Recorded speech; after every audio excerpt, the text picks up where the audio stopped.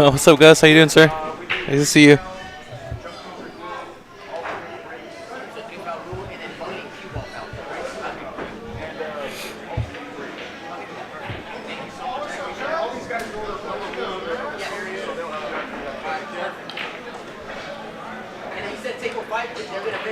After that racket's done, yeah.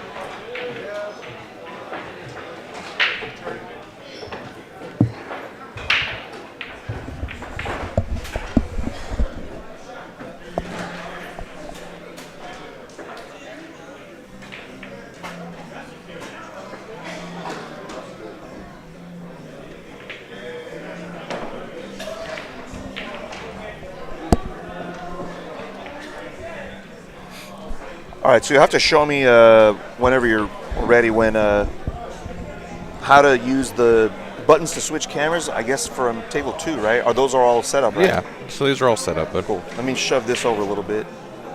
Cool.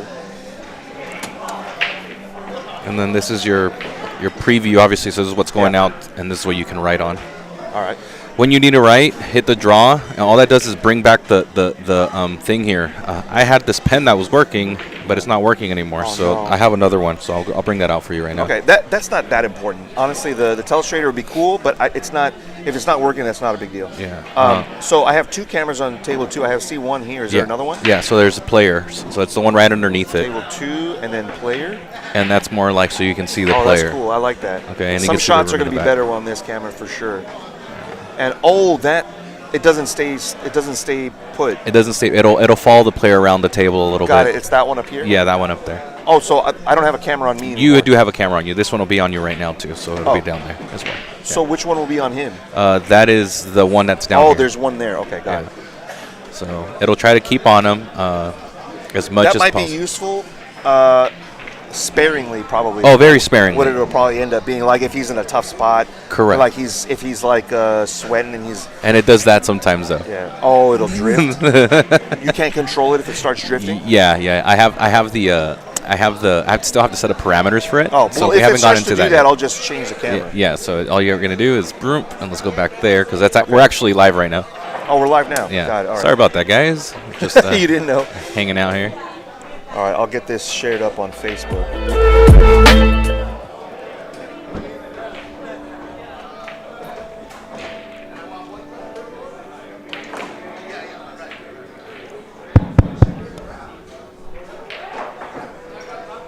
Oh, sorry. Is that going to yours or mine? Yeah, it's mine.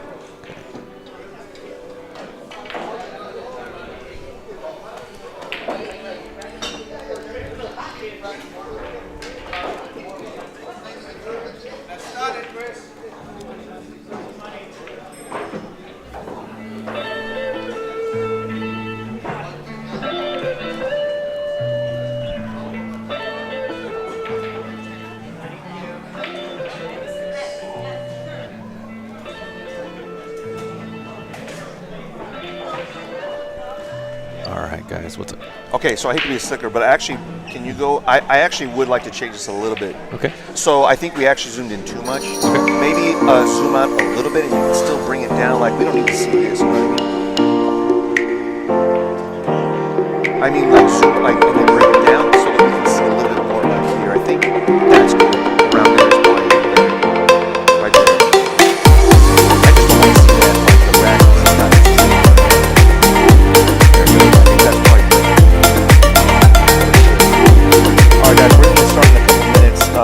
bracket is set. I'll be calling matches in probably about 5 minutes. Fix my mic. That should be better. All right, guys. This is going to be a pop-up tournament. It's going to be a race to 5 and race to 4. The handicaps are not too bad. Maximum 2 on winners and 1 on losers. And it'll be a single race to 7 finals. We've got 12 players tonight, which is good. It's going to be packed in here. We also have the Jeff Schaum benefit tournament that's put on by the Long Beach BCA Pool League. Hey, what's up, man? We got Rudy Zacharias is here. Let me get your money, Rudy. Let me get that cash. Oh, you already paid me. Melissa over there. You already paid me, right? Good. I was saying you got to pay me your cash, but you already paid me.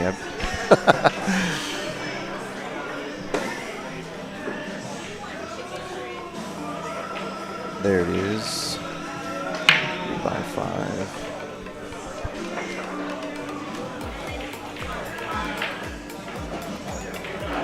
All right.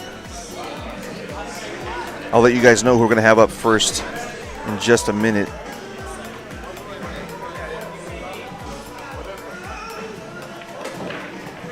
Oh, man. First round action is Keegan and David Nichols. That's fun. Nasty. We've also got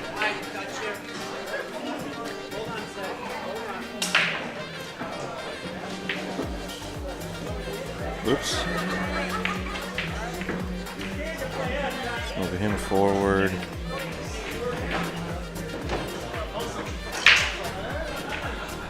I'll start calling matches in just a second, guys. We'll have a live stream. We'll have a couple of really strong players here on the live stream table in just a minute. Jacob Ventura is here.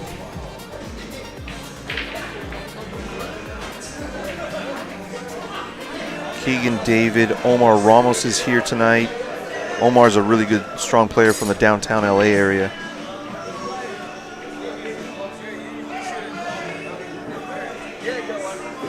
All right, all of our buys are set. Ken Chim gets a buy as well. Ken Chim's here.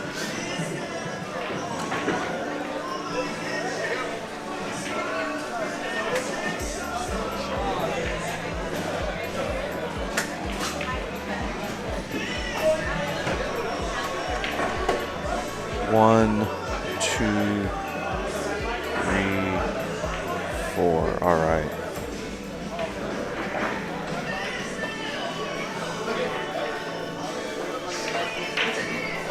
I still think you need to, if you can, pump up my my mic just a little bit. Will do. What's up, buddy?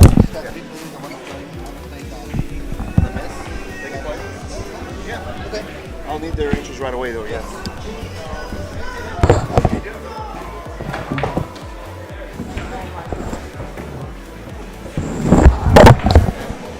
All right. Yep, we're good.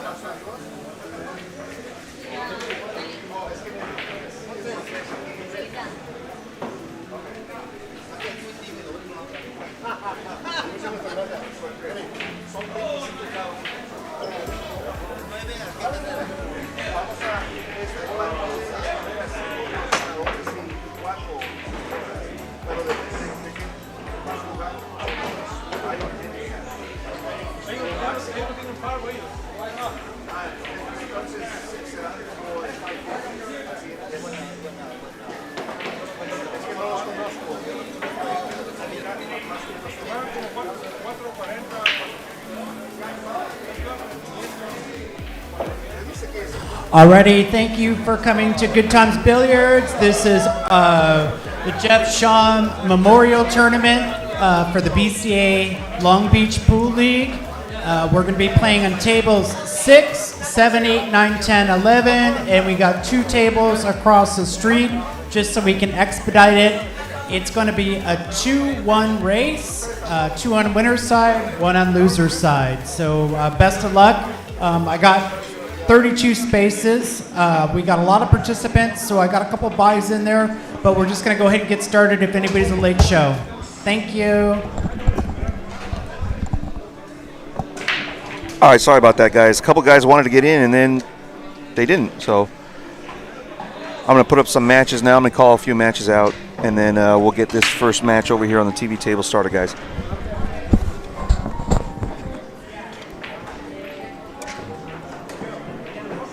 For the Mezz LA 9-ball series, on table 2, Keegan and David Nichols. Keegan and David, table 2.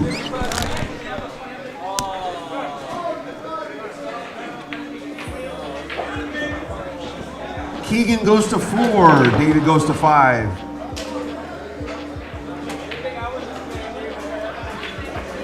On table 3, Jose Centeno and Rudy Zacharias.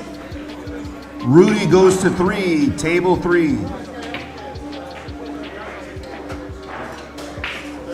On table 4, Juan Carlos Cajina and Jacob Ventura. Juan and Jacob. Table 4. Jacob goes to 3.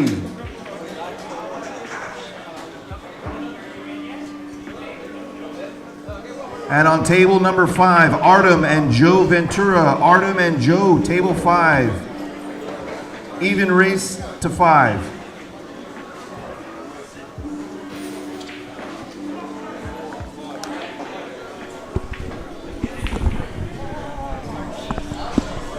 All right, guys, we're all set. Let me just get myself situated here. This is going to be a really good match, man. We've got two of the most explosive players here at Good Times. Some of the most really super aggressive 9-ball players here in the LA area. We got Keegan Medure and we got David Nichols. David just came over from the UK a couple months ago. He's still pretty new to the LA area, but he's been beating everybody. All skill levels. He's been handling business for, I would say, the last month and a half, 2 months here at Good Times. Check out David's break here. This is going to be a rapid-fire match. I expect this to be over in maybe... I need Bill and Renee on table 6. A little slug Bill rack and Renee there. on table 6. Oh, I don't see the template rack. Hang on. If you are playing in the Mezz tournament, turtle racks are required. Turtle rack required. Arnold and Gus on table 7. 5-5? Yeah. 5-5? Marco Ramirez, Bob Foster, table 8. It is a busy night here tonight at James Good Times, Gonzalez man. and Sick, table 9. Martin and Michael Castillo, table 10. Brian Buckingham, They're trying to decide if they're going to Tiffany re-rack. Wilson, table 11. If they agree to it, I'm fine with it. It's going to make this match and this rack go by quicker. I'd rather have them re-rack because they didn't have the turtle rack Races, on 2 there. on the winner's side, 1 on the loser's side. They're going to get a turtle rack and make sure that this is nice and tight here. Does he not have one?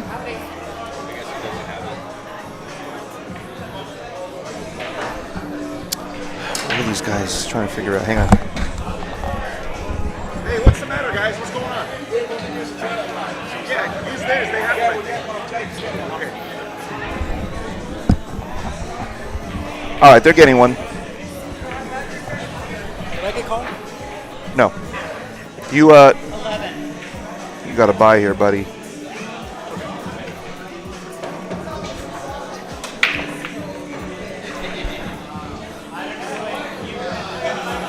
All right, now we should have a proper match.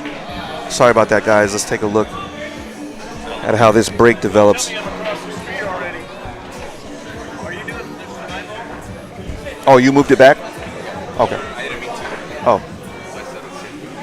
You're good. All right, let's see if this 8-ball is dead on the wing here. It is dead on the wing. He's going to have a decent shot at the 2-ball unless the 3-ball ruins a party. It's always the last moving ball, especially in 9-ball. I don't know why that is. The last moving ball is the one that's going to hook you or ruin the party or bump a ball out of shape, tie something up.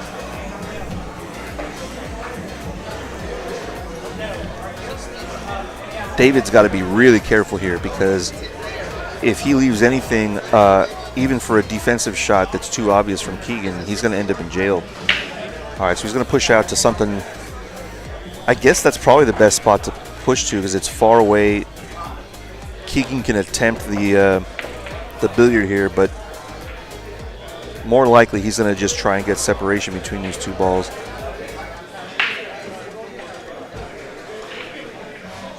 It's a pretty busy night here at Good Times, so you're going to see a lot of people walking through cameras for sure. Keegan is starting to play a little bit more this season in the last couple of weeks. I think he realized that being away for even a month or two, it really affects your position in the leaderboard. I'm not sure even where he's at on the leaderboard at the moment. He won our season opener, so he started out really strong this season. He just hasn't been showing up for the most part. He tried the 6-ball here, and it's not the end of the world. He got lucky that he didn't leave a shot in the 2 for David.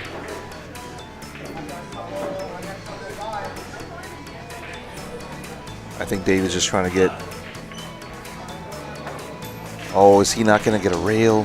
He didn't get a rail. That's going to be curtains on this rack, almost certainly. If the 4 goes by the 6, this rack is over. And that's the only thing he was concerned about. He took a quick look.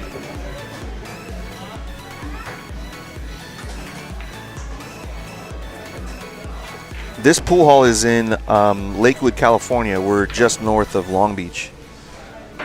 So it's in LA, in the LA area. He's already got a steeper angle than he needed, but wow. That cue ball died on the second rail. That was critical that that ball stopped as soon as possible on this angle. Gus. Table 7. Yeah. Can you find Marcos? Oh, there he is. That's loud. That mic. I think everybody realized that I don't know if you guys could hear that on the stream, but that mic was incredibly loud. Sorry. That mic was like... Oh, it's not in my... It wasn't in my headphones. I could just hear it outside. It was... I don't even think mine is that loud, right? Yeah, you're on the same mic. Oh, we're on the same one. No, I have this one. No, you guys use the same... Oh, got it. Okay. Maybe her voice is just... I think she's shouting when she's on it. Yeah, so unfortunately, Keegan had a great opportunity there. Wasn't able to capitalize, so Dave's going to take the first game. This is a race to 5, and he's going to now, Key and Robert take care of that Ramos. Come see handicap me. that he was Key and giving to Robert Keegan at one Ramos. You're game. going to be Now across the street. They're even race to 4 now. Archers. This is not Joe moving, and Dale Bean. Joe and Dale Bean. that was You're going to be intentional? across the street. Come see me at O'Connor's. I made it a little bit bigger, a little closer. No, but it's also not moving. It's not moving intentionally. Oh, you did that on purpose. Okay, got it. That's good. I mean, both options are great. All of the streaming stuff that we're doing is pretty new, guys. So bear with us as we fumble around on a few things. Oh, we're missing the spot. Oh, I Key guess and the sponsors Robert are on the other Ramos. view. Where's Robert? Got it. Okay, we're good. Roberto Ramos. Wow. 3 on the break. I already told him.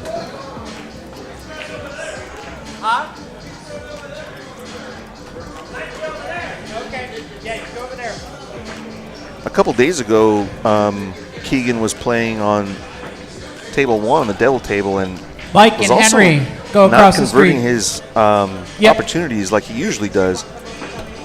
Hopefully he's able to capitalize on everything against David today. He didn't in the last rack. He's got to make up for it now, and he's in good shape here. Played all 3 of these balls in the same pocket, and then the 8 on the opposite. He's doing a pretty good job of his speed. These tables can deceive you in terms of speed. The cloth might not be that fast, but the rubber sure is. As soon as the ball hits the rubber, it's obviously not accelerating. Wow, look at this. That's a good example of the rubber there.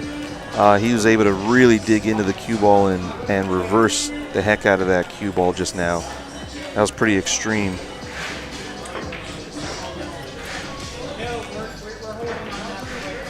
All right, Keegan's it's gonna tie it up, but he's getting a game on the wire, so really he's a game ahead now.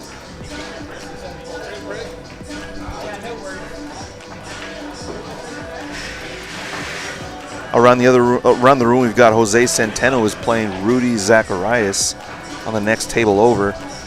Probably see him shooting over there on the right side of your screen.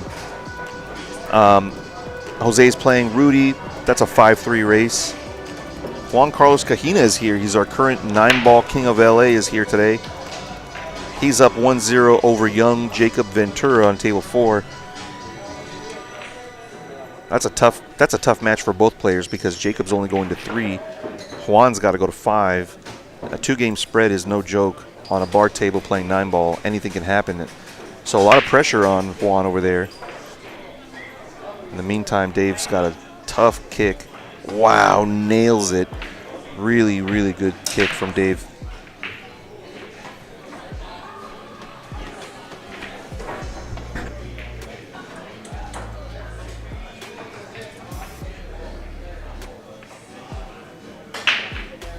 Oh. Yeah, we're going to try and get those mics down a little bit. He's already lowered it, and I think we might have to lower it a little bit more, but I think it comes down to she is shouting into the microphone, so it might be loud regardless.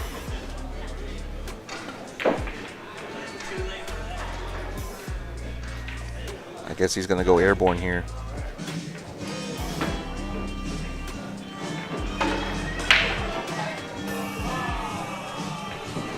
He's definitely going airborne here. This is really hard to judge because you have to hit the 3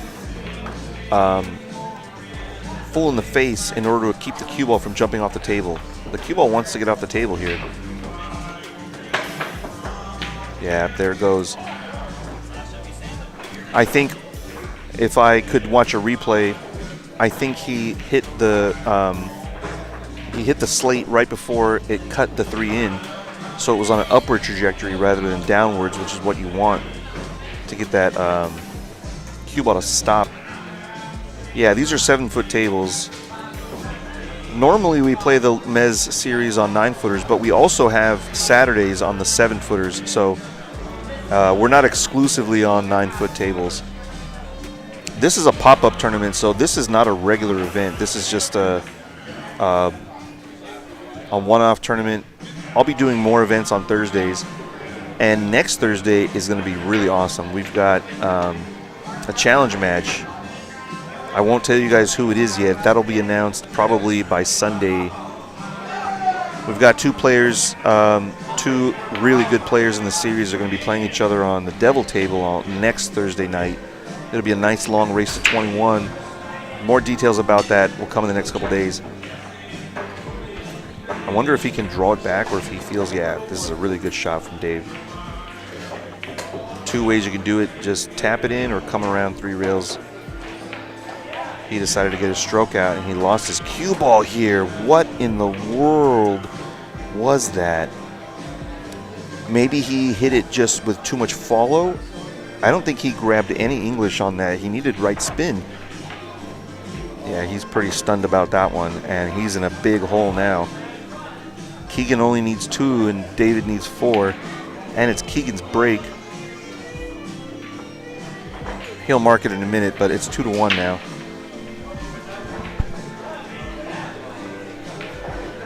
Yeah, so I really like Keegan's odds of breaking and running at least one of these. He's got one of the best cue balls in the game. He really focuses heavily on cue ball control. He gets really upset if he's not, perfect shape. Oh man, like I said before, well, it wasn't the last rolling ball, but it was one of them. The 3-ball decides to come and ruin the party here. And where do you push to? I think you push, man, I can't tell if, let's see if the other camera tells us if this, nah. Can't tell if the 1-ball goes by the 6. If it goes by the 6, then he can't put it on the left side of the table. I think the cue ball needs to be around where the 5 is at, maybe. He's going to try and kick this, and he's got a wall of balls, so he's thinking he's going to get a lucky hook, and he doesn't.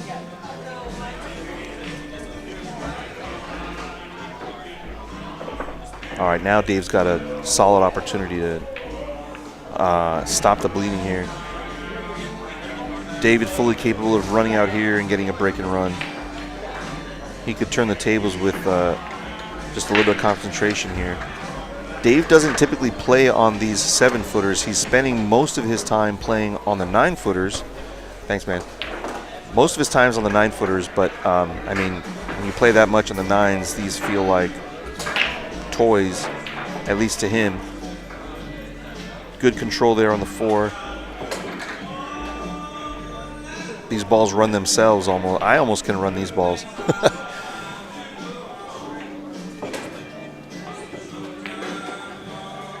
All right.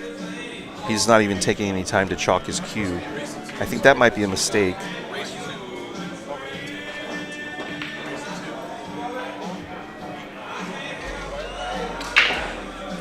Oh, what's happening here?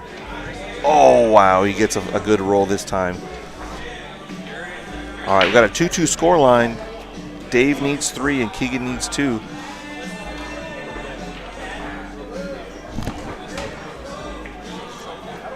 Are they?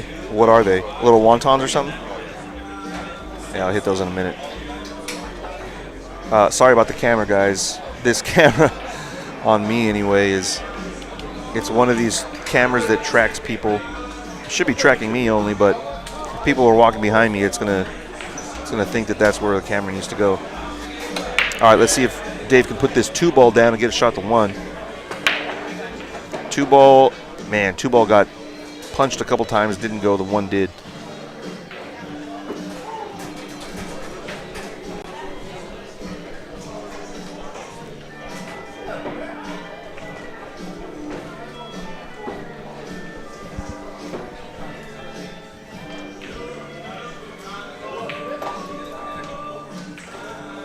This table, oh man, I was just going to say this table will be simple if he can get to the 3. Both players are playing maybe their seat game at the moment. Neither one of them has really shown that they're fully focused and able to run out right now.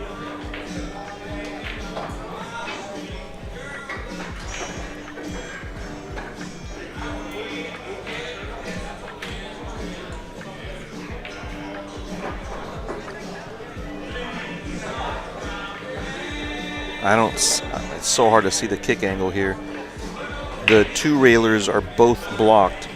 The 5 ball's blocking one of the 2 railers, the 4 ball's blocking the other. He's going to try and go 1 rail with heavy spin in between the 4-6. The natural cue ball wants to go into the 6, I think. He was able to make a good contact here. This is going to be all right. Wow. Better than all right. Fully hooked on the 6, and I believe it's too far away to jump.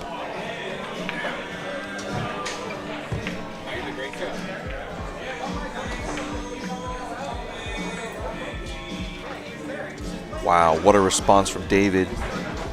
This one I think he jump kicks. Jump over the 8 and kick the 3. I know it sounds maybe a little crazy, but he's got 3 blockers there. Good things can happen if he makes a contact on this 3. Of course, he can still sell out, but I think his chances are really good of getting a hook if he jump kicks this. Looks like he's getting his jump cue for that.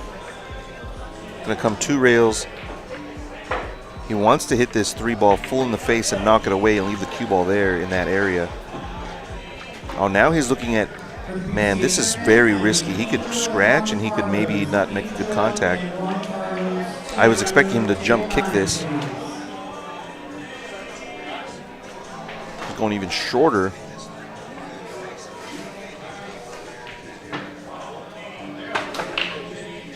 Wow, he missed the whole ball. So I really think that maybe he didn't even consider, I don't know, maybe he didn't consider the 2 rail jump kick.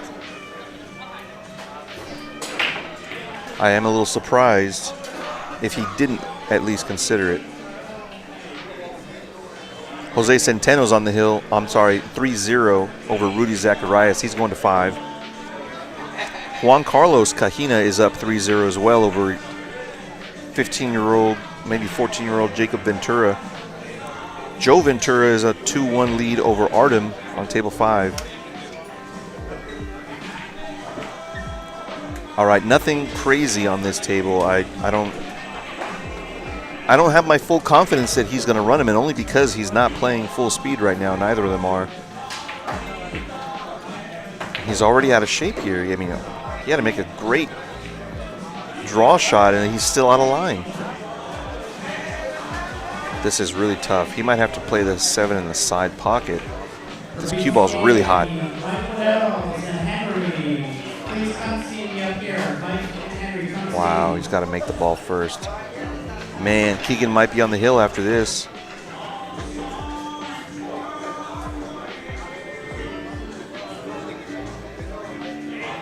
Yeah, Keegan might be on the hill, and I believe it'll be his break. Look at this. He's still not getting great shape. It's not great.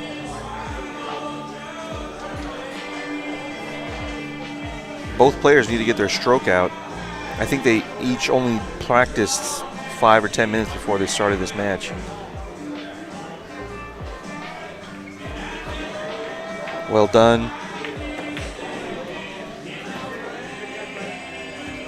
That's a bread and butter shot. He can play the 9-ball in either corner. I think it's better for him to play the corner, the bottom right. Cue ball naturally wants to go there, where his hand is. Yep. Well done. All right, so he looks a little bit more stable right now, a little bit more steady. Maybe he can get this break and run, and he'll close it out if he does. 1 game on the wire is big in a race to 4, of course, or race to 5. And we go by 40-point difference, so just squeezing in there, 43 points below Dave. But as we saw, Dave had opportunities to be in a better position, and he's squandered those himself. He really needs to put this 5-ball down and squat the cue ball center table. Pop the 5, squat the cue ball. It stayed center-ish. This is pretty good. The best break we've seen yet. Wow. We got 4 balls down on the break. Nice, easy pattern here for Keegan. The key to this is he needs to be on the left side of the 4 because the 9's in his way. Yeah, that's what you just looked at. Make sure you get on that side of the line. Otherwise, you're going to have to deal with the 9-ball, and that's going to mess up his ability to get to the 6-ball. But he didn't get there. Look, he knows. He didn't get there. He's going to try and draw it and play the 6 short side up table, I believe. Yeah, that's what he's going to do. And if he's able to do it, that's great, but this is more work than he needed. Sometimes it takes Keegan a couple of rounds to get in stroke. And I've seen him many times take a first-round loss and then make a really good comeback. You never want to have to do that to yourself. And look at this. He misses the 6, almost scratches. He's going to sell it for sure. Another opportunity to break and run, and he doesn't do it. But Dave's got 1 barrel. If he misses, it's over.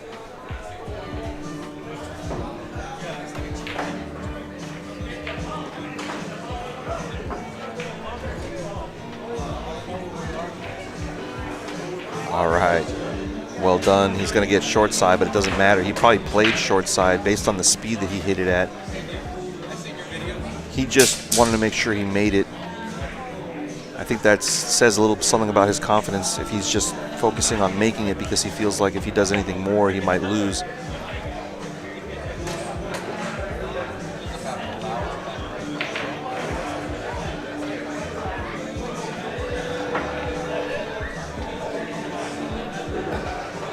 All right, we got a nice tight race here. Dave needs 2 and Keegan needs 1. This is a pop-up tournament. This is not a regularly scheduled tournament. I'm going to be doing a lot more of these. I was just talking to a few people about what pop-ups are about. It's really just we want to be able to do events that are maybe not planned and not scheduled, something we can do like something special. In a couple of weeks, I'll be doing doubles, 9-ball. That's going to be fun. That'll be here on the 7-foot tables as well. So keep an eye out for that. If you're interested in playing in that, hit me up and I'll let you know when that's going to be. I think it may be in 2 weeks from now, probably 3.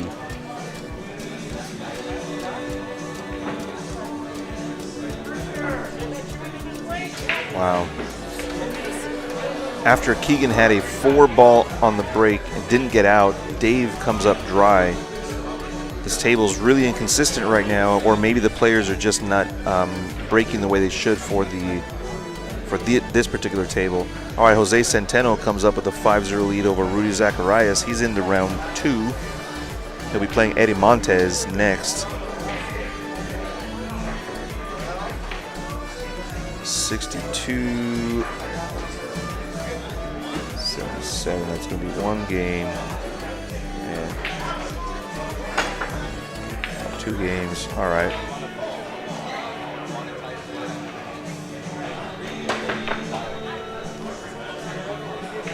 All right, I believe next on the TV table we're going to have one of 2 matches. So I'll let you know what that's going to be. It might be Jose Centeno with Eddie Montez. It might be, yeah, I believe that will be next up on this table. So give us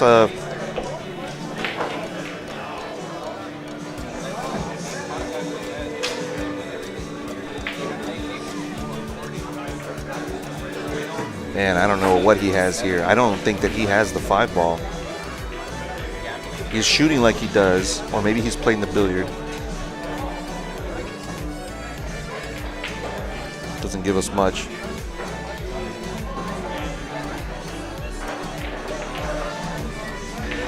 If you've never been here to Good Times, man, this is the spot.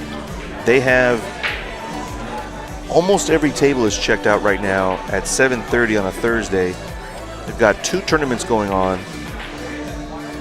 Man, Keegan tried to make something happen with that 5-ball. It's not going to be the end of the world, though. If Dave wants to play safe, he's got the 8 and the 9. If he can gently tap the 2 past the 3, he can put the cue ball, snuggle it under the 8-ball, 9-ball. I don't see anything better than that, honestly. He can try to put the 2 by the 8-9, but he's got the 7 there. He can make a combo or a billiard. Now he's looking at a banana shot. Well, maybe not the banana, but he's going to try and maybe play the billiard, the carom off the 2 into the 4 and combo the 5. Looks like that's what he's attempting. He did try it and he did do it. He's going to hang the 2. He'll have a shot at the 2, even if he doesn't have a clear shot. He might be able to jump this. He's got a clear shot, but he's going to come with a lot of English here, I believe. Wow. I really think he's going to shoot the 7 here because the 4 is a little bit more difficult. He can actually use the 4, slow down his cue ball, and stop it in that area if he's able to drag his cue ball that way. Okay, he's going to use the 6 to slow him down. Man, still not in the best position, but he's all right.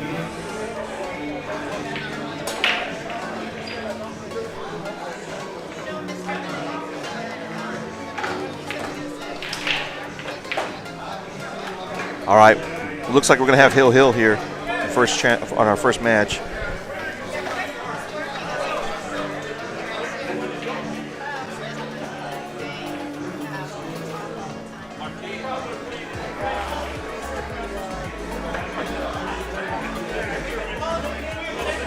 Oh, this is going to get, he's all right. But now I believe he's got to play the 8 short side. Yep. This is a tight little position zone. This has got to be hit really well. If he's got too much angle, he's not going to like it. Man, this is no bueno. Obviously, he's going to play safe. But he should not have put himself in this position. He should have had the position to run out. He's going to try a little dinky safety here. Yeah. Keegan's just going to brush this ball, maybe put it back where it is now and send the cue ball up table. If he has the bank in the cross side, he'll do that. It's really super aggressive. Super aggressive, but he does feel like maybe he's got a barrel. Maybe he can do it with 1 barrel. Meaning that Dave needs 2 from here. If Keegan makes this 8-ball, it's over.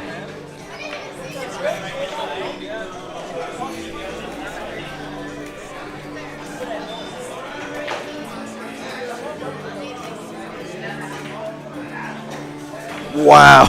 Look at this shot from Keegan Badur. All right. That's what I'm talking about. I had a feeling that he would play aggressive simply because he had the backing of having that one extra game on his side, and that's going to get him the win over Dave Nichols in round 1 here. All right, so next up we're going to have, it looks like Eddie Montez and Jose Centeno.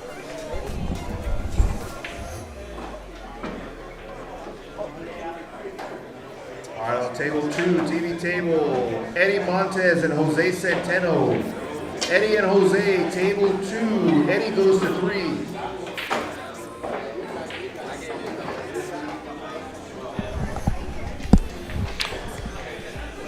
All right, we got Mr. Eddie Montez is here. He's trying to get himself into the top 32.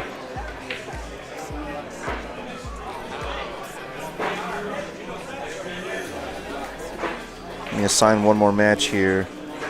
We've got Keegan and Omar.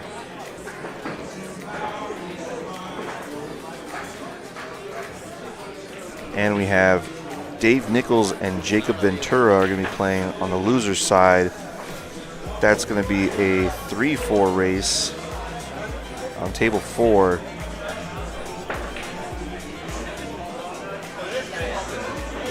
All right, so Eddie's only going to 3 here, and I know that seems like a lot of weight for a race to 5, but I think on paper this is going to make it a pretty even race. Eddie's got to take advantage of every single mistake Jose makes, which is going to be very few. And Jose has to not, take it for granted and just assume that he's going to win. 2 games is no joke. So I think what we'll see is none of those, Dave and Keegan weren't able to break and run, but I think that Jose hopefully will give us one. Keegan had 4 balls on the break, a shot after, and wasn't able to get out. He still won the match.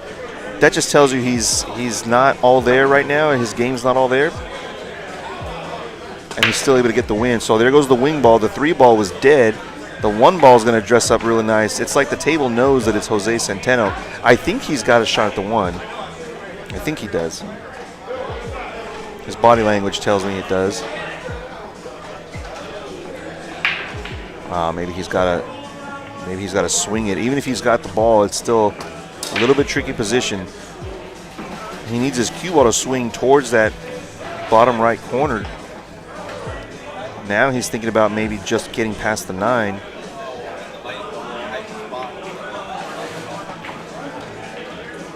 Oh man, a little strange.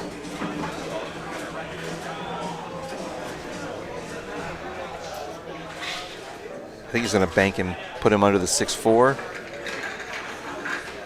Really well done. Trying to buy himself some ball in hand here.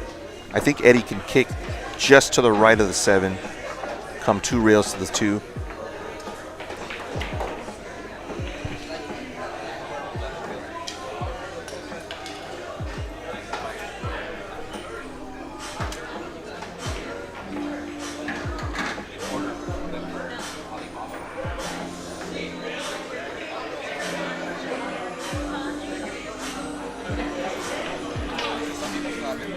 Whoa. Oh, no. Just holds up. Nice shot, Eddie.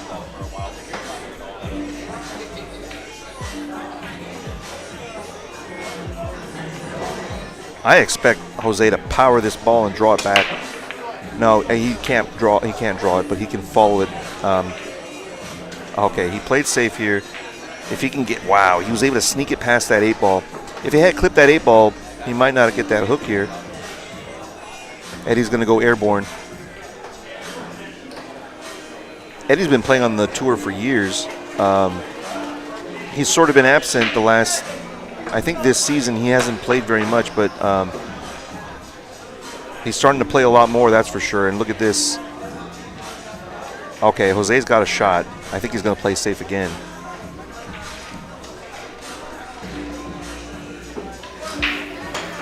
I will say I think Jose is maybe a little bit more conservative. He plays safety a little bit more often than like Keegan or Dave. He's not as ultra aggressive as those two guys are, which is I know it might sound like a crazy statement since he's always winning, but he makes sure that he takes his chance. Oh wow, look at this. He takes his chances when they're warranted. He doesn't usually swing at Superman shots. I consider that to be something of a Superman shot, a little bit.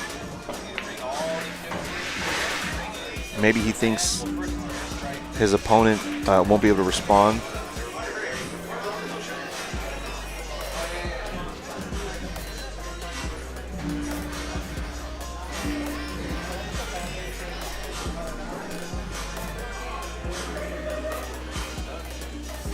Oh, this is a really good speed shot. Maybe he didn't get him. Let's see if we can sell from this next camera angle. No, that doesn't give us much else.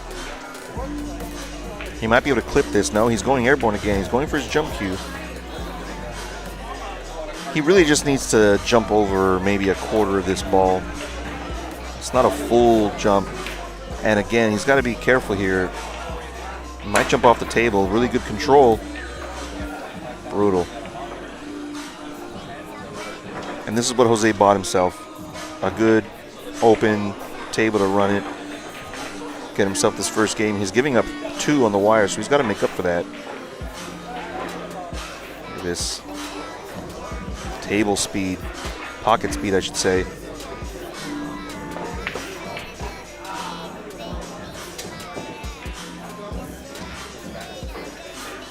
If this table looks dirty, that's because it is. These are going to be refelted, I believe, by next week.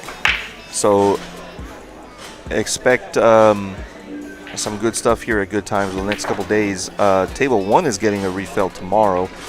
It'll be Tournament Blue over on Table 1, the Devil table, and it will be 4 1/4 pockets instead of 4.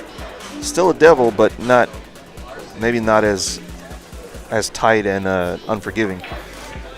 All right, Jose's up 1-0. He needs 1 more at least to clear this handicap that he's giving to Eddie.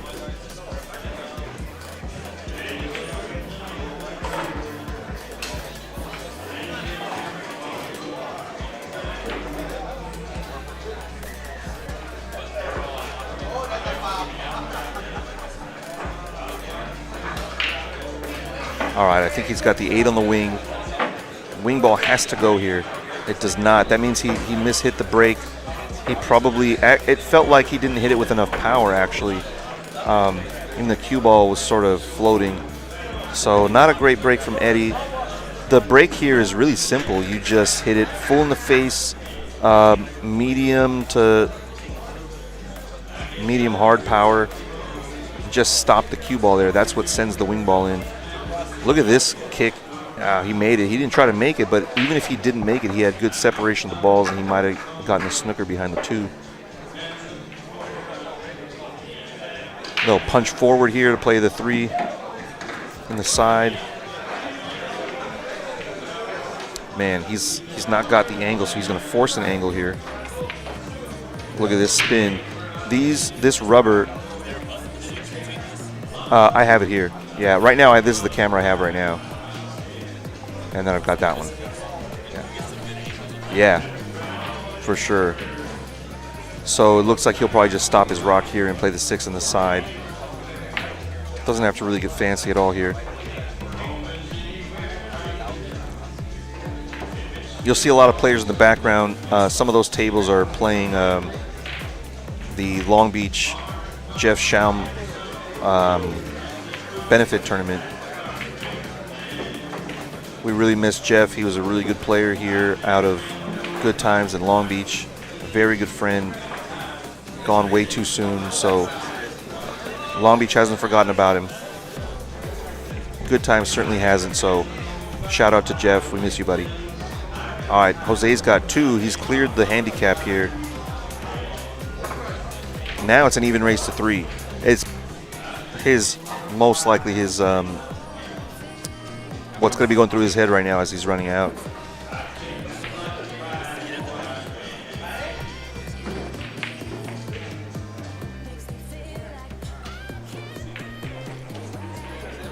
He made the wing ball before. I expect him to go again. 2 ball here. Squat the cue ball. You'll have most likely a shot. There goes the 2. The 1 went as well. He's looking for the 3. Oh man, he might have a window to this 3 ball. If he's got a window to the 3, this is really just the only trouble shot that I see at the moment. If he can get in line, he can stay in line after. Oh no. That's the kind of stuff that Eddie really needs to pounce on. These are the opportunities that Eddie's got to really appreciate and just have fun.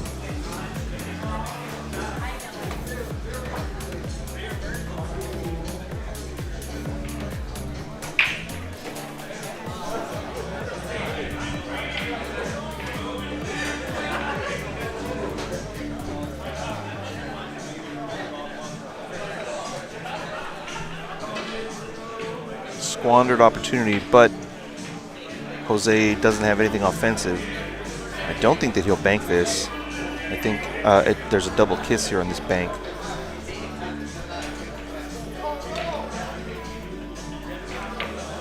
Wow.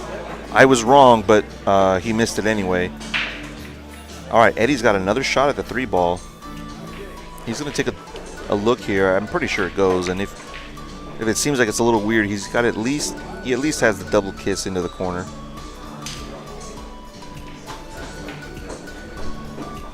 Hey, what's up, Gary? Keegan's dad, Gary's here. Oh no, there goes the cue ball down the drink.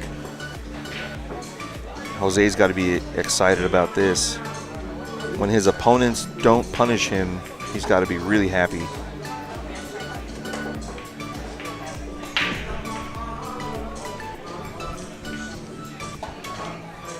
Waste no time.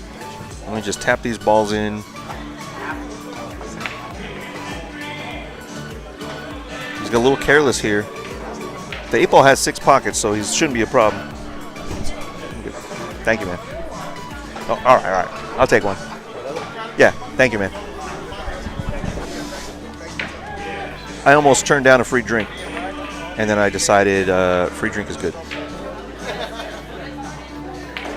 All right, Jose's got a 3-0 lead over Eddie Montez. Quick fire here. He's wasting no time. Around the room, I've got Artem is on the hill, 4-3 over Joe Ventura over on table 5. He just gave up ball in hand with 4 balls on the table, so we'll see what happens there. We've also got, David Nichols and Jacob Ventura had to draw each other in round 2 since they both lost, and Jacob and David are 1-1. That's a 4-3 race. Keegan's down 1-0. That's a 5-3 race as well, so Keegan's in trouble. He needs to pull his way out of that one.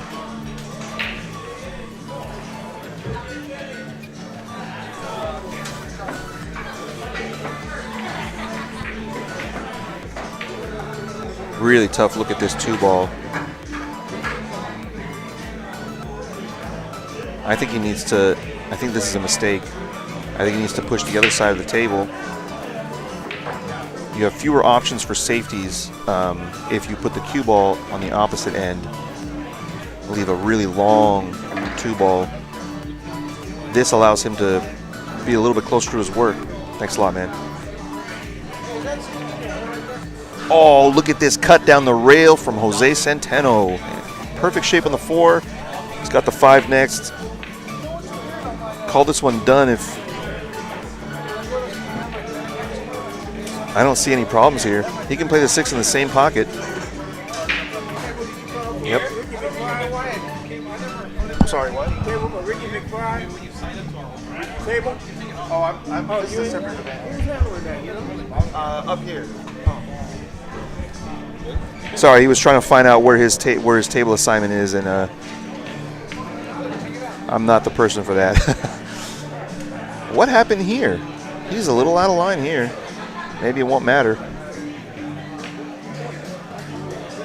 No matter how good you are, you never want to put yourself in a spot like this where you might miss or scratch or lose the game. All right, Artem moves up into the second round. He beats Joe Ventura 5-3. All right, Eddie, here's your chance to get one on the board, buddy.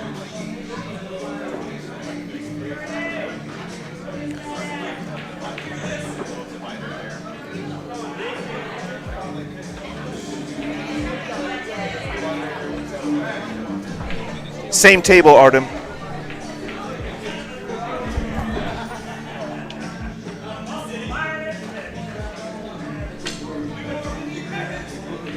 All right. Unfortunately, not able to get that one either. So here comes Jose at 4-0 on the hill. This is round 2, winner's side. Jose got a bye in the first round. Oh, I'm sorry, no, he didn't. Jose beat Rudy Zacharias 5-0 in round 1, and he's looking to go 5-0 again in round 2.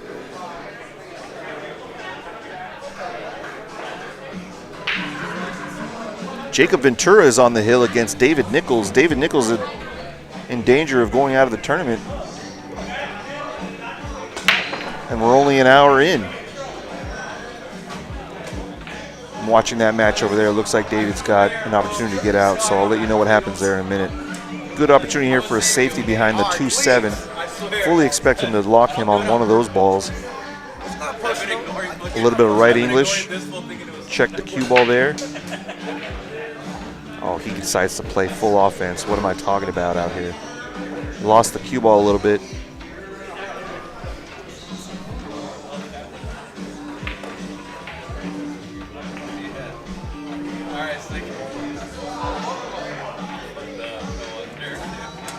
Look at this back cut he tries. I mean, it's only a mistake because he missed it, but apparently he had an opportunity to cut that and play shape. He could have won from there. The 3 ball does go, apparently. Oh, man. Still goes. Maybe he'll play the billiard. No, he's playing the cut. Oh, man, oh, man. So, a jump shot here for Jose. If he doesn't want to curve this. If he curves this, he still needs to hit the rail past the second diamond approaching the 3. If he hits any higher than that on the rail, I don't think that he'll make the 3. So he's got to curve and get all the way down the rail before it contacts the rail. Oh, he's coming the other way. He's going to curve around the 8 this way. Jumping the whole way, I had no idea. I miscued, hit the pyramid, but not the ball one. What? Say it again? This is what happened after the break. I hit not the 1 ball. It's a foul. Yeah, Falling. Sorry, guys. I had a rule question over there.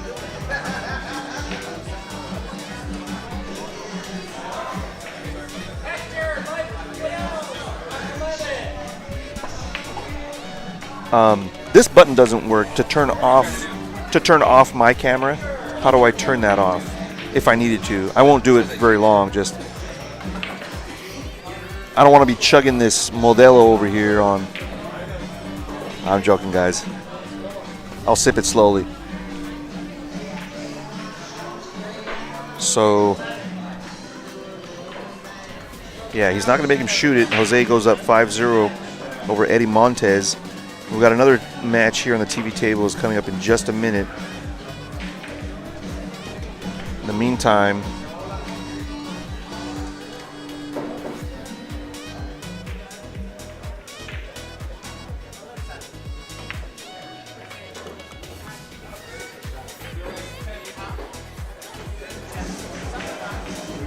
all right. Goodbye.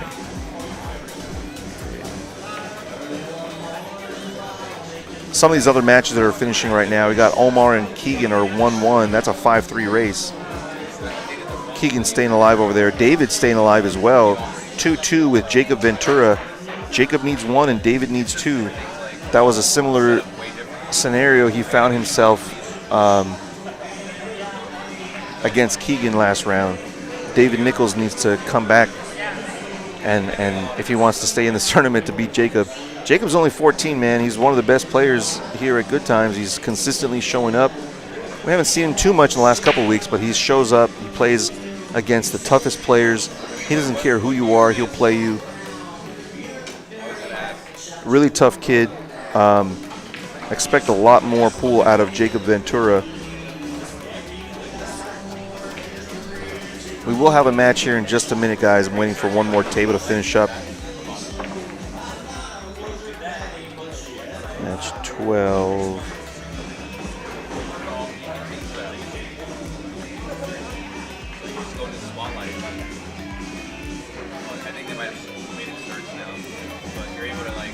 Yeah. We might have Jose Centeno and Juan Carlos Cajina next. That might be the only match I've got. I'll let you know in a few minutes here, guys.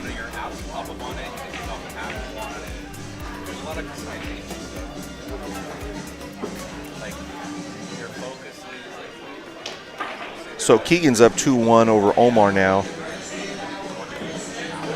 Still advantage Omar. He only needs 2. Here comes Omar's break. Can we shift the camera to table 3 from here or not? This camera that I've got now, I would love to be able to see that table because I've got no match right now. Is it possible to shift?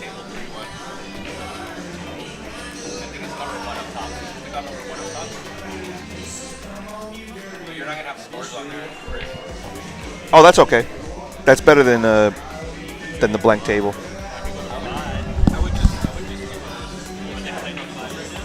Yeah, they are.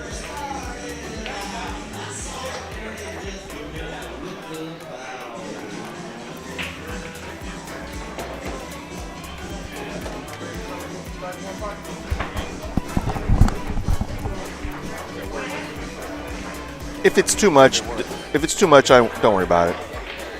It might start lagging. Can you have a word with Joe? He's coaching Jason on his design. He's not going to have a coach him on his design. He's telling him what to do and telling him what he shouldn't be doing. You can't be doing that during the match. You know, you've got to stop doing that.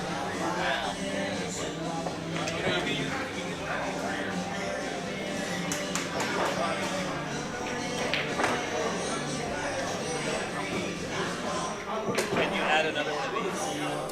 That one over there? Just a large table. That's why I want those wireless ones. Grab that little thing and move it somewhere else. I'm gonna say how many big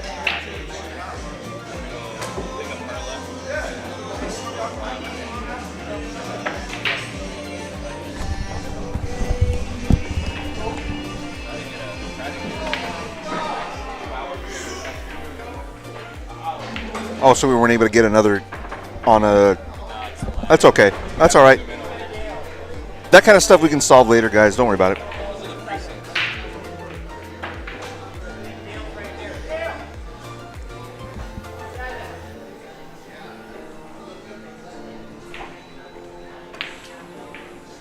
See if I can throw some jams on here.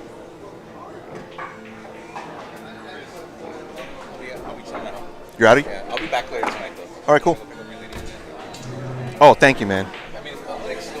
Is this one of the other cameras, or is this one of the cameras I was already using? Huh? I get one of the same. It's the same camera. It's the same one. Okay. We'd have to make them on the spot. Yeah. That's again, we're going to be working on all the production. Yeah. Okay. We'll get that settled. That's no problem. Placements. It might not even be final cameras. Yeah. All right. This is Artem playing against Ken Chim. This is winner's side round 2. I know we don't have the scoreboard on the screen, but it's 1-0 Ken, and it's a 5-3 race. We'll get back to table 2 once I get a match there.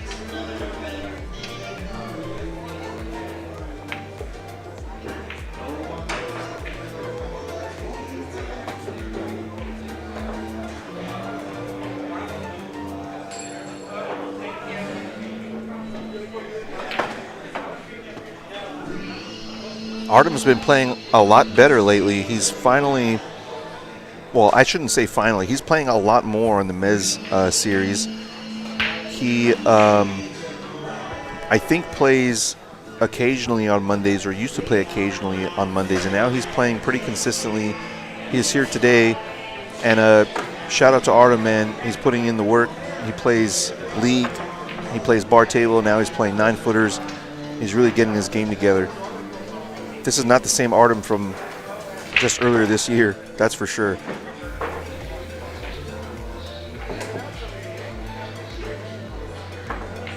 Artem is coming in as a 491. I'm sure he'll pass that 500 mark really soon. It's going to take a lot of playing guys at, like Ken Chim's speed. Ken Chim is just over 600 right now.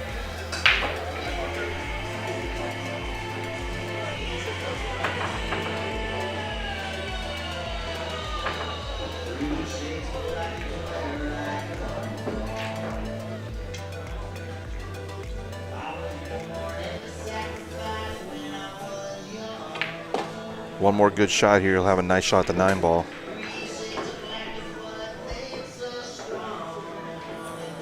All right, so David Nichols gets to Hill with Jacob Ventura, and Jacob is running out.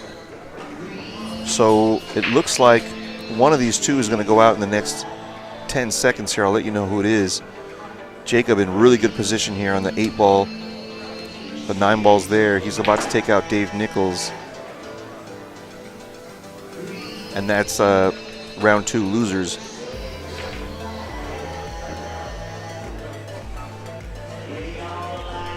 Jacob's having a pretty good year as well himself. He's number 2, I believe, in our current standings. All right, he's done it. He's knocked out David Nichols. Dave Nichols goes 2 and out. Unfortunately, he's won his fair share of tournaments here as well. Dave Nichols has. Tough night for Dave Nichols.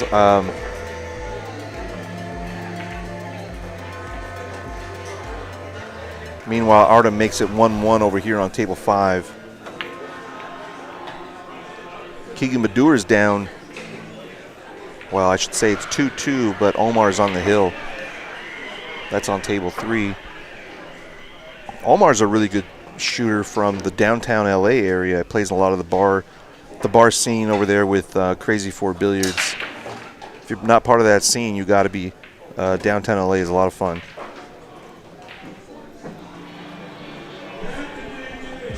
All right, so it's going to be next. Joe Ventura and Eddie Montez are going to be over on the outside tables. I'm going to sign that one really quickly.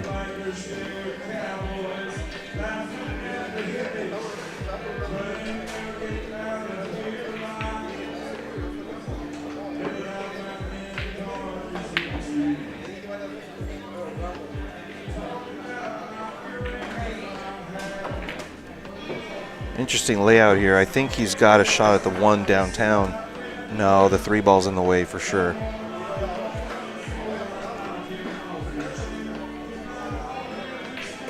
Pretty sure we're going to see a safety here, maybe behind the 2 ball.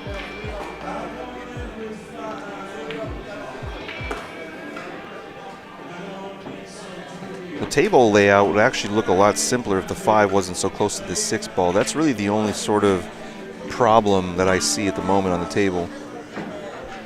I know this is a weird angle. We're going to be switching up to table 2 in just a minute. Eddie, table 4, buddy. Playing Joe?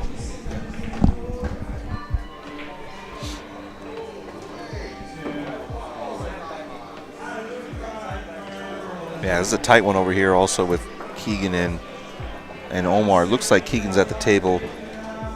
He's got an open layout right now, so very good chance that Keegan is able to get to the hill here.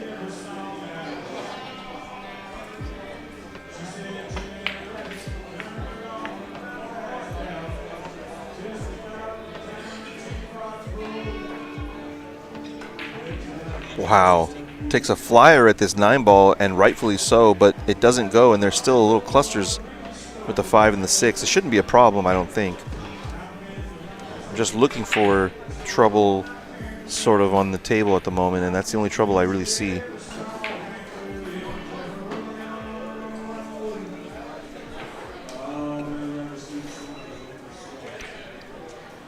Wow, what a good bank from Ken Chim here.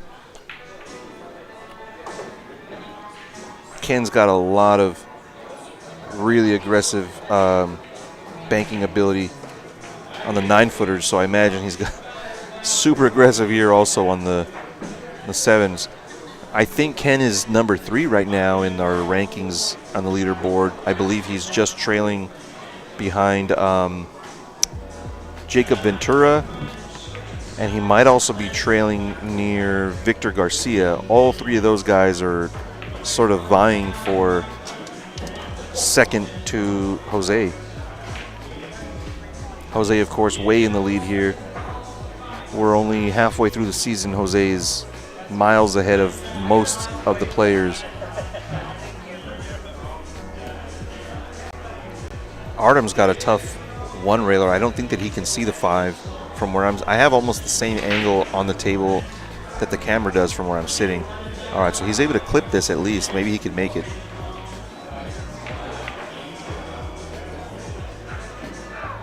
Oh, this is going to turn out okay for Artem, that is.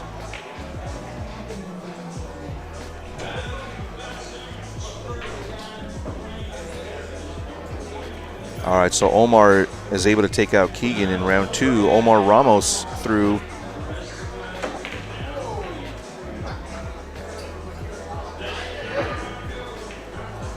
Omar Ramos gets through. He's into round 3. Keegan gets a bye on the loser side.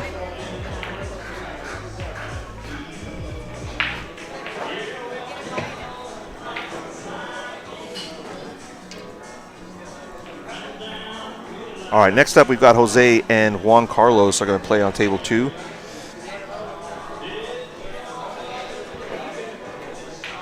That'll get started as soon as Juan Carlos steps to the table. Jose, you and Carlos.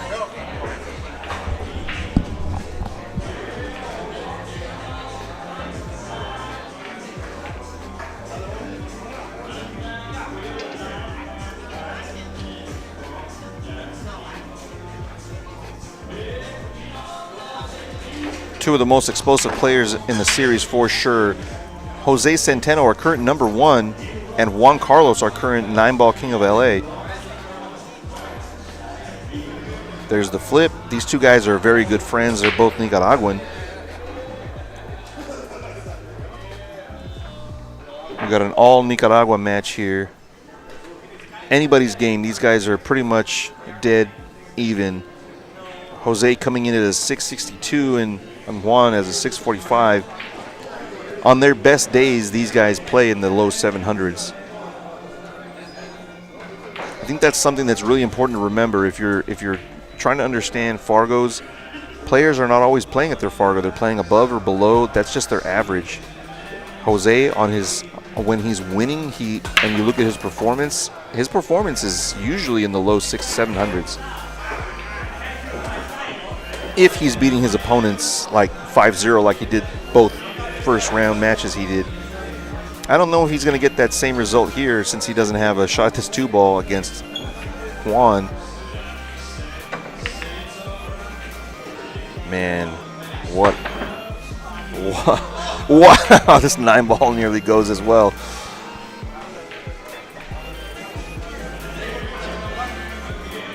I think he's playing the billiard here. He sure is, and he sure did get it. All right, Juan Carlos up 1-0 over Jose.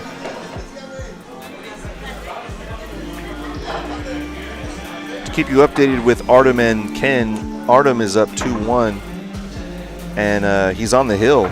Ken needs 4 in a row to beat Artem now on table 5.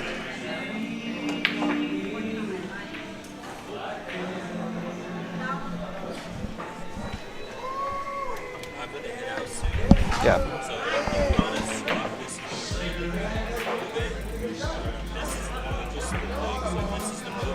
How do you show me how you move it?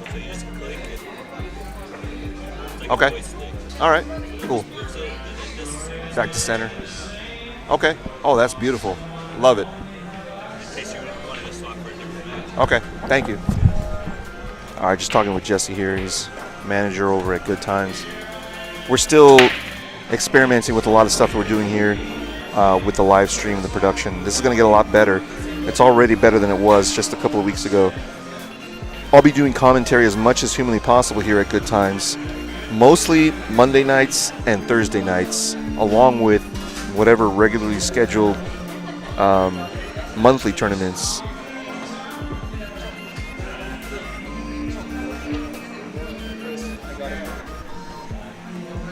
All right, so Artem beats Ken Chim 3-1. That was a winner's side match. Artem is going to move forward and have to play Omar Ramos next. In the meantime, we're going to get Ken Chim and Rudy Zacharias on the outside table. That's going to be a 4-3 race.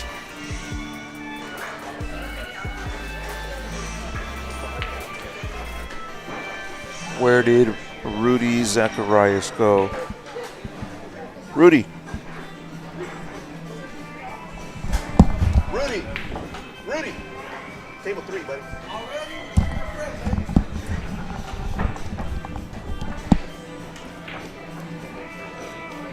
On table 3, Rudy and Ken. Ken Chim and Rudy Zacharias. Table 3. Rudy goes to 3.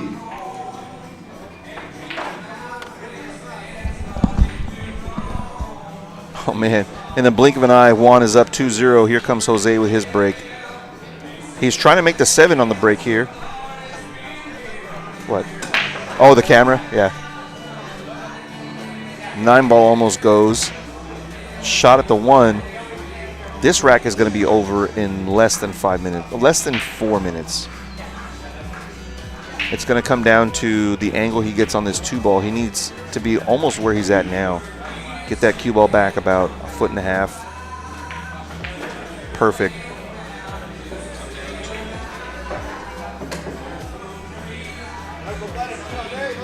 This is the kind of table layout you want when you're down 2-0 for sure. Really rapid fire 9-ball here.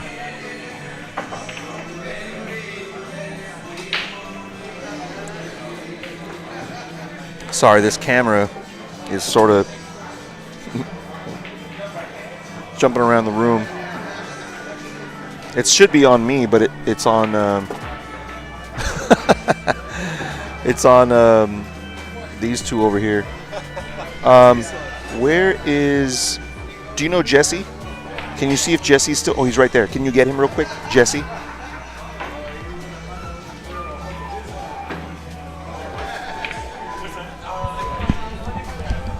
I just need to know how to shut off this and turn it back on, whatever I need to. It used to be this button would have it on. Because like right now it's on then.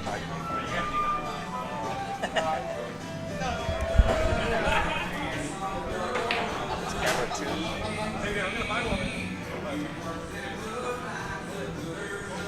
How do I turn it off if I don't want it though?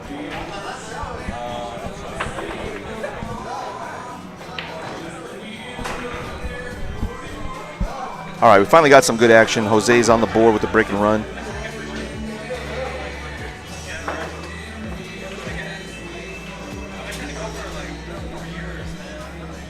Both of these guys, really good friends, but it don't matter. They're going to play really hard against each other always.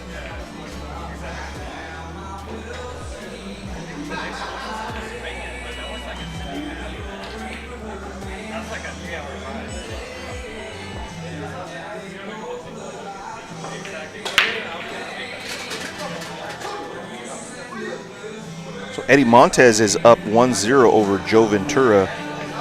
That's our even race to 4.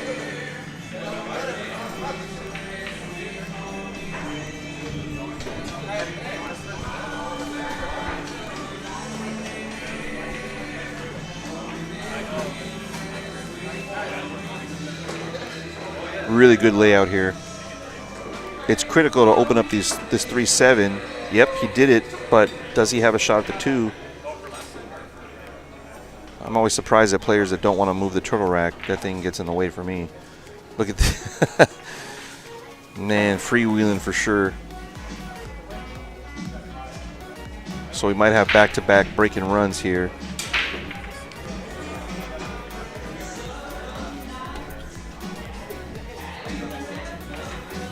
Simple stuff from here. Most of us can get out from here, I think. Wow, I don't know if he got there now that I said that. Yeah, he wanted another 2 feet center table. There was so much room there to not hook yourself.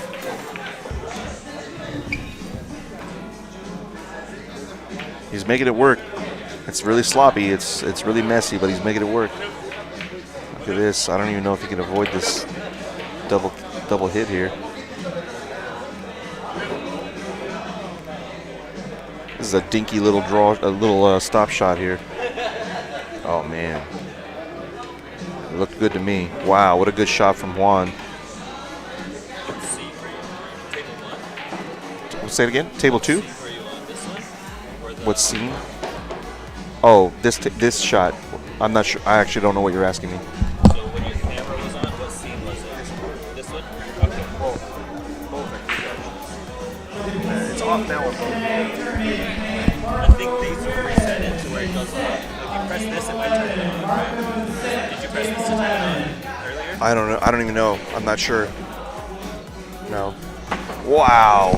Wow, what a great bank shot from Juan. We got action. They're having fun. 3-1 score line, both players with breaking runs. Like I said, it's a little sloppy, but he's getting out anyway. I apologize for all the little back and forth. We're going to get all this technology set up and done just right. 3-1 score line. I think it can still go hill if Jose can put this 4-ball down. 4 balls down. His cue ball's okay. Yep. I do believe he's got a cut and an opportunity to hold the ball there.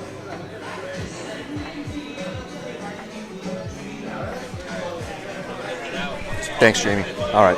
I'm sorry, Jesse.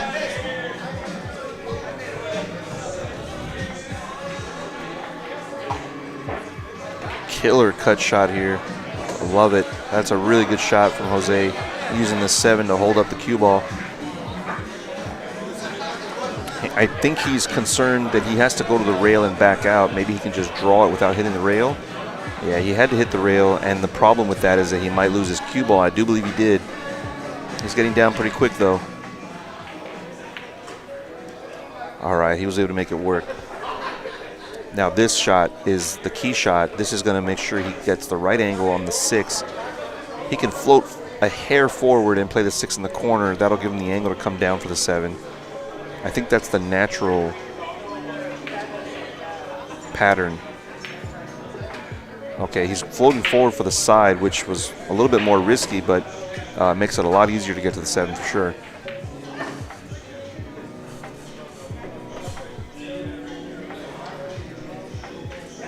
It's almost too easy from here.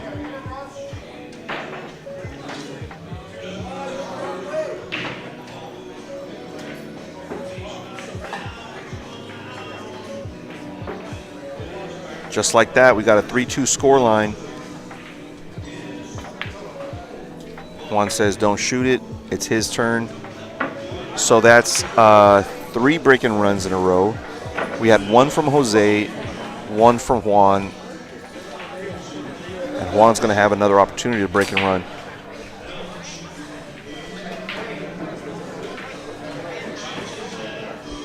Yeah, it might seem easy to break and run when the break is so open like that.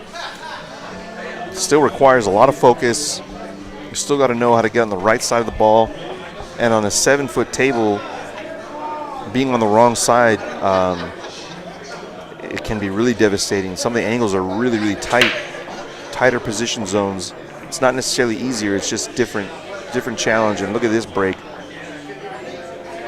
Man, we're going to have 4 break-in runs in a row. 2 from Jose and possibly 2 from Juan now.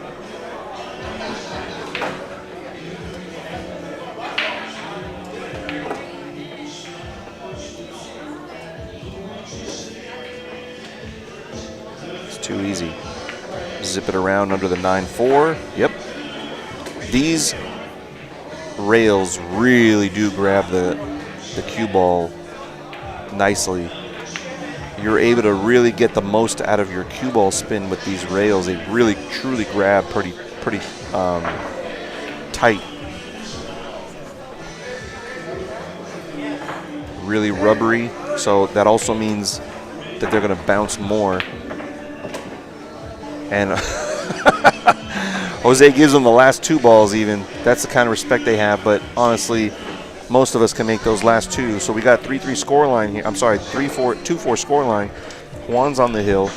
Jose has to break and run. If he doesn't break and run, I think this match is going to be over.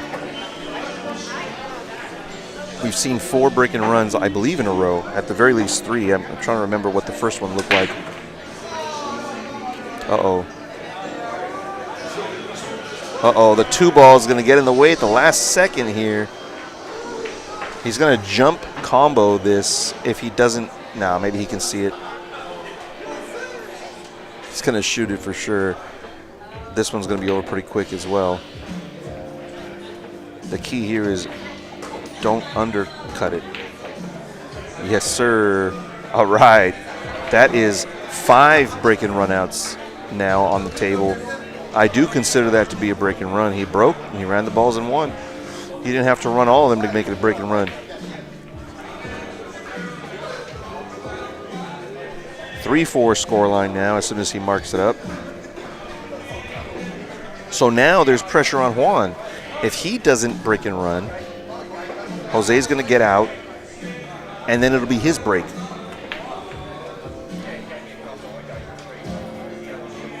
Heavy, heavy pressure on Juan at the moment. We're playing on the 7-foot Predators tonight. We typically do play on the 9-foot tables. Typically. But we play on 7-footers on Saturday afternoons, so this is nothing new. Here goes the 4 ball in the wing. It didn't go. Is he gonna? He's gonna be dry here, and doesn't leave a shot. Pool gods are not on Jose's side at the moment.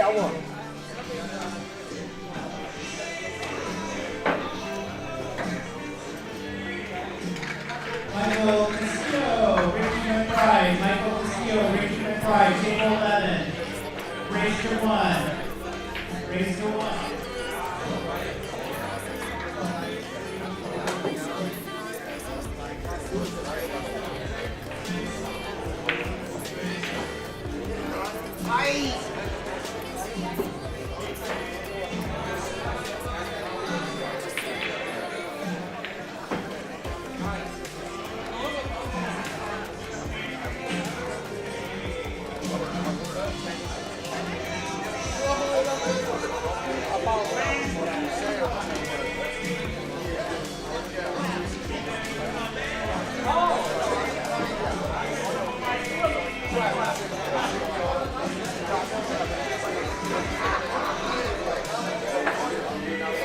Oh man, what a mess.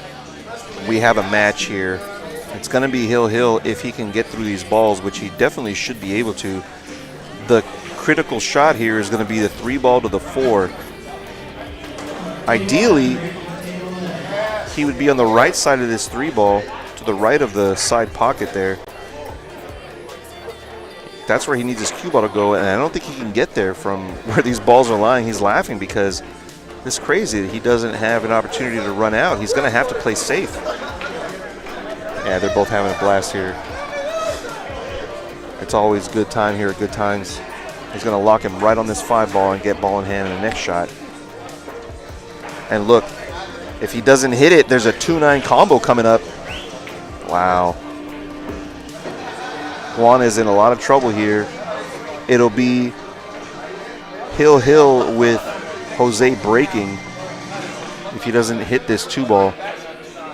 This is very difficult to hit. He's tree-topped over the 5. Oh, man.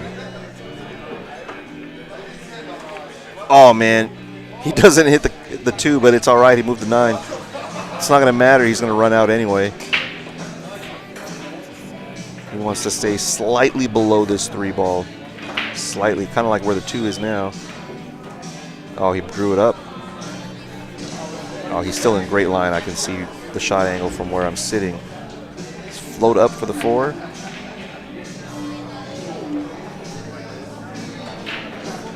I have to play short side on the 5 in the opposite corner.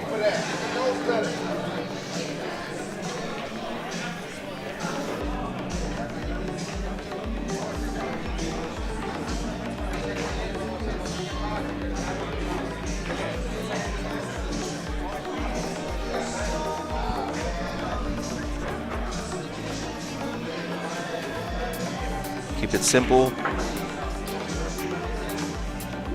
You got to really trust the roll of the table with that kind of speed. Just going to come up one rail, maybe graze the second rail coming down.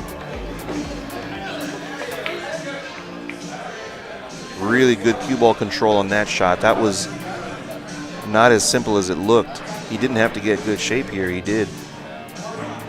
One rail back up for the 7, maybe past the 8.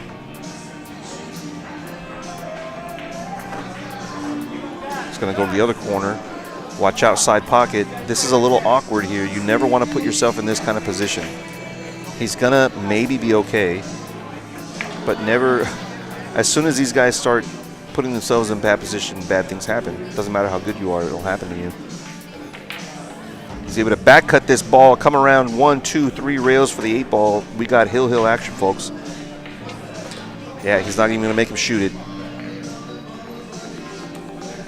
Hill, Jose breaking. This is his kind of 9 ball, man.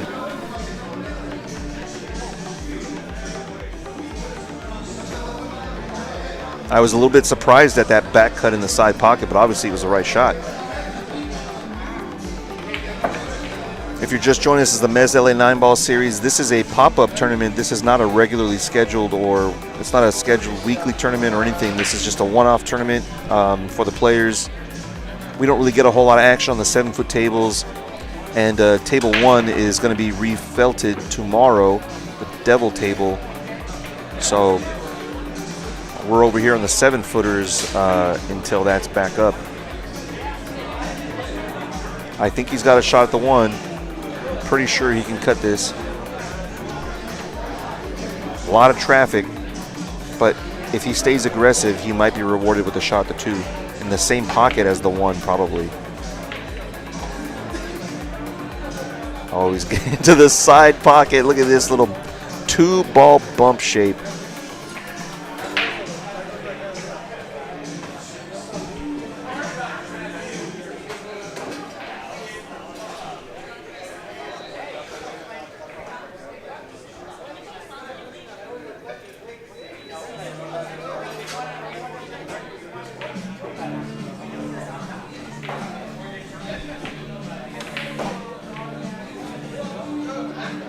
Beauty. Just tap this ball in. You'll have the 6 on the side. This match is over. You cannot bet on this dude not getting out. Of course, I say that, and look what he does. Oh, man. I don't know if it goes by the 7. I don't know if it does. He's looking at it like it probably does. Oh, he's going to play safe. He's going to try and bring his cue ball behind the 8 ball.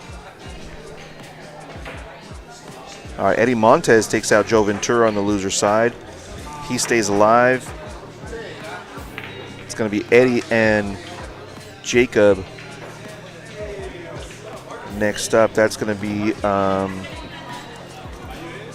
looks like 1 game going to Eddie.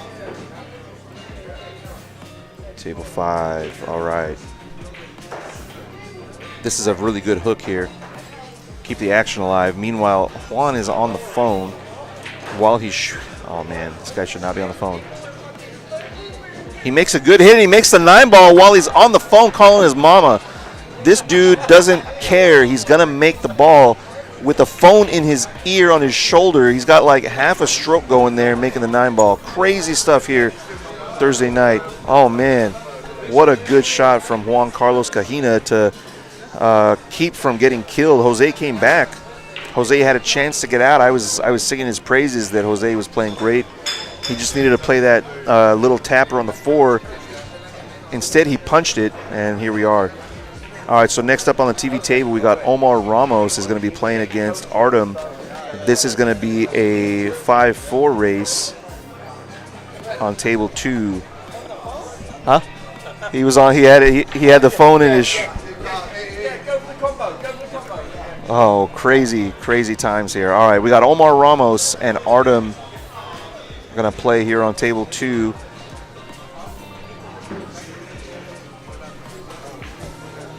We'll get to see Artem's game. I've been saying, huh? Artem? Winner side, yeah. He beat Joe Ventura and then beat Ken Chim. Wow. He's playing good, I'm telling you. I got Jay Ataka over here next to me. Jay is the instructor here at Good Times. If you ever need, instruction, if you want to get a coach, you want to get better at your game, Jay Ataka is the man here over at Good Times.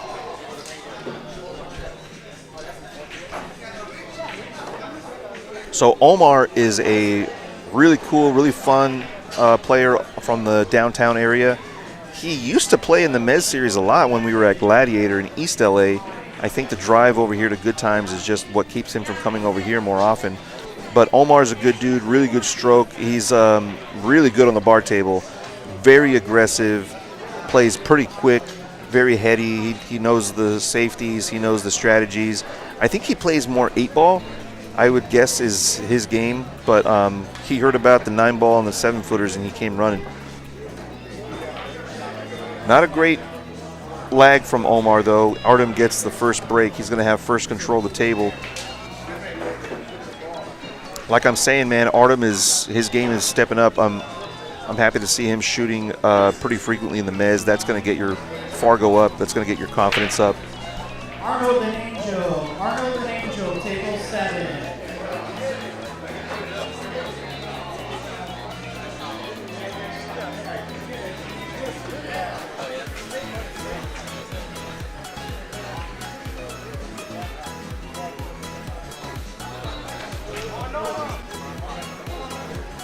All right, let's see what Artem can do.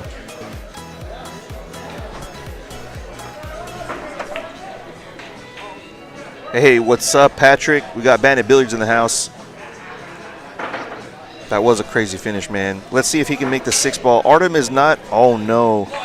That is a foul with ball in hand. Yeah, I think Artem knows the rule. He's going to tell Omar that it's ball in hand. He had the same situation happen to him a few tables over. It's ball in hand.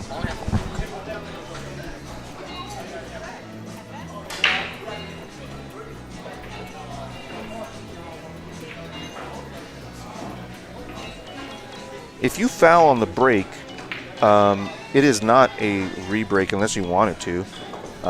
He fouled. He should be punished for it.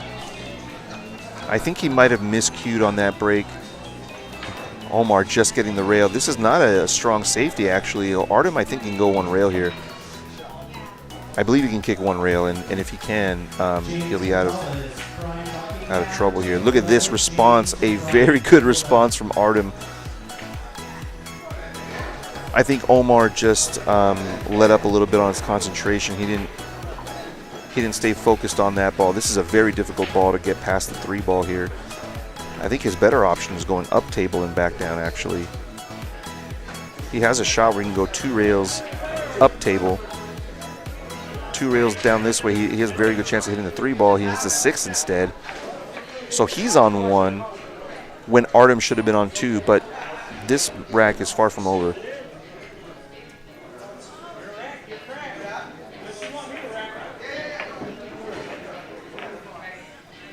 Very smart play here from Artem, tucking him real tight under there. Very good chance Omar will be on 2 if he doesn't hit this. And the strategy here is you just got to smash these balls open. Don't give him an opportunity. Omar doesn't realize that that's the strategy that he needs to play here. And he's missed another, and now he's almost certainly going to be on 3 if Artem can thin this one and send the cue ball to get cover. This is the shot. He wants to spin it with a heavy right spin around the 3-ball. Very good shot. Very good chance that he's going to 3-foul. He's already on 2. If he just smashes these, it'll be 3. He hasn't. I'm not sure what he's looking at here. He's going to try and jump. Oh, it's a foul. Yeah.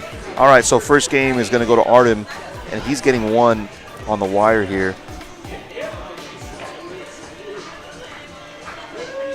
All right, Omar finds himself down 1-0, but it's going to be his break, and maybe this next break or this next rack will be a little bit more offensive. If you're just joining us, this is the Mezz LA 9-ball series. We are at Good Times Billiards in Lakewood, California. This is a pop-up tournament, unscheduled, not on our regular schedule, not on our weeklies schedule or monthly. This is just a one-off tournament. I'm going to be doing a couple more of these all summer long. Maybe not this exact format. Next Thursday, I've got a challenge match for you guys. I won't announce who it is yet. We're going to have a really juicy challenge match next Thursday on the Devil table. That's the 9-foot TV table. All right, so Omar put a ball down, but he wasn't able to keep his cue ball center table, and that's really critical on this table if you want to break and run, that is. He's looking at thinning the 1 and coming underneath the 5 ball. It's really difficult to get the cue ball under the 4 even with a lot of spin here. This is pretty difficult. I think his better option is going the other way. Yeah, he's going to go the other way, trying to get him under the 7. Yeah, that didn't work out either.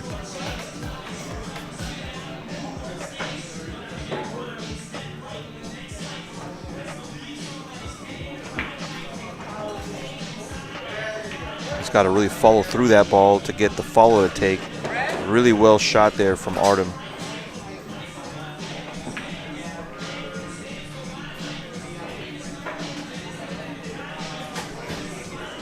Little stunner here. Just make sure you don't land straight. He's good. Good angle here. You can come 1 rail in between the 6-9 and out to the center table, or you can come 3 rails under the 5. I think it's going to be 1 rail here. Oh, he goes to 3 rails, but he didn't hit it with the right speed or with the draw that he needed. I think he hit that with top right when he needed to hit it with bottom right. That distinction is really important on that angle coming around the back of those balls. It's not a shot that comes up very often, so we don't really practice it too often either, but really critical to know when to use top or bottom with the spin to come around. I don't think it's too difficult to cut this. I think he's more concerned about, yeah, losing his cue ball. This is a good shot.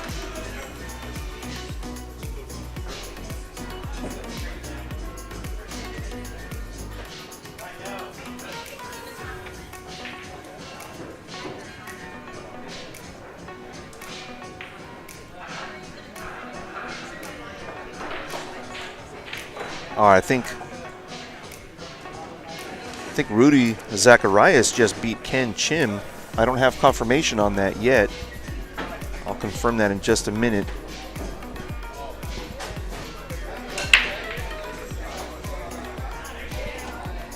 He just went into the restroom, so I'll get that confirmed, but I do believe Rudy Zacharias just beat Ken Chim 3-2.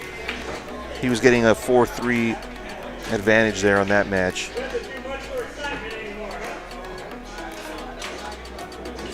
All right, Omar's in really good shape here to take rack 2 after getting 3 fouled in the first rack.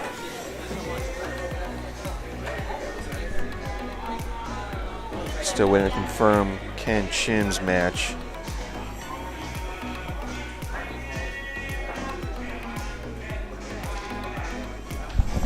Rudy, did you win?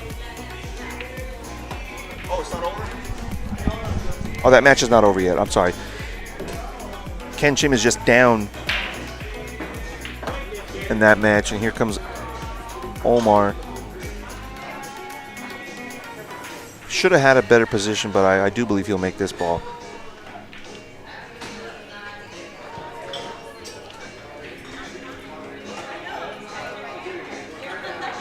Oh no, Omar misses, but he doesn't leave a hanger. It's a little tough shot here for Artem. Just got to stay down. This is a big pocket. And what I mean is he can brush the rail a little bit at a decent speed and it'll drop. He doesn't want to hit the rail, actually. It's much better to just make the ball in. He did that. All right, we got a 2-0 score line. Artem is going to 4, so he's getting 1 game on the wire. And so really it's almost like Omar starting out down 3-0. What's up, Lyle? I thought Lyle was going to play today's tournament. It's good to see you today, buddy. You got to make your way back. We got a lot of action here in the Mezz LA 9-ball series. Next up on the TV table is likely going to be, where's my match 17 here? Winner, oh, got it. Most likely will be the winner of Ken Chim and Rudy versus Keegan.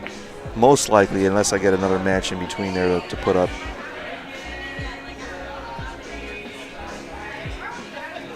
Juan Carlos is in the hot seat, by the way. I know he's not. Winner here plays Juan Carlos for the hot seat as Artem scratches on the break. We got a 1-9 is sort of wired here.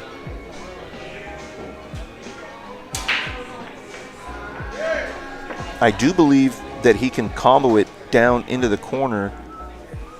And, I mean, I know it looks like it might be there, but I don't believe that it'll go off the 3 in the side.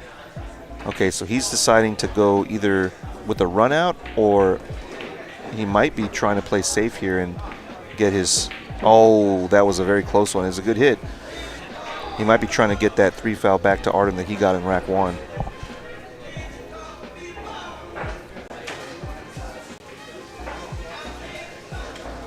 Omar's got quite the hill to climb here, but Omar plays really strong. I fully expect him to get back in this match. He's got to hit this with speed. He didn't make contact, so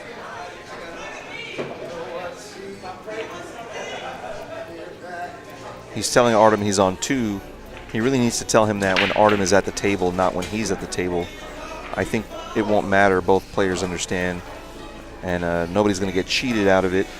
He's going to try and stop the cue ball there and send the 1 around table, or draw it under the 4. No, he's going for the run out. Never mind. But he's still got that 3 foul in his pocket if he doesn't end up with a good opportunity to run out. But the more balls he runs, the fewer opportunities he'll have to play safe and get that 3 foul.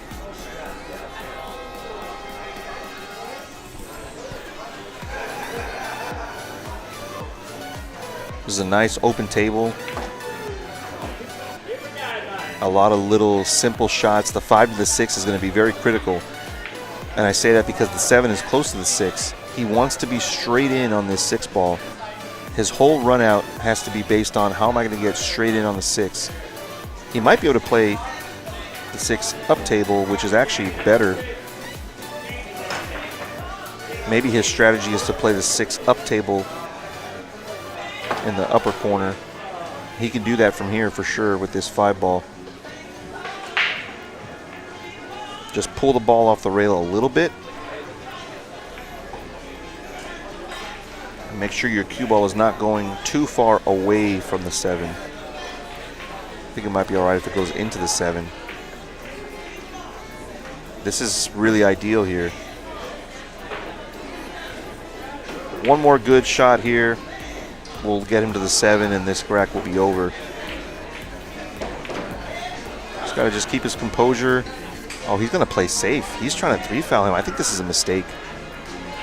And I say that because I don't think that he hooked him, but Artem is looking at it like he's hooked. If he doesn't make contact here, this rack is over. It would be sweet revenge for Omar to get a 3 foul after he got 3 fouled in the first rack.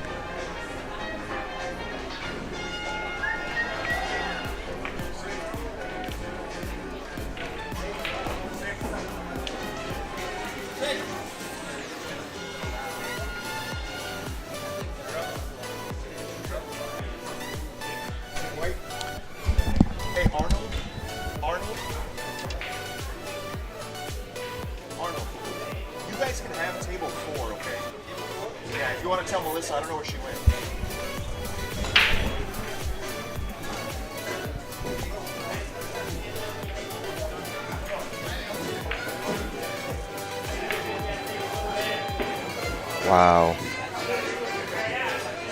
This rack has been kind of all over the place. I really expected him to make that ball. Now Artem has a chance to get to the hill. Not the scenario I saw coming. I really thought that Omar should have gone for the run out from the 6 ball, that is.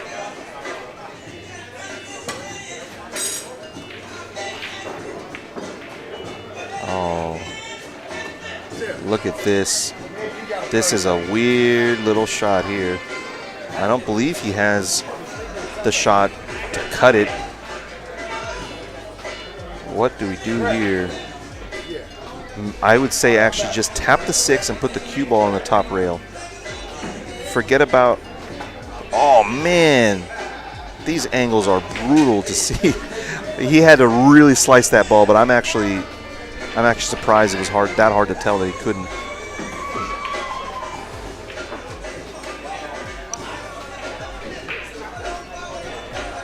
Let's see how aggressive he wants to stay here. He could bank this and play shape on the 9. I think he's banking. I think he's going. He's definitely going and definitely getting rewarded for being aggressive with that slop.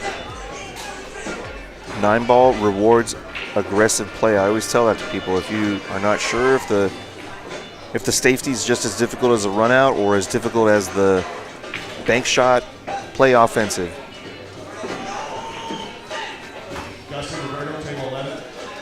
This is a big pocket. He has a decent margin for error here. Just follow this ball and you'll avoid the scratch and keep that cue ball nice and tight. Good shot from Omar. He's on the board.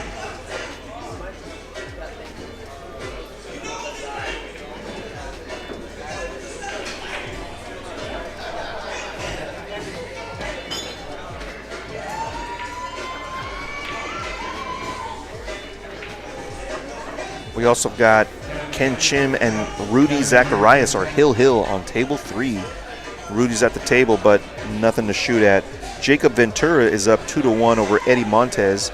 Eddie's got a shot at the 7 to get to the hill here. I'll let you know what happens there. All right, Eddie's going to scratch on the 7. Oh, man. All right, so Jacob is going to go up to the hill most likely here. He's got ball in hand with 8 and 9 on the table. Oh, man, what could have been a great break from Omar. Scratches on that one. I would love to see Artem run these to get to the hill. The balls are there. And here's what happens, I know at this level, is that it's almost like you get scared because you're like, oh, they're all there. How can I screw this up? I better not, because they're open. End up like overthinking things. Hopefully he doesn't do that. Artem's going to be breaking into that 500 category really soon, especially if he keeps playing in the series. And not only because he will be playing 9 ball, but mostly because he's playing guys that are high up above his Fargo. Every game that he wins against those guys pushes his Fargo up. You don't really get to push your Fargo up too much when you just keep beating guys that are lower than you or your same level. They're not weighted as much, and that's really the basis for Fargo overall. A little stop shot there. No need to follow forward. I think the mistake here is you might want to follow forward, and then by focusing on the follow, you either scratch or you follow too far. I think it's better to just tap this ball in.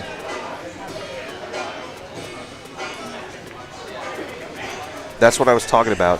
He decided to float forward, and by doing so, that required a little bit more concentration on that, and it took away from his concentration on pocketing the ball.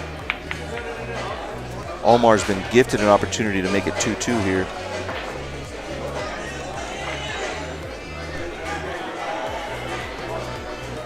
All right, so the Ken Chim and Rudy Zacharias match is over. I do believe Ken got it. Yeah, he did. So Ken is going to move forward on the B side. He's going to be playing next against Keegan on the TV table. We'll have that match as soon as this is over. Actually, that might have to go up before. We're a little bit behind. Yeah, I'm going to put that match on now. That'll be on table 3 as well. So we got Ken Chim coming in at a 6:02. He's going to get 1 game on the wire from Keegan.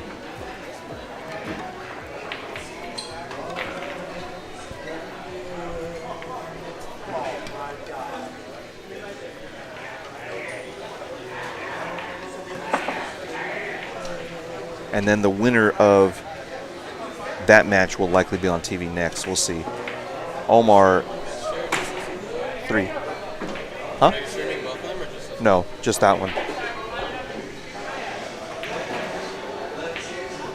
All right, nicely done, Omar. We've got a tie scoreline, but Artem is only going to 4, so it's still a little bit in Artem's favor at the moment.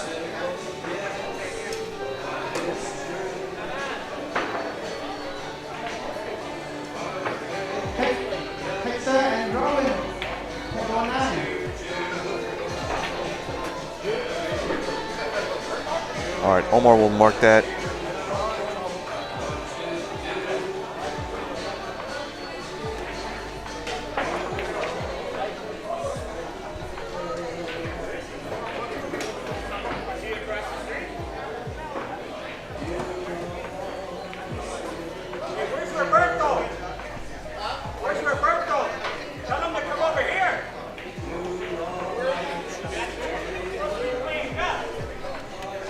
There's a lot going on in the room right now. We've got the Jeff Schaum benefit tournament put on by the Long Beach BCA Pool League. That's happening on the other 7-foot tables, all the diamonds. They're playing an 8-ball benefit tournament for our really good friend Jeff, who passed away much too soon earlier this year.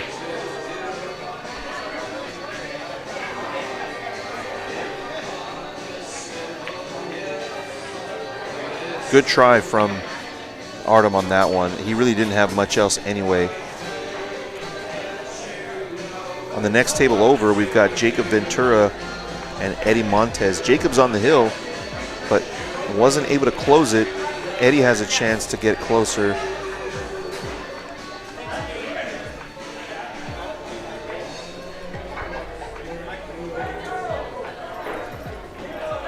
Really tough long shot. I believe he's got to go forward here. He might be punching this hard.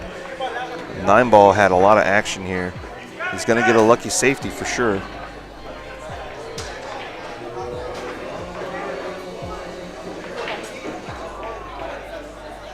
Good hit. He might get rewarded. He does. Nice shot from Artem here. I'm sorry, from Omar.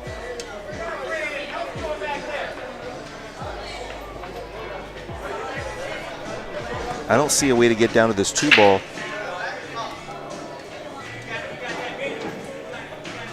Oh man, this is one of those shots you kind of just let the cue ball loose, and this is how. Okay, he decided to play conservative and not lose the cue ball and just take what he can get after. He can put him under the 9 here. This is really good speed. Oh man, he locks him on this 9-ball. Really strong safety from Omar. Almost guaranteeing himself ball in hand unless Artem can go one rail. It's hard to tell if he can. All right, so Jacob Ventura moves forward. He beats Eddie Montez 4-1. He's going to move forward, and he's going to be playing the loser of this match on an outside table soon.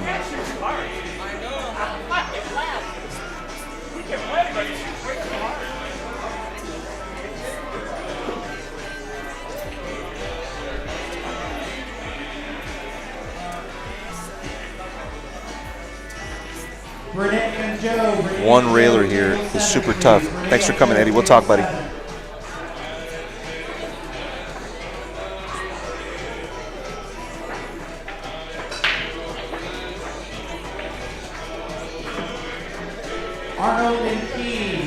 Really tough shot.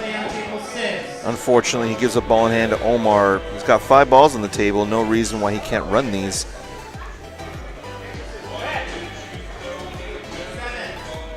Yeah, I believe he could just make the 2 and the 5 in the same corner, and he'll be fine.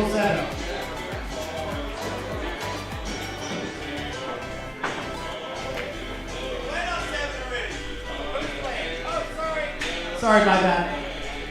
Sorry about that.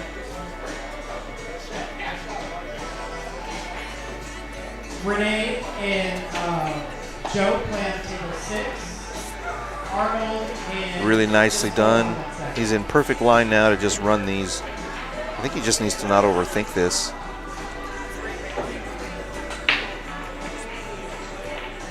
Good shot. He's in good line here. Draw it straight back, play the 7 in the corner. He's going to tap it in and play the simpler shot instead.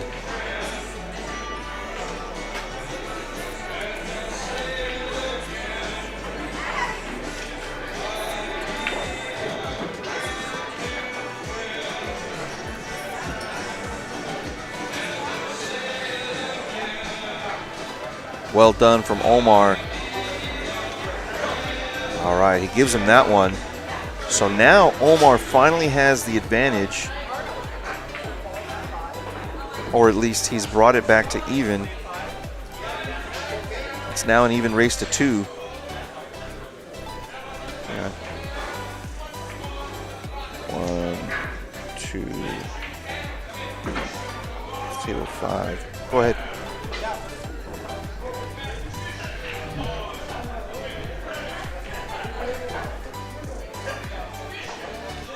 Omar has been putting his cue ball too far in from the rail. These guys really should be breaking from the side rail. 1 ball width away, a standard 9-ball break. This wing ball wants to go in from that break position. If you don't break from that position, you're most likely not going to make the wing. If he brings his cue, this is way too in. This is like 6 ball widths inward. He's not going to make the 2-ball here, I don't think. It went anyway. And he's got a shot at the 1. I have no idea what I'm talking about, apparently. No, but mostly that ball will not go. He happened to hit it actually maybe at the right soft speed for it to go. As you notice, most of these balls didn't come up from the bottom of the table here. The 4-ball might be tricky, but it should go up table. I don't know if he's got the angle for that. He's looking to see if he puts his cue ball underneath this 4. Should be able to get a shot at the 4 up table.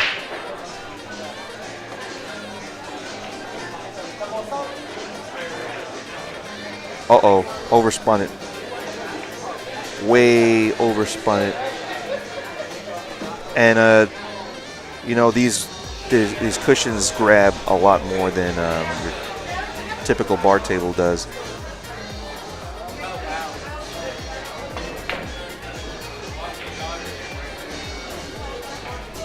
Oh, what a good hit, and he makes the 5. Excellent shot from Omar. Started out a little weak in this match. He was 3 fouled in the first rack and has been able to rally some good shots up until now. He's shooting it this way because if he makes it, very good chance he's coming towards the 6-9 for position or for a breakout. Now he's looking this way. Oh man, what's he gonna do? What do I think he's gonna do? Let's see. Oh man, sorry guys, wrong camera. I didn't even get to see what happened there. Sorry. He's in trouble though.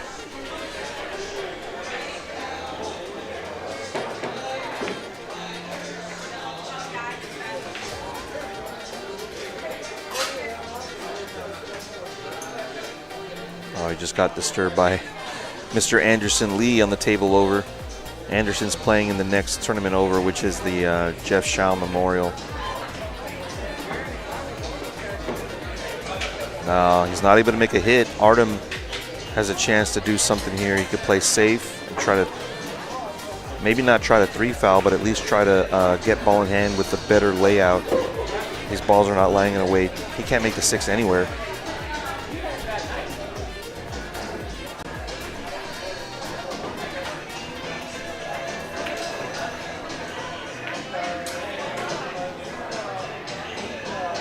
Going to thin this 6. Oh, he punched it and made the 7. I didn't realize he had that opportunity to do that.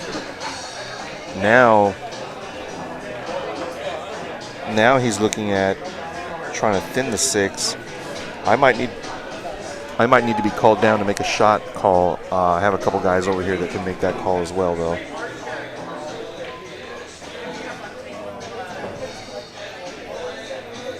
It's going to be up to Omar to call a ref. He's not calling a ref, so he must trust that this is okay.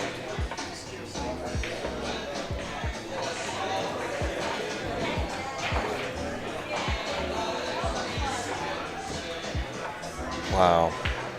He's got to really elevate. Very good chance of fouling here, many different ways. All right, Omar is going to get his camera instead of calling a ref.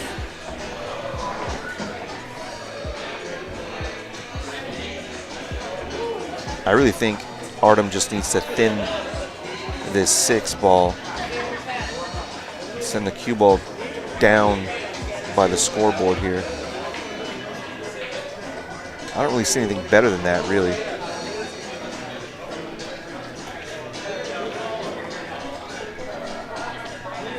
Hey, cool, man. Thank you. I'll repost it soon. Thank you. Look at this shot. What is he doing here? He's got... Oh, I think that was a good hit, actually. I do believe it was a good hit.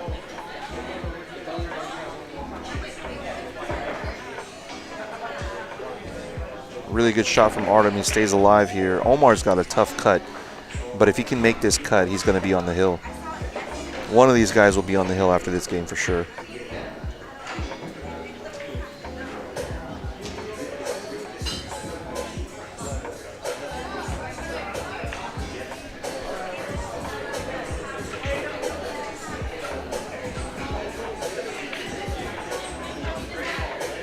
Wow, excellent cut from Omar. He's going to bump the 8 into better shape.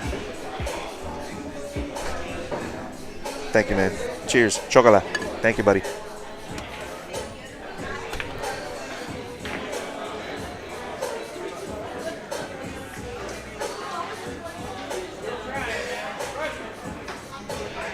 On the next table over, Ken Chin is up 2-0. He's on the hill against Keegan Badur on the loser side. Really tough action for Keegan there. And Omar with a really nasty shot in this 9 ball after losing that rock. Really, really, really tough 9 ball. Does not put it down. He's going to leave Artem with something far away at least, but he made a similar shot to this, I believe, 2 racks ago. One of these guys will be on the hill any minute now. And our next match is likely going to be the winner of Ken and Keegan versus Jose. Another really good shot from Artem to punish Omar for his mistakes. It'll be his break.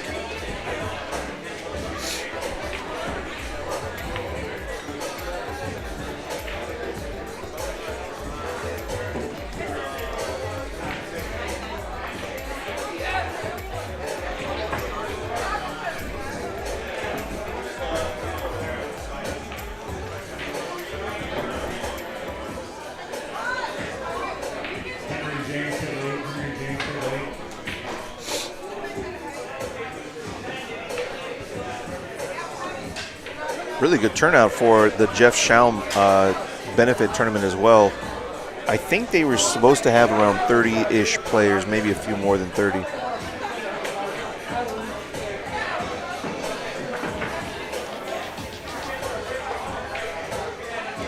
It's nothing better than 9 ball on a Thursday night, man.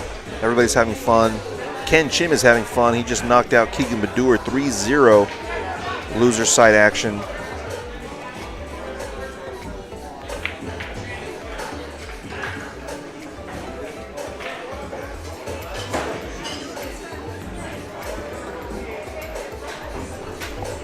So next up on the TV table, we're going to have Ken versus Jose. Go ahead.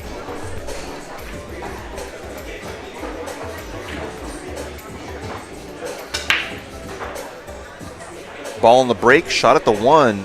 Unless the 1 goes, doesn't really have a shot for 2, I don't think. It's kind of hard to tell from where I'm sitting.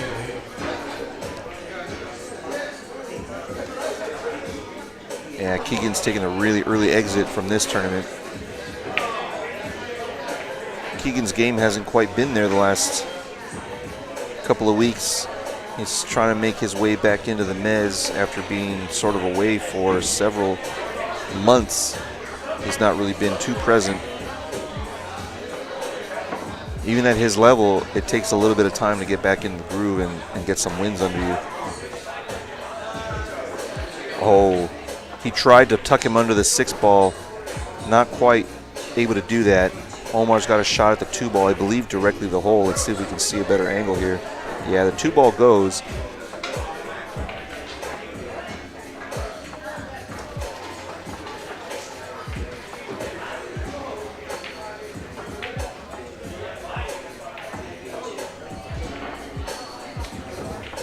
I think Omar will like his chances here of getting out.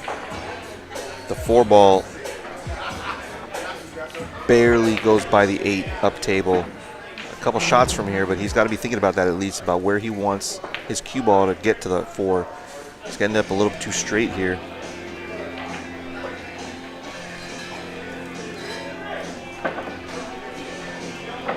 I do believe the 4 barely goes by the 8. I can't quite tell from where I'm sitting, so I don't have a reliable. Oh no, the 7's gonna get him. He can still cut the 4. He looks pretty happy about the angle he's got on the 4. He's okay.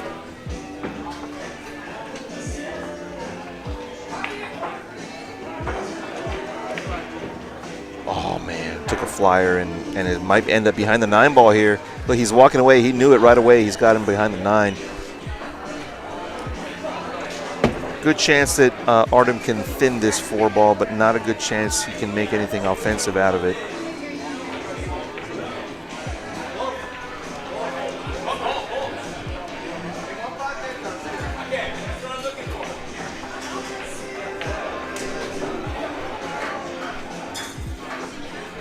Oh man. All right. Omar has had lots and lots of chances. No excuses here. These balls are wide open, buddy. I'd love to see Hill. I do think it's going to be Omar's break next, if I'm not mistaken. Yeah, Artem broke while Omar was in the restroom or getting a drink. Keeping it simple. Textbook stuff. Stop, stop, stop.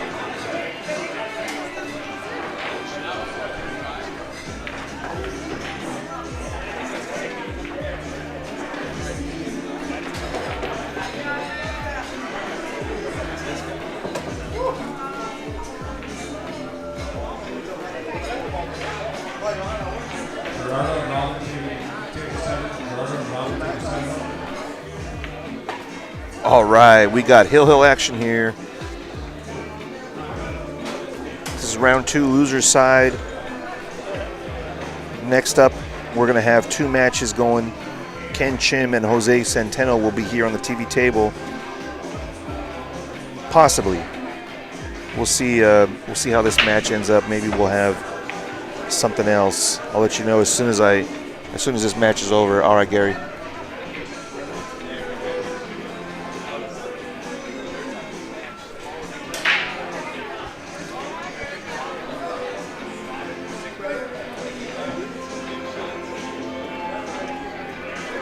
He's still coming in too far.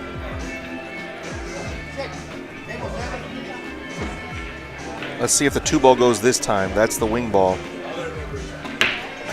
He's hitting it pretty soft. He's able to put it down, and 3 balls into the same pocket. Little trick shot here from Omar. I don't know how he's going to get to the 5. He's going to need another sort of trick. Deep draw with English is still not going to get the job done, I don't think. He's got to get past the 8. He's got to get past the side pocket. He's got to avoid a lot of traffic here. I think he needs to be looking at a safety here. And the safety that I see here is just banking the 1 ball 3 rails around and following the cue ball to the top rail. So almost like hitting it exactly like he just did. Actually, he got way more follow out of it. Look at this shot from Omar Ramos. Did it better than I could have expected. I didn't think he could get his cue ball to follow all the way there. Really, really good shot. Good chance of winning him at least ball in hand and a chance to run out at Hill.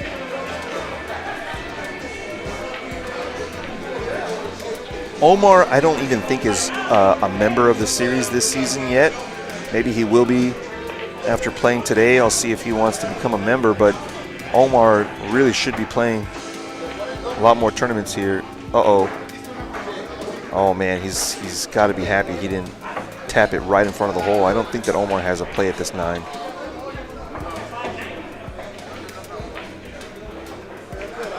I don't think he's got a play at it. We'll see.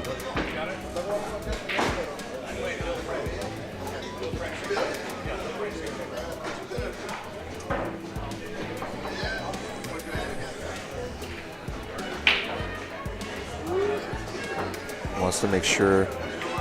Is he making this, or is he? He's playing a little safety here. Good shot.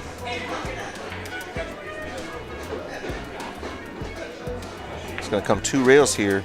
Cannot really hit this 1 rail, I don't think. It's got to hit into the rail, in between the center diamond and the second one, right? I think he's coming a little too far here. He's going to miss it underneath. Oh, he made a really good hit here. Unfortunately, going to sell out in front of the hole. Tough path to get to the 5 here. He's got to come with, I think he's got to come with like a 4 o'clock, 5 o'clock spin shot, draw it. Yeah. I don't even think, yeah, he would have been hooked. If Artem knows the safety here, he can bank the 1 ball towards the 6 and put the cue ball under the 9-5. And really, it's just if I get underneath the 9 or underneath the 5, I'm happy. But really just trying to get the separation of the balls. The 8 and the 6 are blockers. I think he sees it. He might be actually trying to cut this in the side, which I think is a mistake. If he did exactly what I said, and he's going to come up with a pretty good result.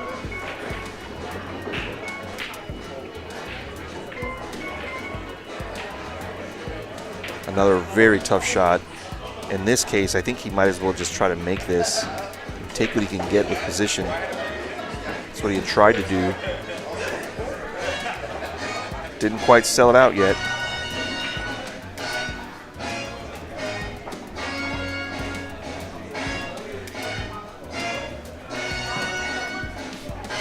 Still got several rounds to go here. Slightly behind schedule, but we're going to catch up here in this next round.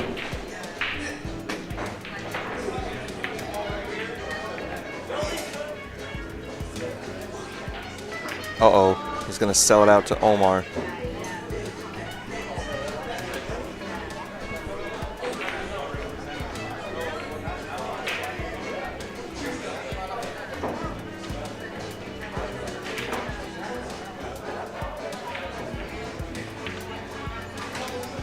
Nicely done. He's going to play the billiard on the 9 ball. For sure, that's what he's looking at. Going to try and make this 9 ball off the 5. And the good thing here is if he misses, the 5 ball is going to go up towards the 7 and might not leave a shot. Yep. Got a hook anyway out of it. Good play from Omar. Good two-way shot. Anytime you have the opportunity to play a two-way, always. And play the safe more than the offense, generally speaking.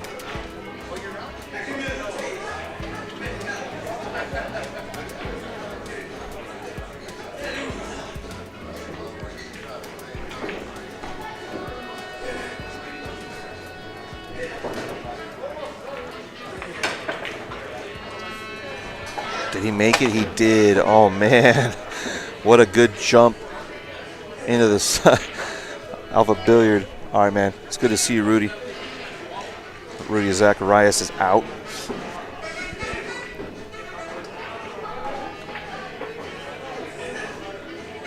This is the best opportunity I've seen for Artem to close this match out.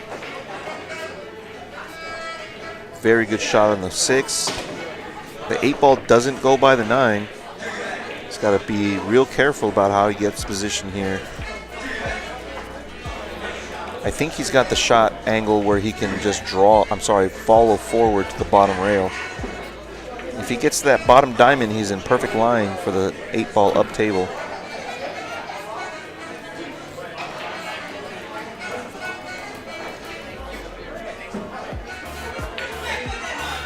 Oh no. And he doesn't slop it this time.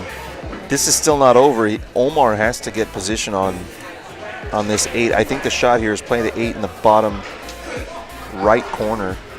The cue ball naturally wants to float down and past the side pocket right there. And this is just follow. I mean, you could add a little bit of English, and if you do that, you compromise the angle coming down. He decided to play it super conservative, and that might cost him a little bit. He's going to hit the 9 ball almost for sure here. Almost for sure. If he can, yeah. Slops it in. Wow. It's going to come down to this shot right here.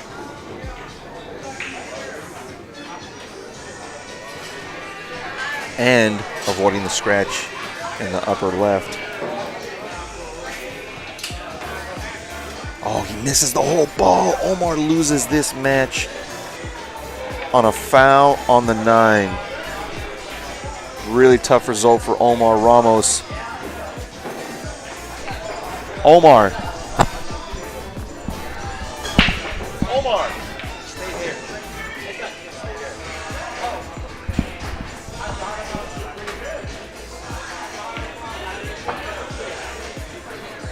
Omar, I'm gonna play again right there. All right, Artem moves forward. He's gonna be playing the hot seat against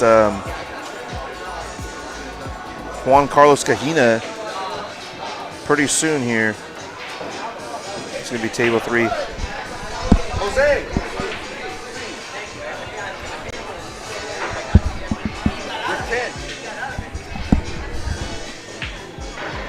All right, we got Jacob Ventura and Omar Ramos are playing here on table 2. This is an even race to 4.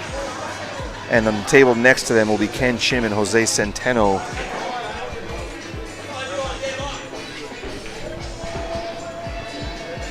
I will be right back, guys.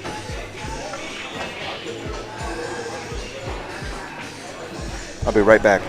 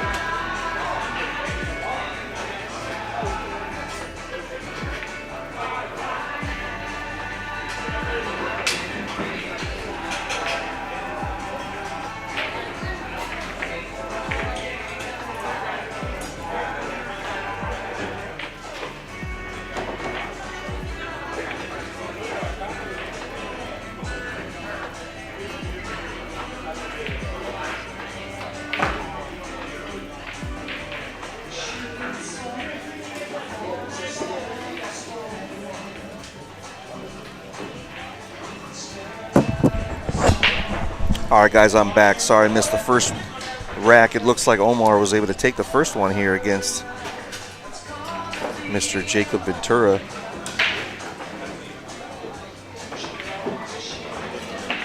Oh, man. He got it on the way back up. Good shot from Jacob.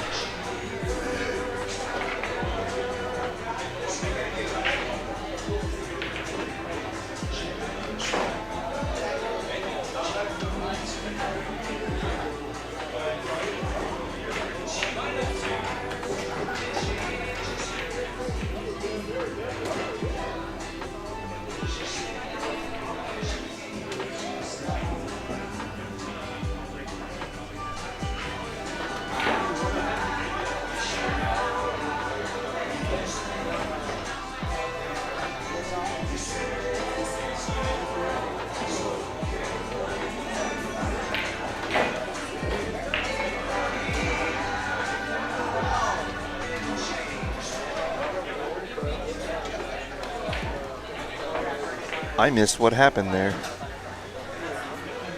He must have slopped in the 2-9. I looked away and it was over. Either way, we got a 1-1 scoreline, race to 4. This is loser's side. On the winner's side, we've got Juan Carlos Kahina is going to be playing against Artem for the hot seat. Those guys are guaranteed third place. That will be next up here on the TV table, will be the hot seat match.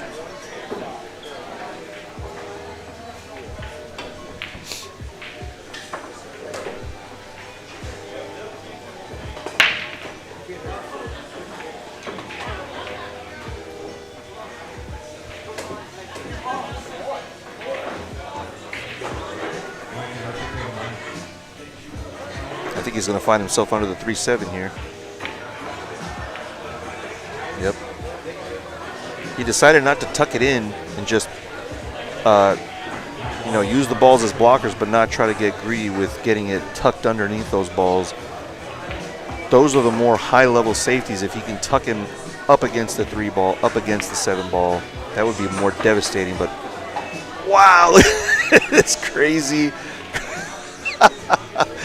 Crazy shot from Omar Ramos, man. He comes with some interesting shots and paid off there for sure. I don't know if he goes by the 9 ball, but if it doesn't, he'll play it down here, the bottom left. Yeah, he's going to go straight in the hole there. Wow, what a turn of events for Omar.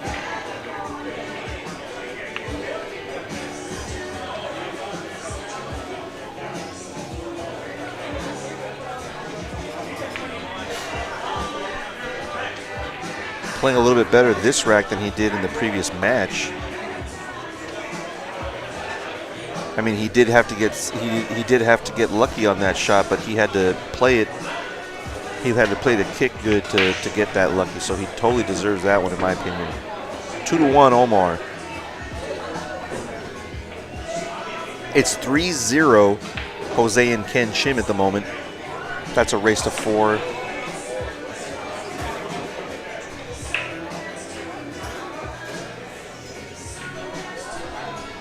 Man, Jose is devastating his opponent at the moment. Ken Chim only needs 3, but he's at 0, and Jose's on the hill.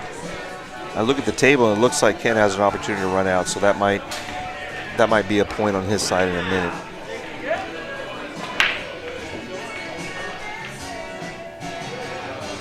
Dry break from Omar. I'm telling you, man, his break is not reliable. He's got to go further in. Oh, man, Jacob took 2 strokes at that ball and missed it really quickly. I think he's not taking his time here. He's not focused. And he's pretty upset, and that's going to mess with his game.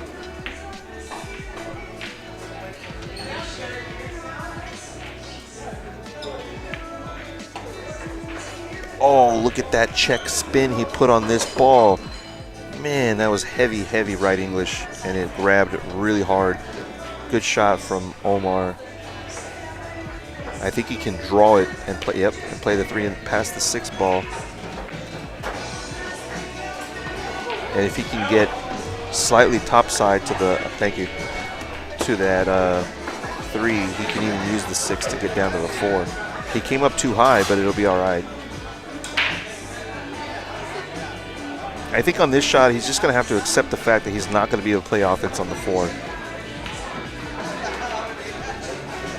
There's a really not pro way of thinking, which is if I make this, I got to keep making balls. No, play shape for safeties. This is okay. I think Jacob's going to take one look and hopefully more than just 2-stroke this one. 1, 2, 3, 4. He's got a few more that time. And paid off. Good shot. Omar tells him good shot. He still left it though.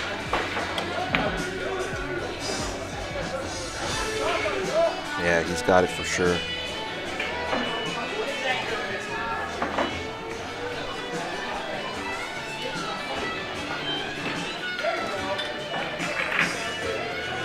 This is the key shot. All he's really got to focus on is clearing the 9 ball. If he can just focus on that, and actually, you know, the fact that he's on a bar table makes this shot easier if he goes forward 3 rails. A tiny hair of inside English. Make sure you hit the second rail before the side pocket. He's decided to go with the draw instead. And he's still okay. He can kick it out. He can tick it off the 6 ball here. Yeah, I think he can barely just overcut it. Oh, he didn't overcut it enough to go into the 6. I mean, yeah, Jacob's not happy here. He's got nothing but a bank. Does have a good safety under the 8 though.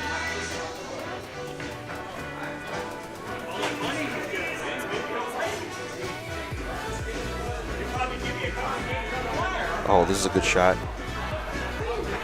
Good little tuck there. On a bar table, these rails are springy. These on Predator 7-footers, they're more springy than a Diamond. Maybe not as much as a Valley. Those can be crazy. He's going to leave him a bank again, and this time there's not really anywhere to hide. So I think he's going to have to go offense here. Yep. Yep. Oh, man. I was wrong about this back cut before. I don't know if he's got a back cut to this side pocket. Oh, he's trying to bank it. Oh, he squeezes it past the 8 ball. I'm telling you, man, 9 ball rewards aggression. We've seen that a lot.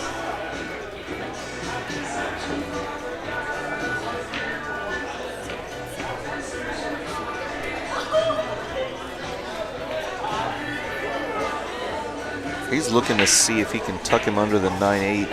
This is a delicate little spin shot. A lot of right spin. Too much draw, though. He needs to float that ball a little bit better. This run out requires one good shot, and it's this one. If he puts this ball down, he should be able to win the rack. Oh, man, he went all the way forward. I thought he was just going to sort of stun to center. And I think that he decided to go forward to try and get better shape on the 7. But he might have been better off accepting the longer shot. I guess we'll see if he can make this ball. It won't matter.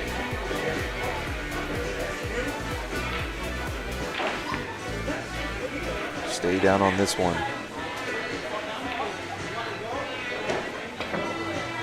Oh, wow. He's going to get away with this one. Unless Omar can come with another good hit and at least some kind of a roll. We're going to see if he can kick this 1 rail. He's definitely going to hit it 1 rail. I don't doubt that.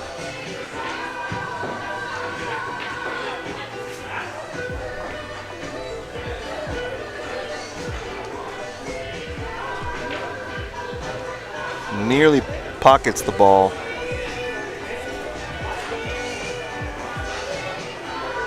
I think Jacob's got to go here. I think he's got to pocket this ball in the side pocket. He tries a full table bank. Crazy stuff.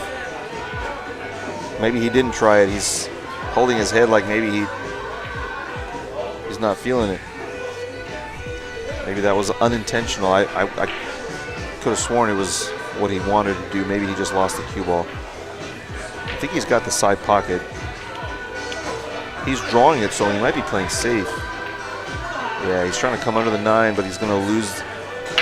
He didn't keep his cue ball tight. He needed to draw that ball, and it barely stunned.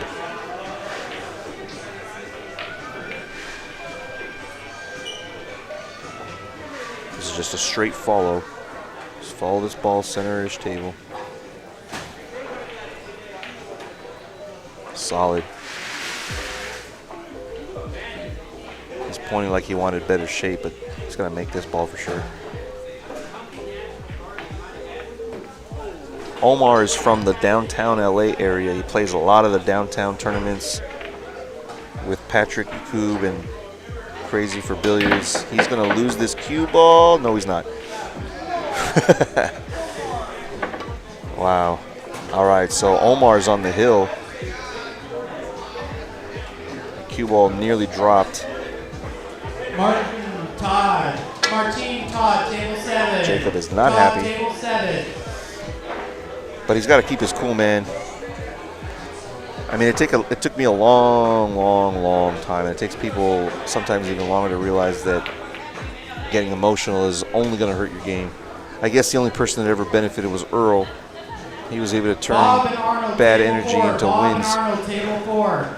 But for most of us, yeah, the being that upset is not gonna. It doesn't help the game.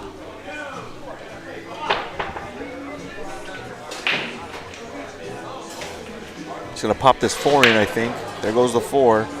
The 1 ball's gonna track around table, but I think the 7's gonna block him. I'm sorry, the 5.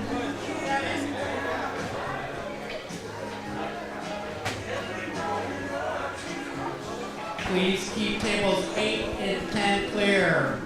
8 and 10, keep tables 8 and 10 clear. No shooting on table 8.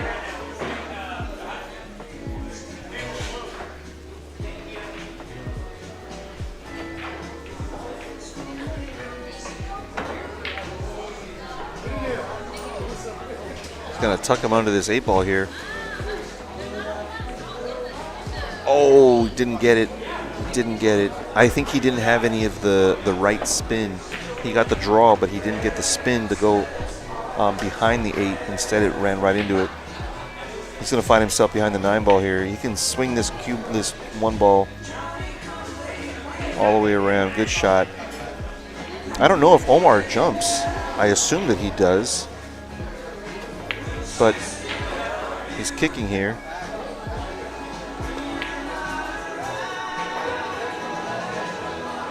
No roll on this one. He's going to sell it to Jacob. No reason why Jacob can't run out here except maybe the 3 ball is funny. Just has to take care of his cue ball. Oh my God, what happened there? All he's got to do is take care of his cue ball is what I was saying, and he lost it in the drink. Omar's looking at the 9 ball because he wants to end this now. And I think it's somewhat warranted. That 3 ball is a little funny. He can get shape, and actually the 3-7 is dead. The 3-7 is dead. I think he hasn't even looked at that. If he makes this 9, it won't matter. He does, and Jacob Ventura is out. All right. Next up on the TV table is going to be Juan Carlos and Artem.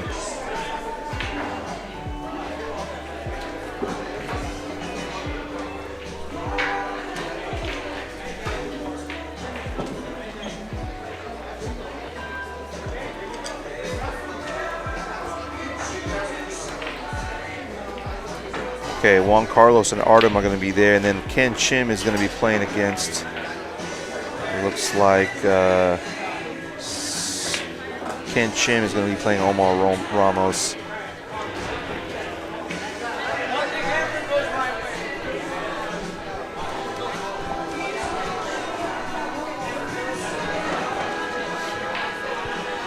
All right, I'm going to take a really quick break, but we've got. All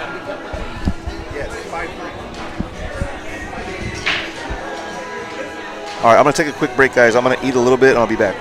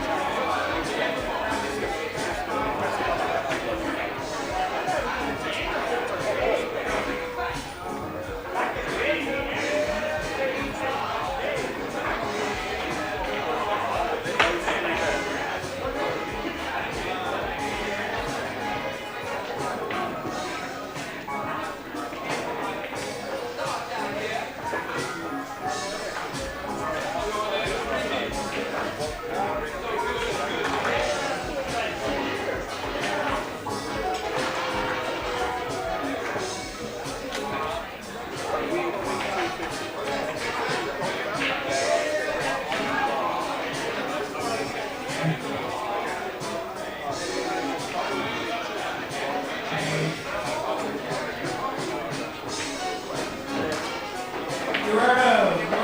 take 9.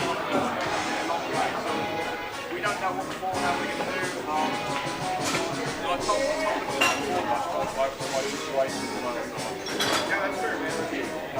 I think that's done.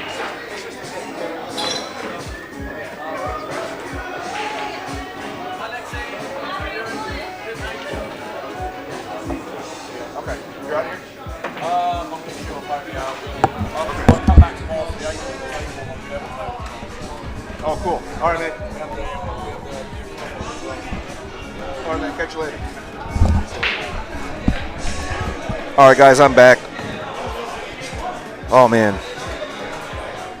Just had to grub a little bit. I was starving. I haven't eaten since noon or 1 o'clock. Finally got some food. Man, Artem is playing good, huh?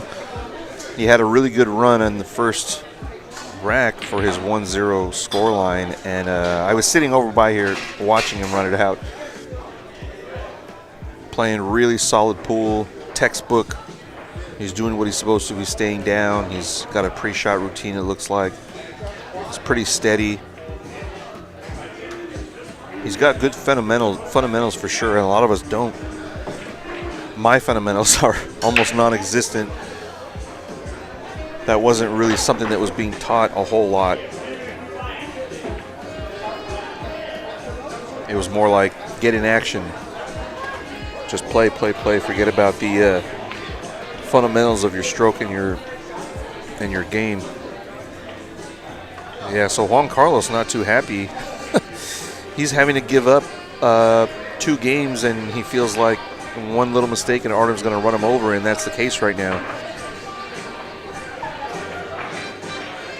We'll take a look at the stats from this tournament later, or Artem will, and he'll be able to see what his performance was like. That 491 is going to be 500 pretty soon, buddy.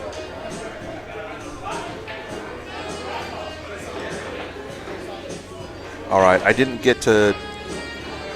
Actually, no, I did get to see him break and run 2 racks against Jose in the first or second round on the winner's side. That was a good match. Let's see if he puts the 4-ball down. It does. The wing ball, the 1-ball's dressing up perfect for him. The 2-ball goes by the 9, so we got action here. This is going to be a good opportunity for a break and run, and he needs that to feel like he's still in this match, because Artem just needs 1 now. Juan has no more barrels left. This is a very good punch shot to the 2. Similar stroke here to get to the 3. Nicely done. Yeah, and Juan is the opposite of... Oh, as he rattles this 3-ball. Those pockets sometimes will spit that ball out in the jaws. Juan's game is much more organic and freestyling, whereas Artem is much more methodical and fundamentals. He's more of a robot.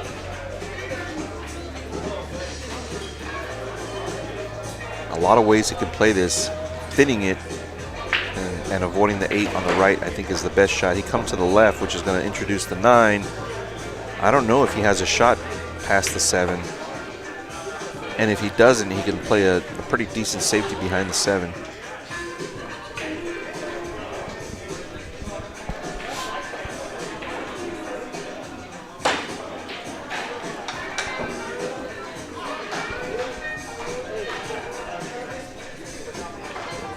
Yeah, I think he's going behind the 7 here.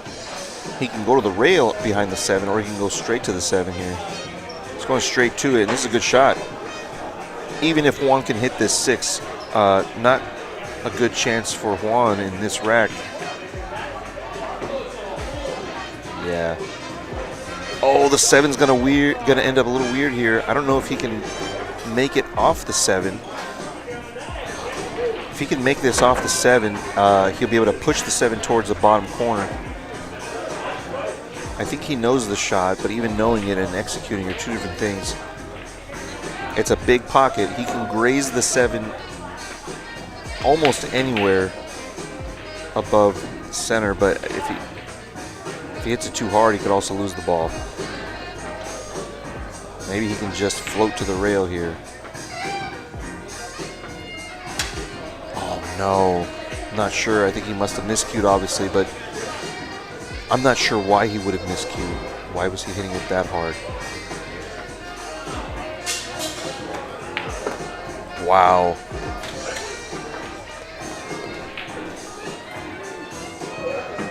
Unfortunate to be on this bottom rail, but he's got to be happy that he's at the table at all. Wow, that 7 really did go pretty easily into that side pocket. I thought it was a lot tighter than that. I think he's got a straight draw here. That's what he's looking for. Straight draw backwards. Nicely played. Juan Carlos is going to get on the board. We've got a 2-1 scoreline. I think it's going to be Juan's break.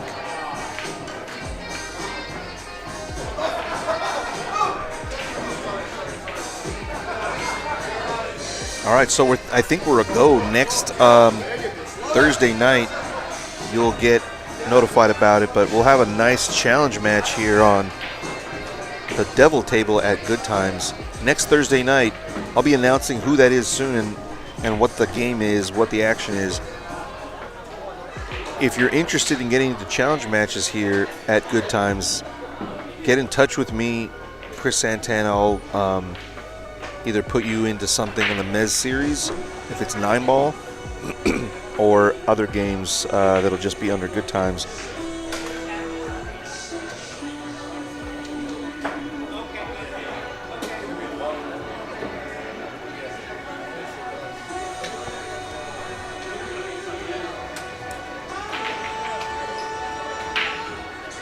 I think he's too far in table. I don't know if the 6 is going to go. He miscues again. Artem has had a lot of miscues. I think he's got to take a look at his tip and what's going on with it. Juan might not understand, but he has ball in hand here. So, I don't know.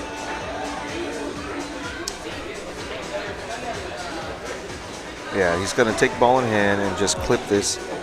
We've seen this a few times. Which is kind of crazy to see it so many times in the same night. He does not get him. He didn't focus on just on that shot. You just forget about locking him on the stack. Just got to put him down the end rail somewhere. Big margin for error, and he wasn't able to capitalize. This is going to be a funny rack if these balls don't break apart. We're going to see somebody is going to get 3-fouled here. Somebody's going to get a 3-foul. And I think it's going to be Artem if Juan, yep, if he puts him under this stack here. Wow, really good response there.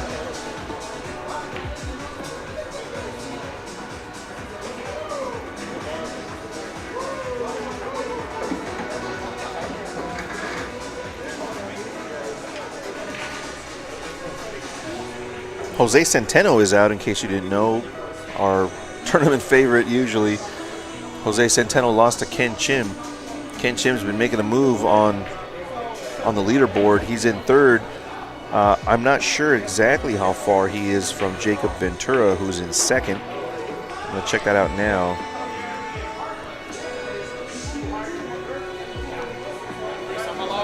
So right now, hold on. I'm allowed to use this. Bridge.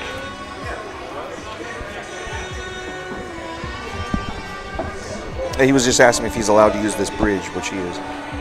So Jose Centeno's in first with 1,450 points. 1,450.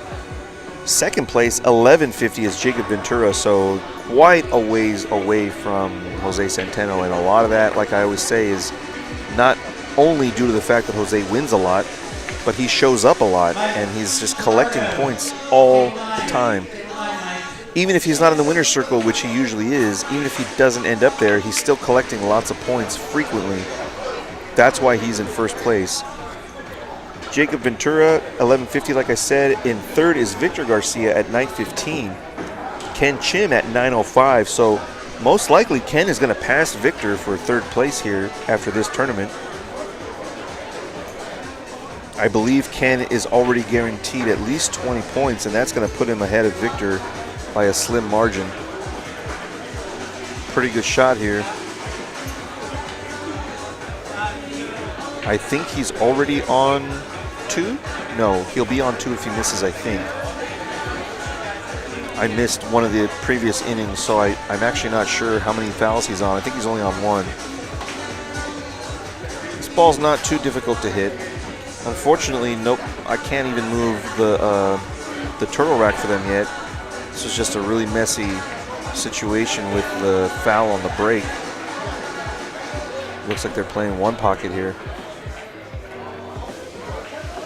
Oh, he doesn't put it down. So now Juan just needs to thin this ball and put him under the oh, that was 3. I don't think that it was consecutive. I guess he'll look later. Yeah. You were not on 3. See. Yeah, it's game over. You had 1 and then you made a good hit and then you fouled 2. I mean, you gave up the game. Yes, ganaste tú este. Lo gano. Sí. Eran 2, pero él la movió todo. Sí, ya lo sé. Yeah, you were on 1 foul and then he didn't hook you. All right, I'm just trying to explain to him that he was not on that he wasn't on 2, but I mean, unfortunately, that is the case that just happened. But I mean, maybe he'll look at this later and realize that Juan was most likely going to hook him pretty well under that stack. Very good chance he might have 3-fouled him anyway, but we'll never know. Unfortunately, Artem just, I think, lost track of how many fouls he was on. He was on 3 total, but not 3 consecutive.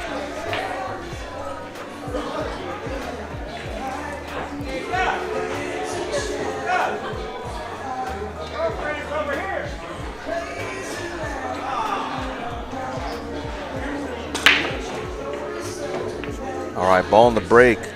1 ball and cue ball are separating now behind the 6, unfortunately. So he's just going to push and not leave a shot. He's lucky he didn't put him under the 2. He came closer than I thought he would there.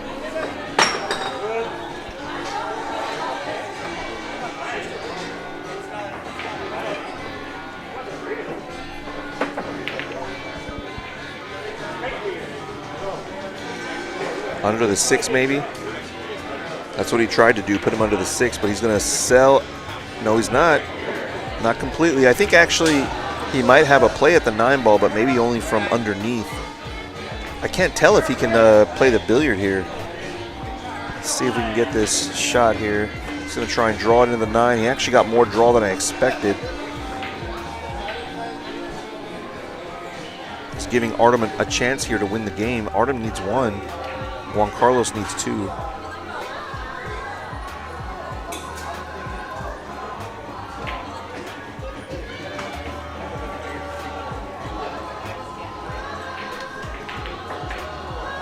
And on the other table, Ken Chin is up 3-1 over Omar Ramos. So Omar is still hanging in there. Omar isn't really a new player in the series. He's played before. It's just been a while for him. He used to play a lot when we played at Gladiator in East LA. It's good to see you back, Omar. Interesting shot here. That ball, yeah, that ball was doomed from the minute he struck it. So, still alive, man. Juan Carlos needs 3, actually, not 2.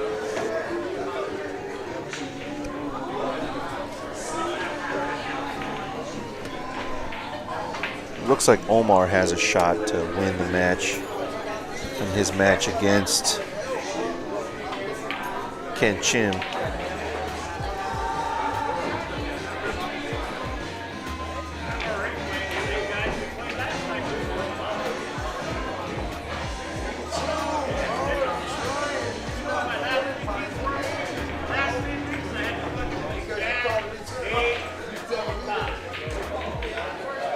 Yeah, I had a feeling he might try something like this, but he needed to get him under the 7. very good chance of making this. All he's got to do is kick it rail first, unless he can see it directly. I can't tell if he can see it directly, but if he can't, he needs to hit the rail. Yeah, I think that's actually too low. He might not make the 4 if he hits it that low. He needs to go a little higher on the rail.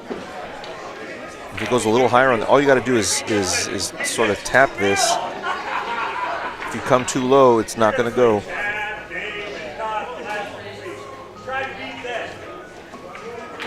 Oh, it went. Good shot from Artem.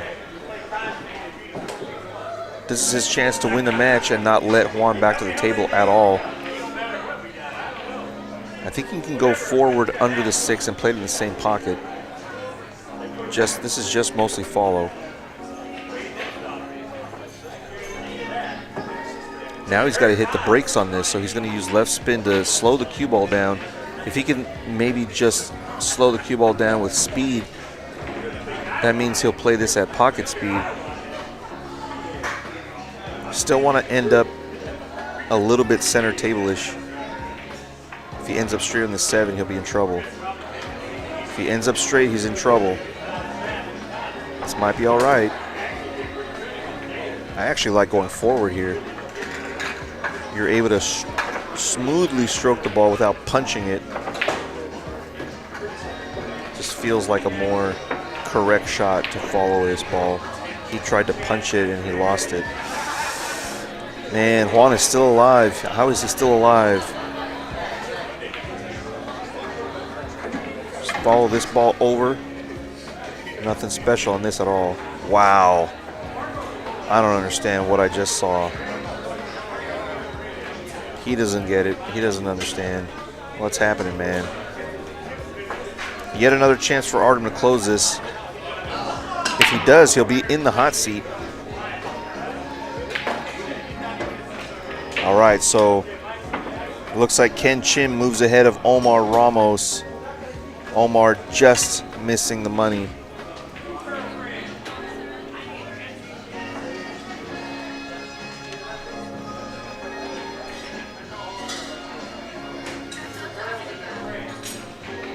Just like that, Juan is on the B side. Artem in the hot seat here at the Mezz LA 9-Ball Series. Really good stuff here. Next up is going to be Juan Carlos versus Ken Chim. Hey, the Guinness I eat one. Yeah. Ken! Can you tell Ken? Hey, I got that. Fire me in. It's only me. Nobody else. I got it.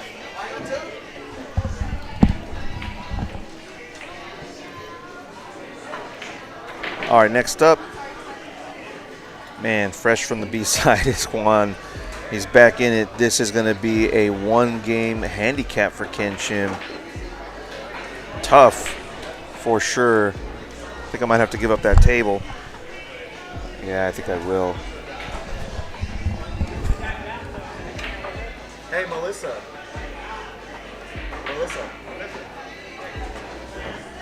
You can have table 3. You can have table 3. I don't need it. Oh, yeah. Sorry. Oh, you don't need it either. All right. They'll check it out then. But you're using 2, right? Huh? You're using 2? Yeah. So that just keeps people out of your way. Oh, yeah, but they got to make money too. Yes, they do. I think they have it. Oh, that one's open. You're They right. need to tell them they can have Hey, Omar, you stay there, man. Just tell them that they can have it. Yeah. All right. I think Ken Chim won the flip. He's got a game on the wire. He only needs 3. This is a really good advantage for him, I think. He's only barely getting that handicap by a couple of points here. 602 versus a 645. By the skin of his teeth, he's getting a game on the wire against Juan. Juan is fresh off a loss. He really didn't come with anything very good in that last match. Juan didn't. He played excellent against Jose, and then he sort of let up his guard against Artem. And Artem is sitting happy in the hot seat right now, guaranteed second place. Actually, find my phone.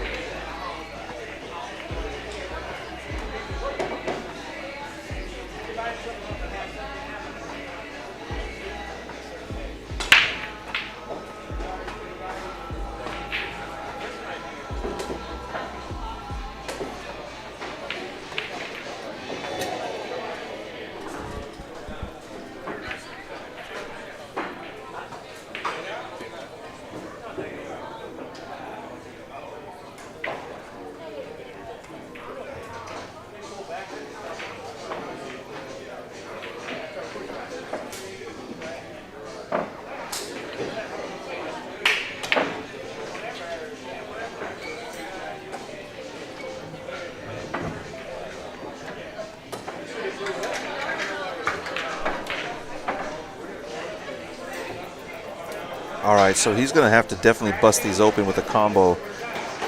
He just needs to make sure that the 4 ball gets away from there so he can make the 2. It didn't do that. Yeah, he didn't pay attention to what's the 2 ball going to do, and he needed to punch it enough to push the 4 away. Maybe he's got a billiard. No. He did get a rail.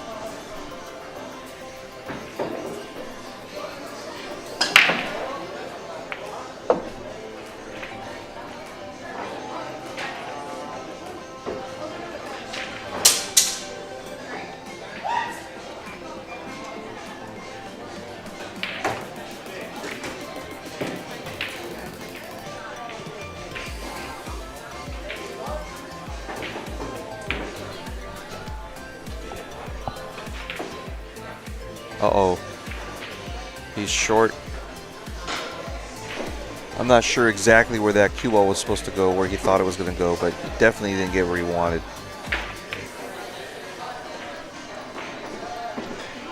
Good shot, good response. He's going to end up with a much better shot than what he left himself with a minute ago.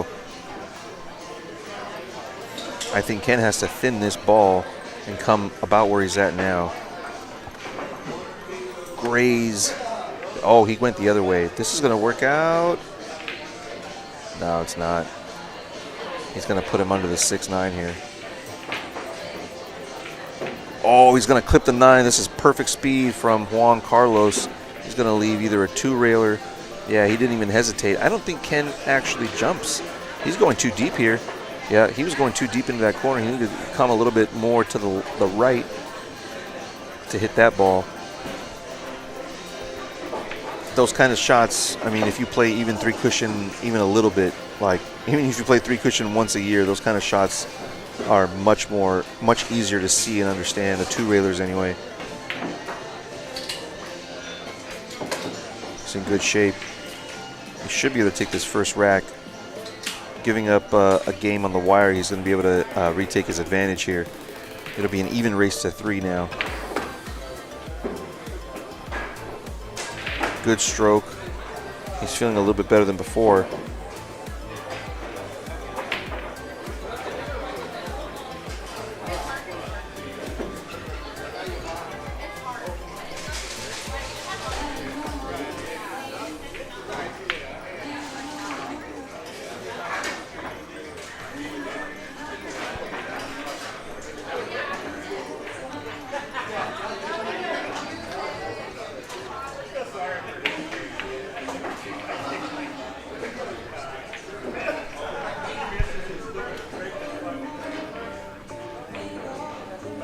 He's had several break and runs on this table, so wouldn't surprise me if he gets another here.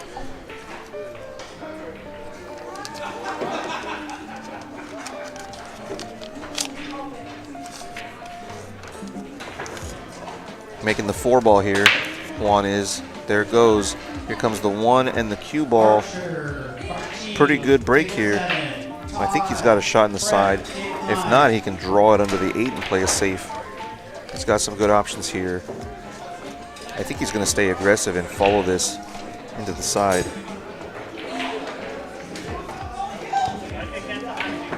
Wow, with power. And he checked it with English. That was a crazy shot from Juan. It's hard to explain what he did there. I mean, he hit it with top left. He's asking to move the template. Yeah, it's easy to move.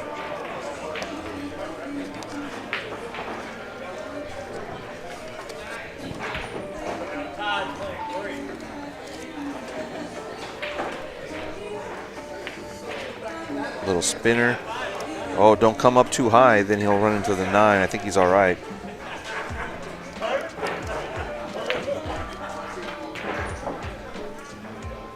This would be a good little run out for him. He needed this. Oh, I don't know what happened there with his adjustment. It worked out.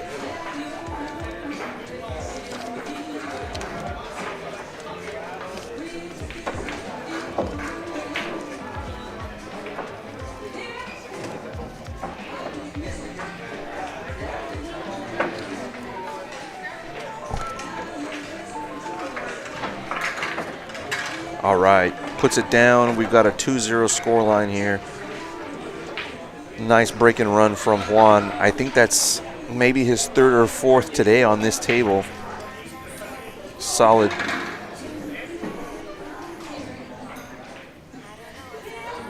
These two are in the money. Next will be the final. Single race to 7, I think, is what we're doing for the final. I'll double check. It might be 6. It's a race to 7 in the final. That's up next. Gotta pay these guys out.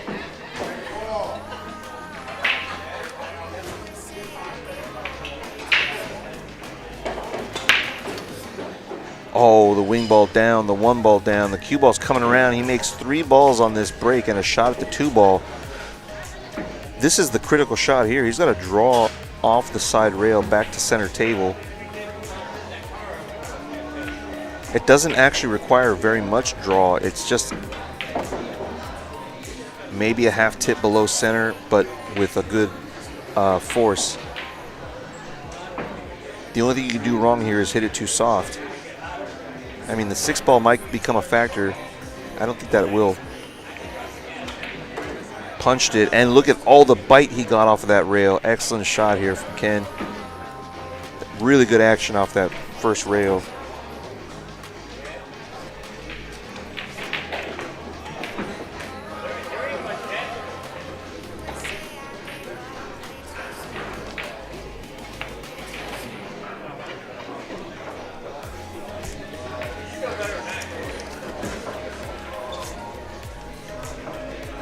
I think he's got to come under this 7. I don't know if it is wise to try this combo.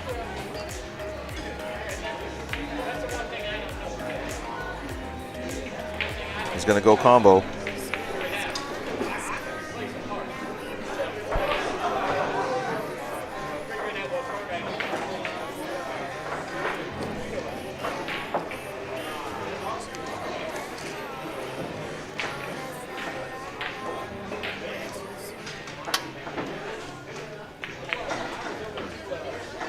Oh, good shot, Ken.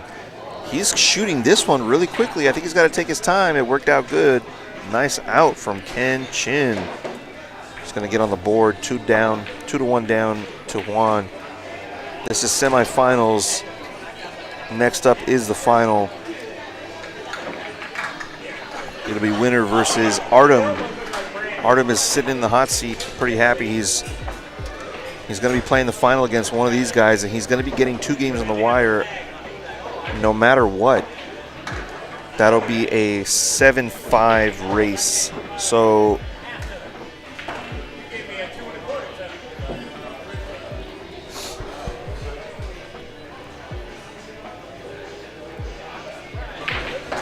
this, if you're just joining us, this is not a regularly scheduled tournament. This is a pop-up tournament. I'm going to be doing a lot more of these this summer and the rest of the year.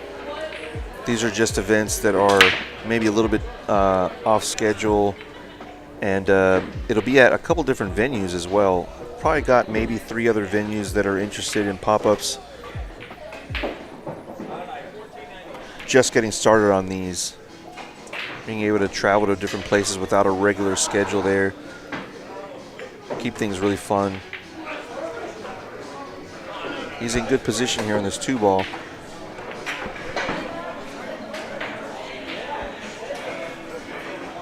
I really like Ken's game. He's got a little bit of the strong fundamentals, but also the natural sort of stroke. He's not a robot.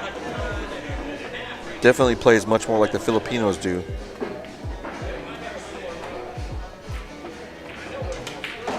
Look at this stroke. Oh, man. He may not have a great shot at the 4 ball, but that's a really good effort to get drawn up all the way up table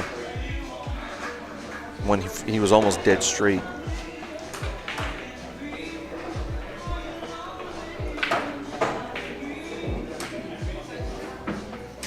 Hey, Luis, how you doing, man?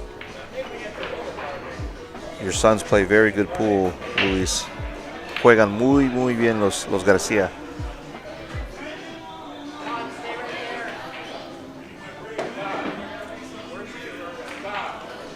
Oh, look at this crazy cut. Ken is coming with the shots, man. I don't think that it goes by the 6. Yeah, that shot's not going to give us anything. He has a shot where he can thin the 5 and come under the 7 ball, or thin the 5 and come under the 9. I think it's easier to go under the 7. Maybe it just goes. No, he's just trying to play a... Oh, man. He was trying to use the 6, and I think he's left at least the clip. He didn't want to leave anything there.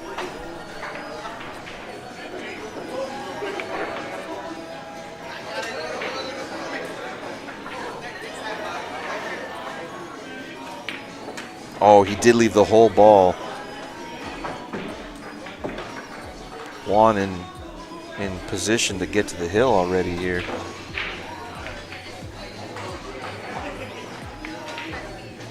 Rapid fire from pretty much both players. They both play at a very good pace. They don't waste time. They know what to do. They know what they got to do. They know how to hit it. It's just a matter of executing. They know all the shots.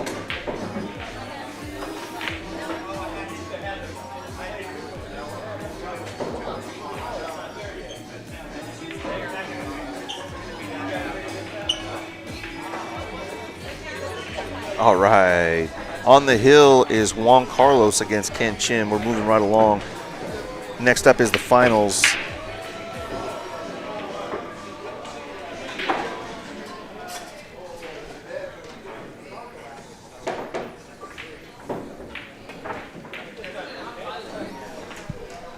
I think we need to see a break and run from Ken. Juan's been doing it all day. I think he's got at least 3 or 4 on the TV table tonight. He's been playing super sharp. We haven't seen Ken's best game yet, I don't think. We might see it here. 4 ball's going to go down. He needs to keep his cue ball center table because the 1's going to go up table. Maybe be able to make it in the corners up there. Here comes the 1. He had too much draw. He was able to put the 4 down, but unfortunately no shot at the 1.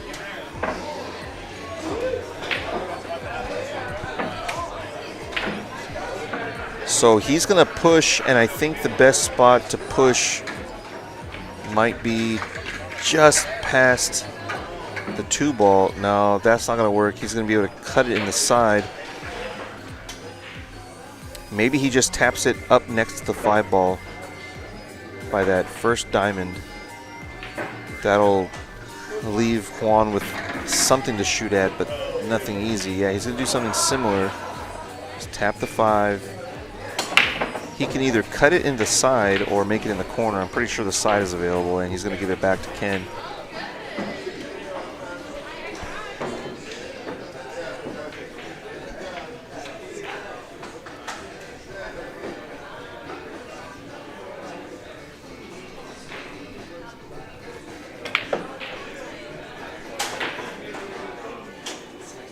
I'd love to see him drill this in the side pocket if he can. Drills it into the side, bumps the 3 ball into a better position than it was, and now there's a road to a run out here. It's a straight follow, maybe a hair of left spin, but really mostly the follow, because really is critical that this cue ball clears the 6. If he runs into the 6, bad things will happen and he won't get down to the 3. He's got to really focus on the follow to avoid the 6.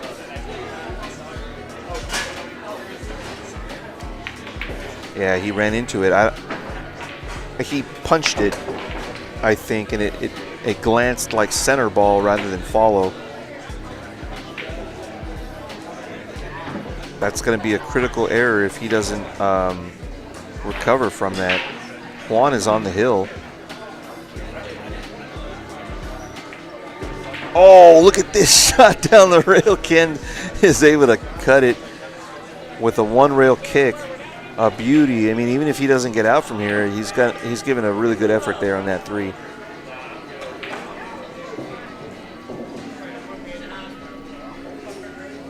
I think he's really tempted to spin this in with heavy left English. I think that's what he's trying. I think he hasn't really considered the safety options he has.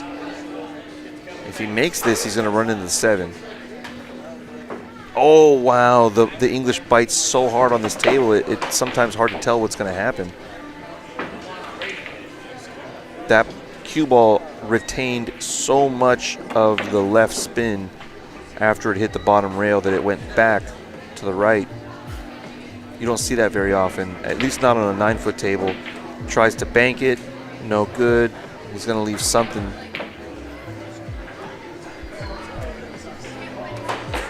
He might even try the billiard here.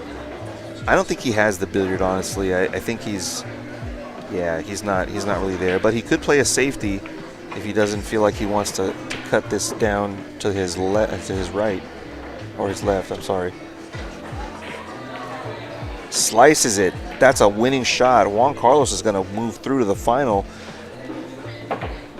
if he can put these 3 balls down, which I don't doubt that he can.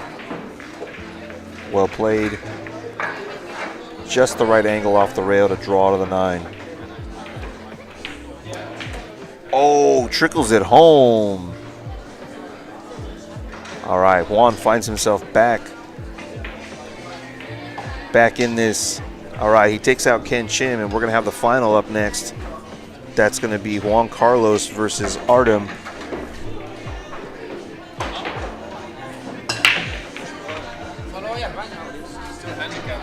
Yeah. Is it one match?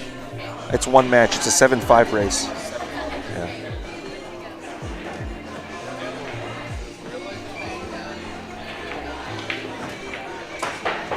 Yeah, so we're down to the final. What's up, man? We are down to the final, Jay Ataka. It's going to be Juan Carlos Kahina versus Artem. Yeah. This is going to be a 7-5 race. I'm going to get a drink. I should be back in just a minute, guys. We'll get started on the final.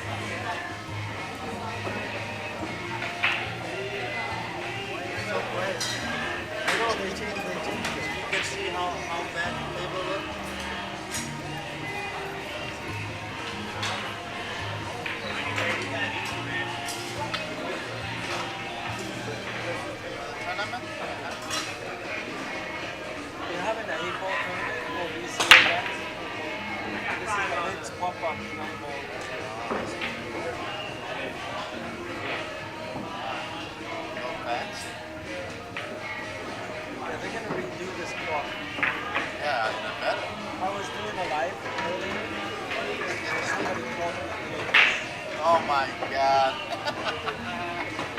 Thank you, Nick.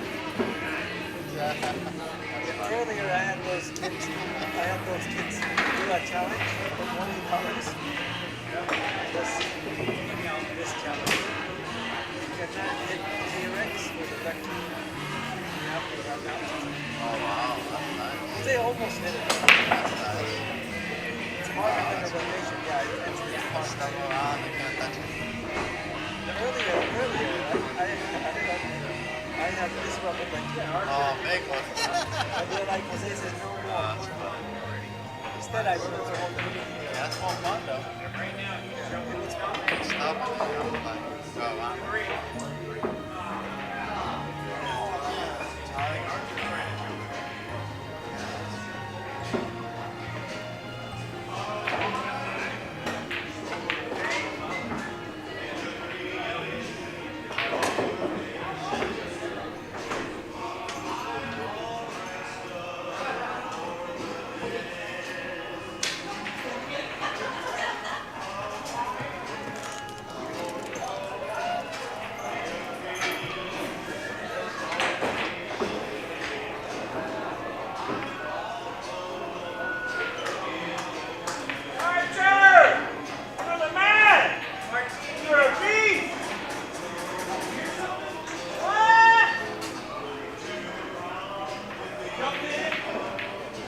Martine, you and Todd, table 9. Race to 1.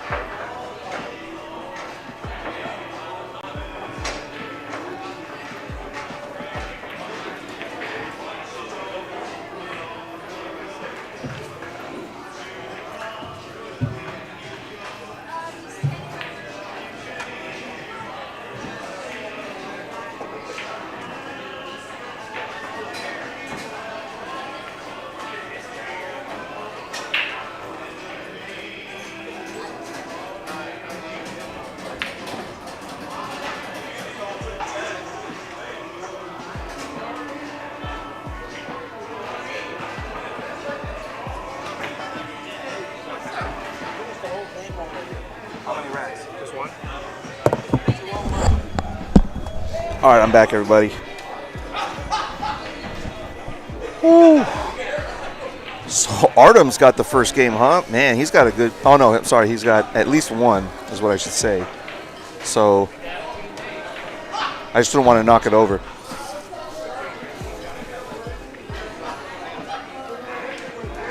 Did he have a break and run just now? He's had 4 break and runs on this table tonight. He's playing real strong. Let's see how Artem deals on his break. He had a couple of miscues on his break, but he looks like he's resolved that. Oh, barely keeps the cue ball on the table. I can tell you he does have a shot at the one.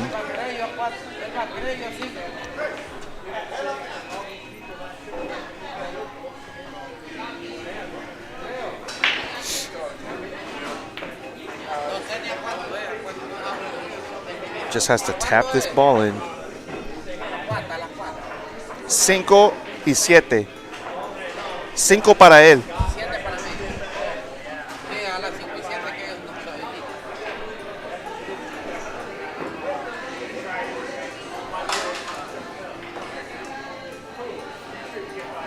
Of course, Artem beat Juan.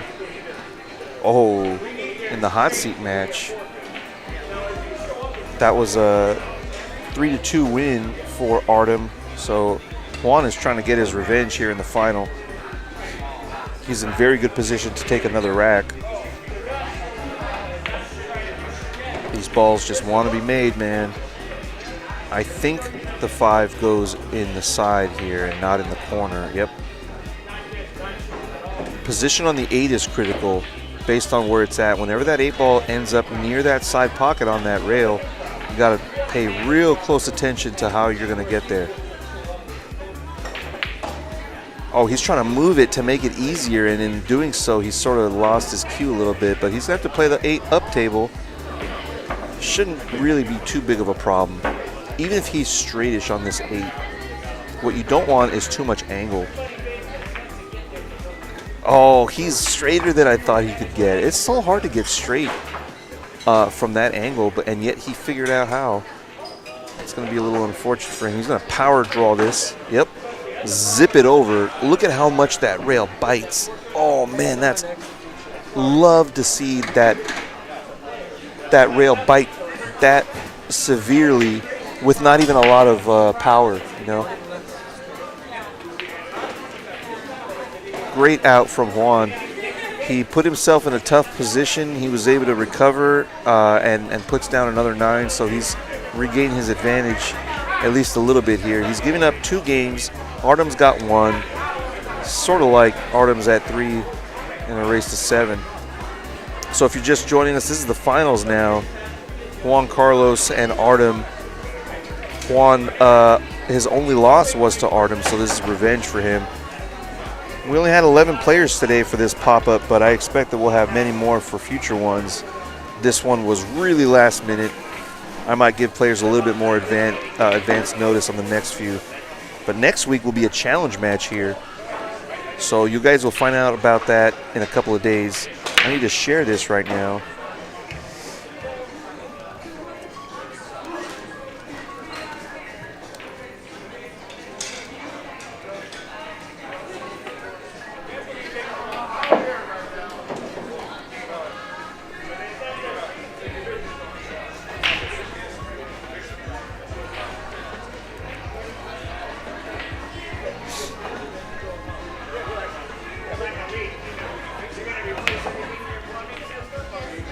This shot is important. He's not placing the cue ball in the right spot. He should be playing the one in the opposite corner and following 2 rails down for the 2 ball.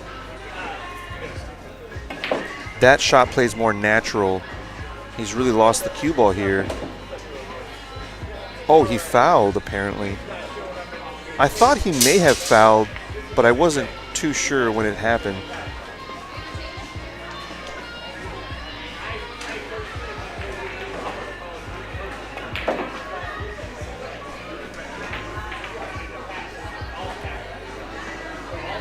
Juan just wants to zip through all these shots as quickly as humanly possible here.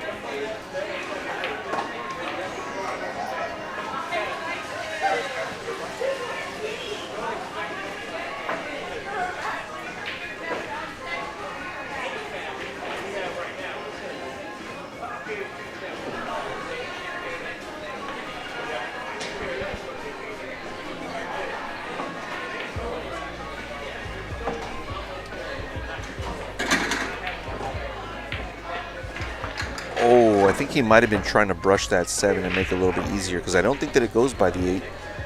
He's going to have to play it down table now. Maybe he might consider the 9 here. Maybe not. I'm only saying that because the 7 is awkward. He's going to go forward. Okay, I guess it does go by the 8. Super difficult to tell, and he was trying to develop it, so I thought maybe it didn't go. Simple little draw shot here.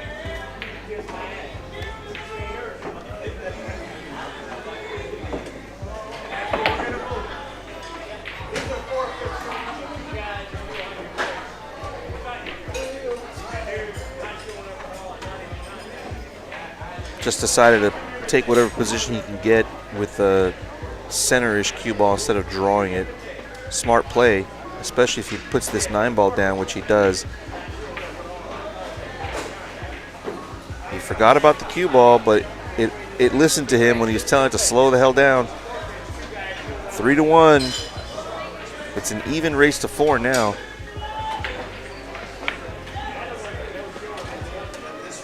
Both players need 4, so Juan definitely has his advantage back. Getting it to level field now is exactly what he needed.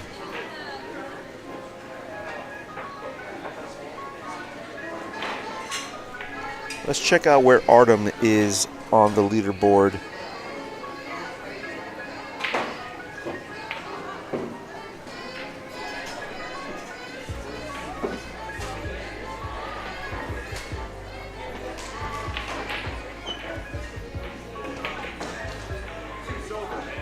Artem is in 34th at the moment. He's actually most likely in the top 32 because there are several players above him that are not members that are listed with points. So after this tournament, he's going to be in a much better position and most likely into the top 32 invitational, which is happening this Sunday. I'm sorry, next month, July 1st, I believe, or 6th. The 6th of July. That'll be our summer break invitational, which is top 32 players, $500 added, double elimination. If you're not in the top 32, you might still get in if you're around 32 to 40, because not everybody is going to be able to get in that qualifies. I'll be going down the list after to see who wants to get in, and I'll go down the list one player at a time until I fill it up.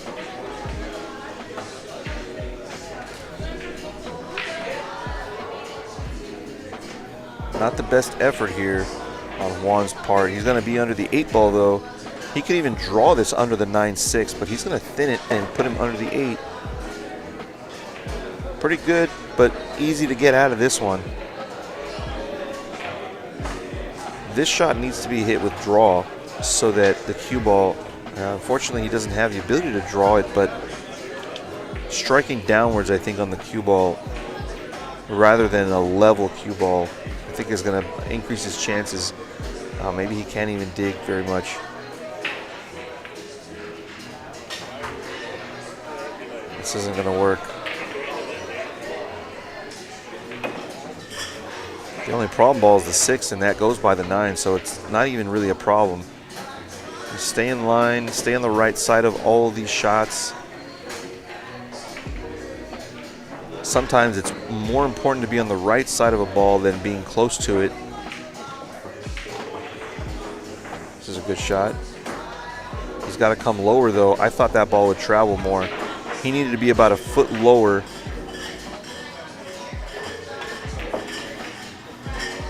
And actually, more importantly, he needed to be further off the rail so he could stun upwards. He's not happy about this one. He might be able to play this off the 8 in order to make an angle. I don't know, man. I don't think he's got anything offensive. He does have a rail first. Maybe he plays in the top right. This might work out really well. Wow. He made it work. Artem's got a 2-railer under the 6. Unless he feels like he can jump at this. The shot is almost certainly the 2-railer. He's going for the jump cue. The problem with this is that the cue ball is naturally wanting to go off the table. He needs the cue ball to be coming down on the 6 rather than upwards on the 6. That's not easy to do. He needs to get this cue ball to hit almost dead in the face this 6 ball so it doesn't go off the table. That's pretty good. Pretty good effort. And look, he's going to get a good result here. Nice shot from Artem. He was able to keep that cue ball on the table, which was the biggest challenge there.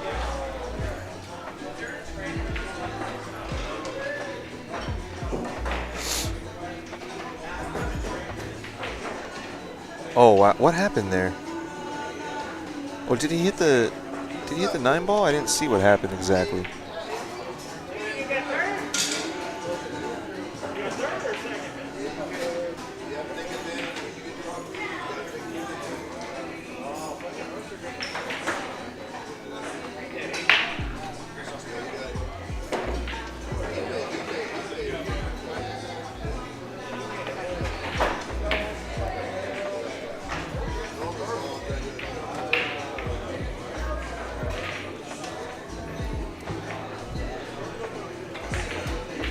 Oh, I don't think he wanted to come over here for this ball. I think he wanted to get to the corner, but this will work anyway.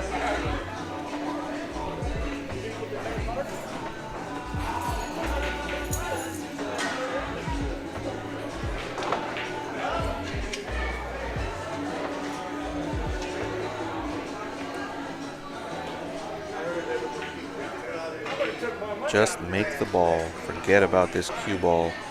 Just tap this 7 in. Tap. Nicely done.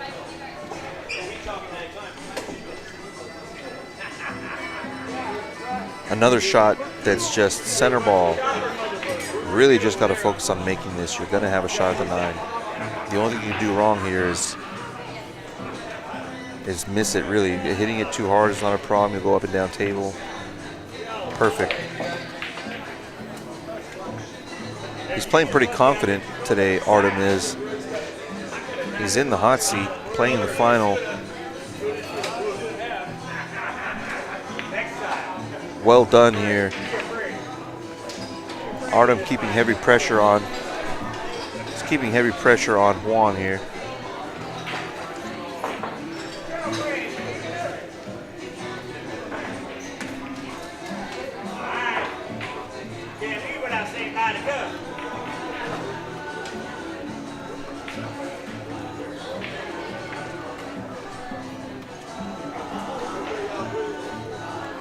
Our next tournament is this Sunday, if you don't already know. It's stop number 12. It's almost sold out. I've only got 1 spot left. It'll be filled probably by tomorrow, most likely. So if you're hearing this and you think you want to get in, you might as well do it as soon as possible. Hit me up.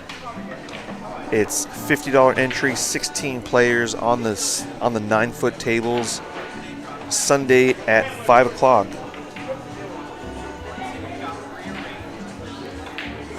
We will have new felt on the devil table here. That'll be the TV table for Sunday. We'll have the table 21 will also be a TV table.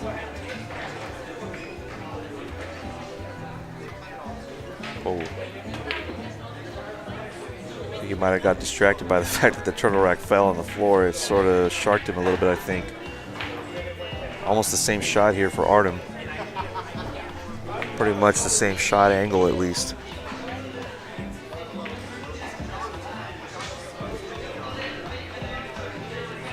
You just gotta sort of accept that you're gonna run into this ball and then hold it for the 3.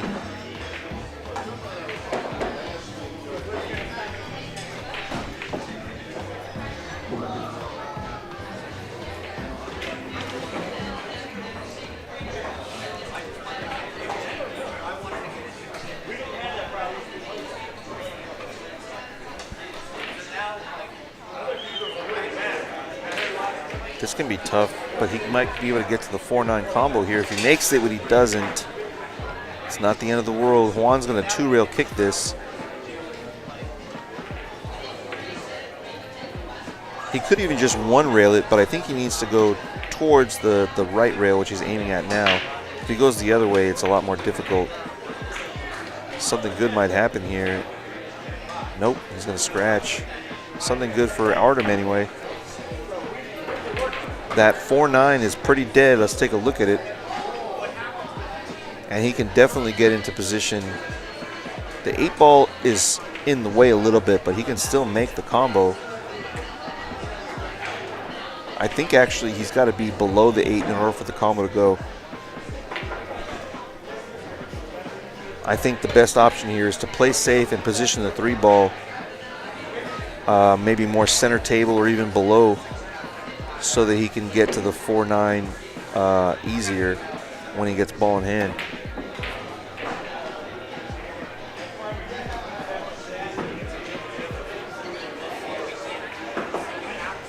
Well done. Not easy to hit this ball. Juan most likely will hit it. He's got a 1-railer. He's looking at it and not even spending any time. Oh man, I think he needed to spend a little bit more time on that. I think Juan feels like he can get away with that and still win the match. I'm thinking that that's his mental state, or his belief that he can get away with being a little bit careless. But then he's got to scramble to not make a single mistake once the stakes get a little bit more difficult to manage. He almost missed this 3-ball, and he decided to go for the run out here. I don't blame him for that. The 4-9 is not that easy to get to, but it's almost dead, as you can see from this camera. It's so dead that I thought he would try it.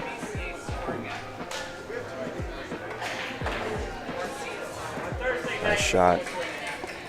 This shot can get away from you. He needs to draw this 2 rails. He needs to draw towards the left. This is like 7 o'clock.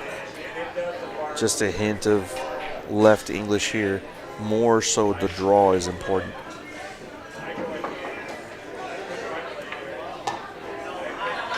Well done.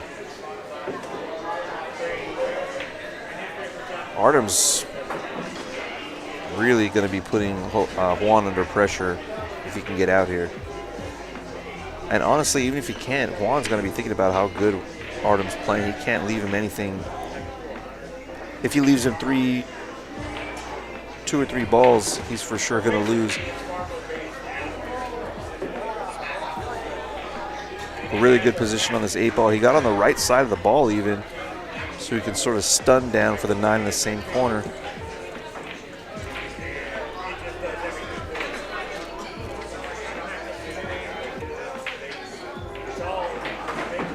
Oh, he had a straight follow shot. Really good stuff from Artem. Happy to see him playing well.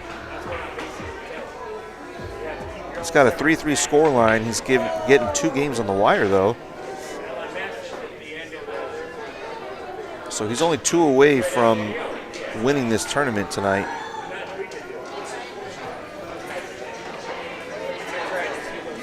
It would be his first, I think his first Mezz LA 9-ball series tournament win. I can't say for sure that he hasn't won a weekly tournament, but I'm not sure that I've seen him win one. Of course, if I'm wrong, I apologize, Artem. Some of the weekly ones, I don't know who wins every time.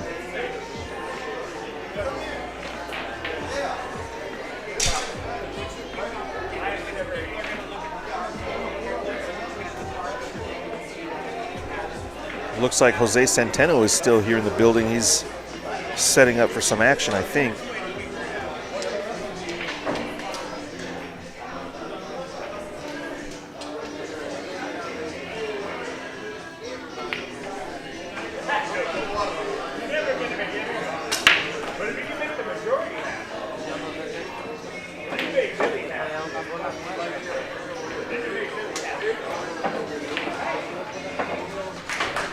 think he's going to find himself under this 6-ball, Juan will. Oh, we've got Jose Centeno and Keegan Badur are going to do something here on the devil table. I don't know what kind of action is brewing over here, but something's going to happen.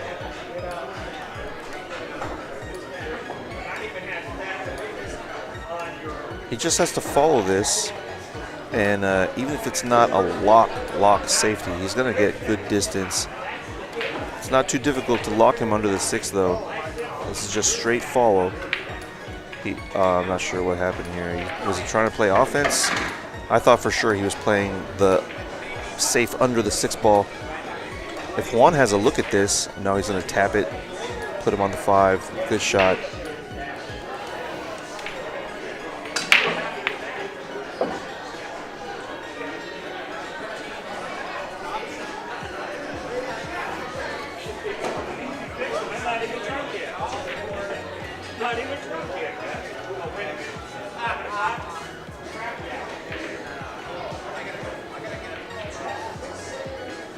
Oh, look at this shot, man. Well-deserved roll from Artem on that shot, man. He nearly makes the 1, and his cue ball finds its way to cover behind the 9. This is a very difficult shot to hit. The 3-ball's blocking. He's going to try and spin it between the 3-8 here. Well done.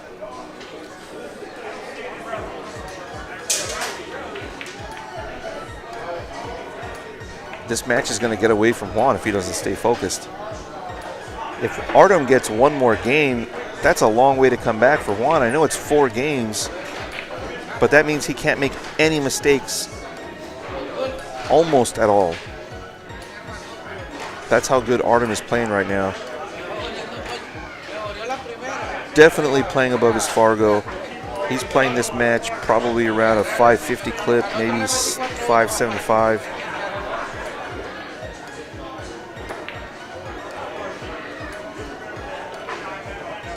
I think he was trying to play a safe, and I think that,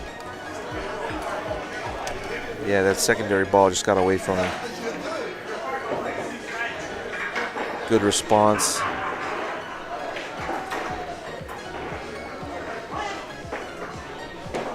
Artem's going to jump here. Got action on this jump.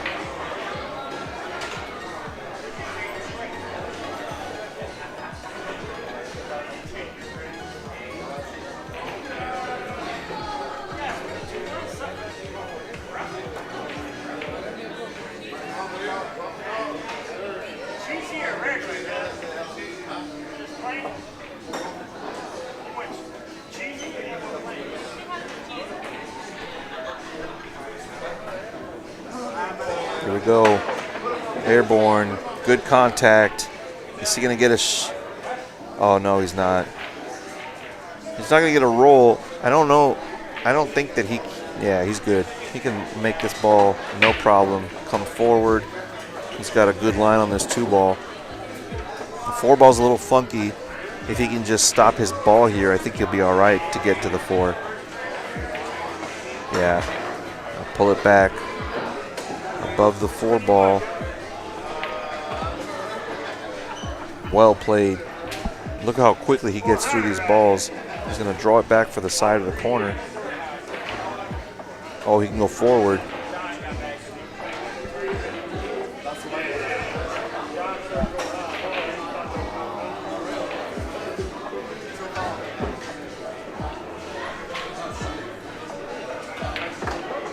Oh.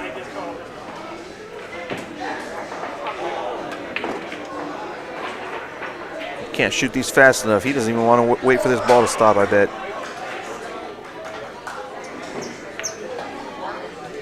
In really good zone right now is Juan.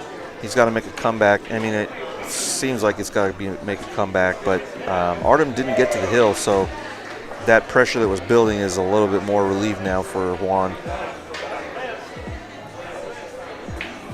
Winner here gets 110. Hey, what's up, Jay? I was just saying winner here gets 110 and second place is going to get 70. Wow. So this is the final, right? This is the final. We had 11 players.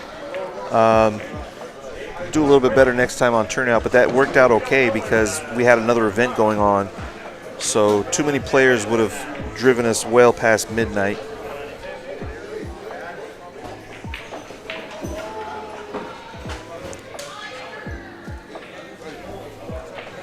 I think we're doing really good. It's only 11 o'clock, so. Yeah, we're on time now. So here comes Juan. Let's see if he can make this 8-ball in the wing. The 8-ball got smashed by 2 other balls, so he wasn't able to put that down or anything else. This is going to be a rare dry break from Juan. He's got his good buddy Jose is over here talking smack to him while he didn't make a ball on the break. So this is kind of interesting. If you look at an angle, Autumn is going to probably go for the shot. Yeah, and I think he should. This is a good offensive opportunity. Right. He's got a he's got a good angle to go break 4-5 cluster there. tiny bit of English here. I think he put too much in it. No, actually, he probably didn't put enough. The fact that he undercut it so badly suggested that he didn't actually put enough English on the ball. Well, he was elevating, so not yeah. much choice there. He shot that a little too quick, and now he's got a difficult way to get to this 4. I think he can overcut and maybe thin it with English. Oh, God, that... See, this is what I'm not used to, is these cushions bite more severely than they do on the Diamond or on the Brunswicks. So that kind of spin and that kind of action is not really that typical over there. I don't see it too much. Well, I hate to tell you this, but when these tables are brand new, I played in Vegas a couple months ago, and the rails are super hard when they're brand new. Oh, when they're brand new? Yeah, and if you touch the rail, you don't make any balls. Right now, I think the rails got a little bit softer, I would say, and that could have something to do with that effect. So now, well, the rails will stay the same when they get refelted next week. I like the way that they react in general. I don't know if it goes by the 8-ball. I like to shoot safety here, but oh yeah, there's no reason to go for this because. Oh, I see. He's elevating, so. Oh, he hit it perfectly. Oh, this is a good shot. He might have sold out a look, but I don't think that he did. I think he's hooked here. Let me see. No, Juan got down real quick. He can see the whole ball. Man, he was like a little excited kid getting an angle at that shot. I see. It's a good chance for... He's going to draw a little bit. And then he'll probably go 2 rails. Oh, he's going to put inside. Yeah. And this is what I'm talking about. Like on this table, I would do the inside as well because it grabs so well. Whereas I wouldn't be able to do that. Or he didn't do it too extreme. I think it's going to put the 8 in the side. This is a mistake. Yeah, it's okay. He can go 3 rails. He might have to clip the 9 here to slow the progress of the cue ball. He's going to just hook it behind the 9. This is a good shot. Okay.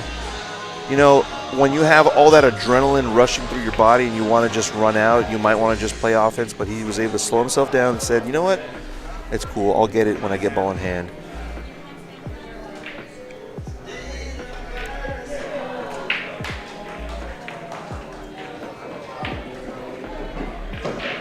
And Artem plays at such a different pace than Juan. I'm sure that is off-putting for Juan. This is going to be a really good contact here and a good result. Oh, man. Really good shot from Artem. I like to spin this cue ball up table. And is it frozen or not? He's going to call it right now. I don't know what he just called. He said thumbs up. I think that means it's frozen. I see. If it's frozen, the cue ball needs to hit the rail after the 8 does. Or something else, but it'll be the cue ball. Could, I'm thinking he's going to zip the cue ball up table. Oh, he's just going to... Oh, he's banking the ball, and I don't think he intended to make it. No, probably not. Now he needs a jump cue or some sort to... he can use a jump cue. He can do the he wants me to watch the hit. Hang on.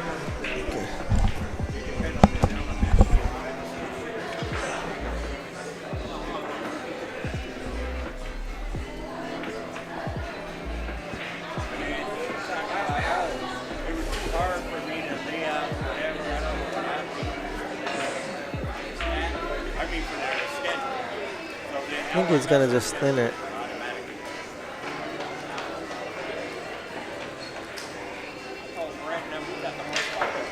He might have. It's kind of hard to see the angle from here. I think Autumn can cut this in.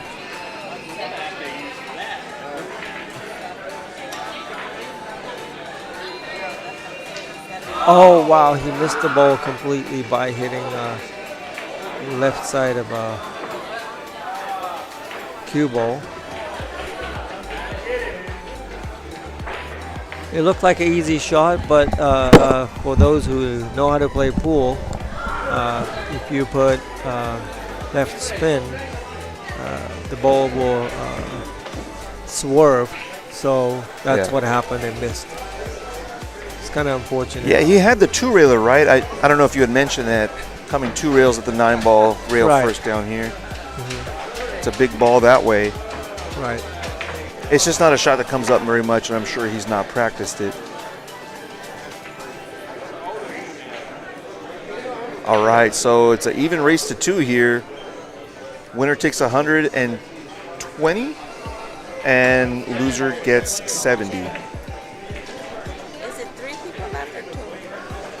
Just 2. This is the final. It's a final. One more game after this?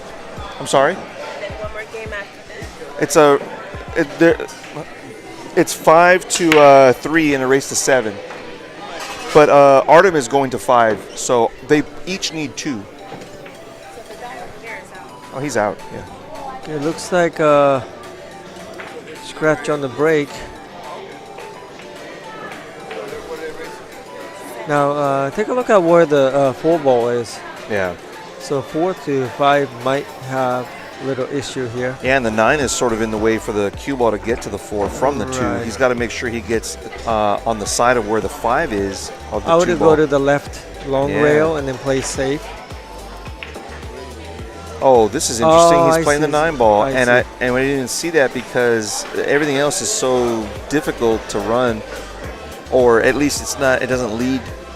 The pattern doesn't lead easily. That's why he's shooting this. Almost. Oh, he's going to leave action on this 2 ball. I mean, the 9 almost can go in 9 the corner doesn't by go. no, but it might go by the 8. So he just has to. Man, I don't know. 9 doesn't go. No, I know that it doesn't go in this corner, but the bank. If you look on this screen, you can tell that the bank can be made if it's hit just right. I don't think it's possible. Yeah, I don't think it's gonna go. But it'll come close over there, so he's got to at least consider. I would just glue the 2 ball on the rail just like that. That's a pretty good shot. He's going to sell the cut, He will probably snooker it on touching the 6. Yeah. He didn't hit the rail. He's shooting too fast. Yeah, he's rushing. I'm telling you, man, it's the fact that I think he gets impatient when Artem is at the table, because Artem is much more deliberate. He's going to take his time, and then Juan is just like, all right, let me just shoot, and he fumbles a lot that way. Yeah, I can see that. This will be a good solution if he can keep the 2 ball there where the 4 is. Yeah, I hope 2 If doesn't the get 2 goes snookered. up, oh, he's good. Nicely played. Getting straight on the 6 is going to be critical, which means he needs to focus on what angle he's going to get on this 5 ball. If he doesn't get straight on the 6, he might not be able to run this out. I like his choice. This is not the angle he needs to get to the 6. Or he made sure to make that ball. He made sure to make it, yeah, but in doing so, he lost. All he needed was the cue ball to be a little bit to the left of where it is now. On the rail would have been perfect. I don't think he has an angle, so he has to come down. Yeah. He might even play safe here. He's playing safe, look. On the 5? Oh, he tried to. He's going to just play the combo. Okay. I thought he was playing a safety based on what looked like the angle his cue was at on the table. I would not take this combo. I would thin cut it on the left side of a 6 and then roll the cue ball past the side pocket. And then put the cue ball on the short rail on the other side. That way, one has to take the bank shot or some sort of shot. I don't know. Autumn might take the combo. Looks like he's gonna take the combo. He wants me to watch the Hick is going to try the combo. I'll be back. Okay.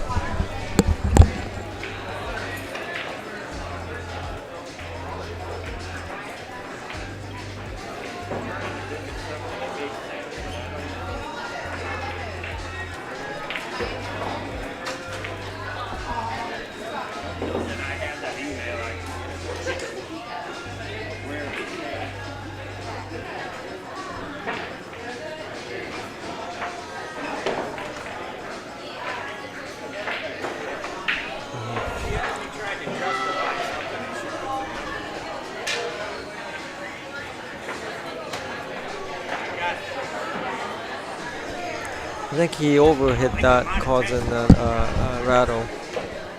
Wow. Look how he didn't waste any time on that one. He's going to get to the hill if he can make these 2 balls. It's amazing how fast he takes a shot. Yeah. Very experienced player. Very natural feel player. Right. Not really big on fundamentals or pre-shot routine or, because his shot, his approach to every shot is sort of different every time. Whereas Artem is definitely much more, at least his foundation is based in fundamentals. You can tell that he gives every shot a lot of care and he takes his time and he goes through a pre-shot routine. And that can be really, really the best thing that you can do for your game, especially if you're starting out. I never had that. And so I don't really have a pre-shot routine. I mean, I sort of do a little bit, but it's not the same every time. I don't memorize it and try to replicate it every time. It's sort of just a little bit more natural on my end. All right, here's the 5 ball on the wing.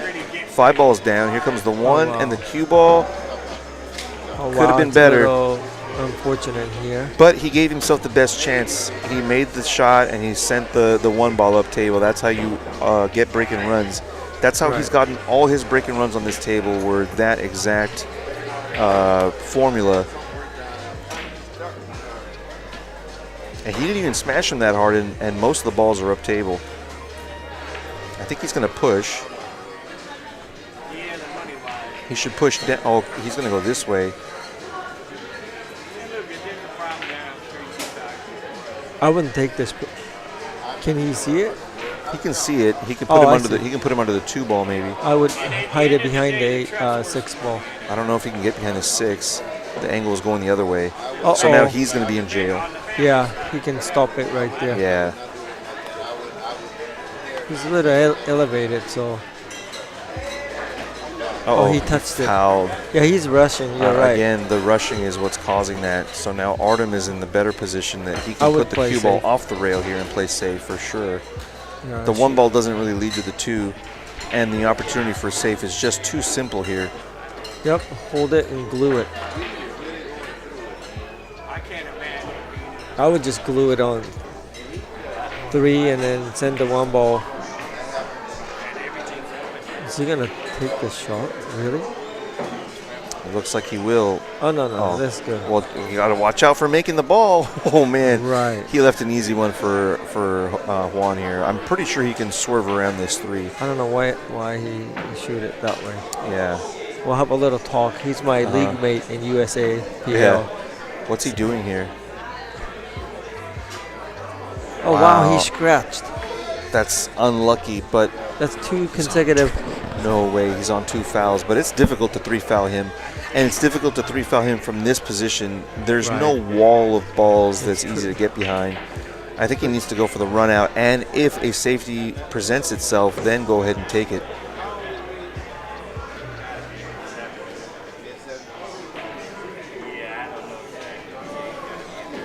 I think Artem's going to be able to learn a lot from his performance here. He's done really, really well. It's just been a couple of little critical shots that may have cost him some critical racks, but he is in the hot seat. He is. I'm surprised he just drew that. I would go around 2 rails. I mean, he got positioned, but yeah, statistically, he shouldn't get positioned that often if he goes that route. He should definitely go the 2-rail route more often. Yeah. Draw that's about 5-6 inches. Straight on the 3. The only thing you can do wrong here is hit it too soft and not draw it past the 7. He didn't get enough draw, and that's. I think he got he's there. He's safe. Yeah, this camera He's on view. the safe this side. camera view is a lot better here. Oh wow! Yeah. We put more cameras. Yeah, he's got a lot more, and we haven't even really. Okay, good. He's on the right side. So the question is, where is he gonna pot the 7, right? Yeah, he's got 5 pockets he can make the 7 in. I think I like to actually make the 7 the same pocket as the 6. Right where he's putting his cue is. Right. That's where the cue ball wants to go naturally with just a follow. If he's not careful, he's gonna scratch in the side though. Yeah. At that angle, it's hard to scratch inside, but he could. Oh, he's got to focus on making the ball. This was good position on the 7, which I didn't even see that. Yeah, he blew that one. Yeah, this might be the end of it for Artem. But a runner-up finish in this tournament is nothing to be ashamed of, man. He's done really well. Right. And he's been putting himself out there here in the Mezz, playing much more 9-ball than he was before. So big shout out to Artem. He's going to get second place to Juan Carlos Cajina. He's our current 9-ball king of LA, and he wins yet another title here. Nicely done. All right, everybody. Thank you for tuning in. I'm going to call it a night. Great job, both players. I might actually hit a few balls down there myself a little bit later. I need to get some rest. Thank you, everybody. Great job all night long, Chris. Thanks, buddy. And I'll catch you later. Thank you, guys. Bye.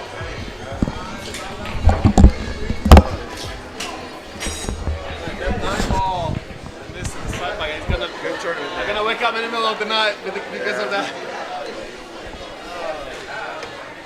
Really good tournament, buddy. You got 70. That was fun. 70? You can give me a cut for charity. Do we get a picture too, or?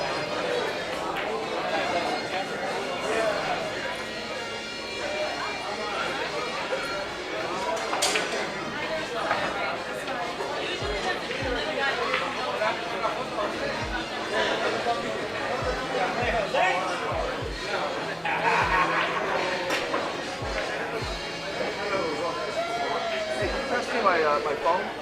Jay.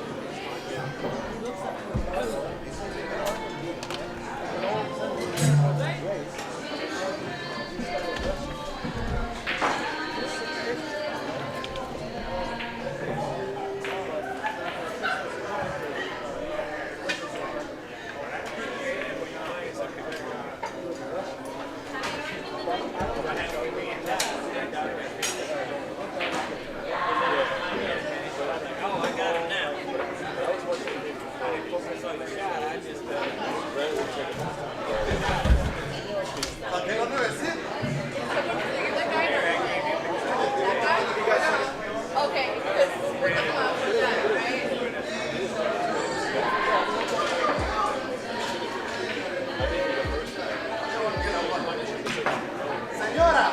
I had my chances. I cannot complain. I had my chances.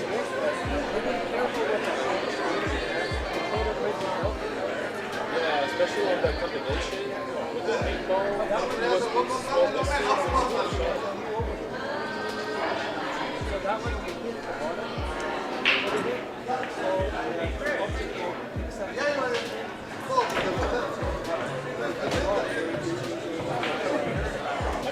I don't remember if I'm overcut or undercut. I think I'm overcut. I think I'm overcut.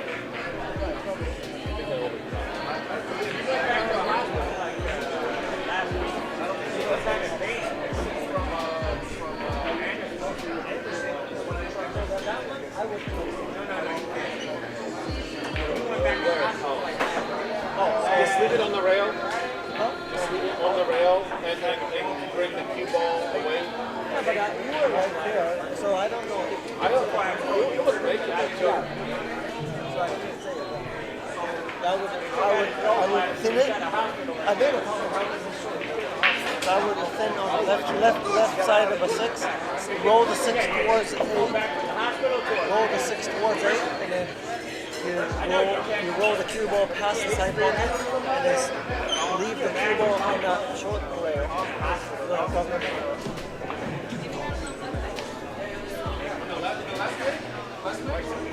What's going forward?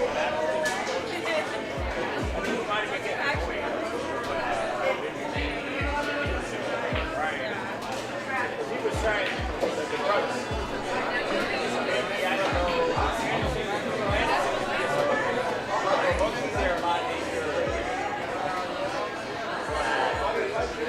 But yeah, he had no problem. So he's in the hospital right now. We're waiting for him to go back up. I'll let you know when he goes back.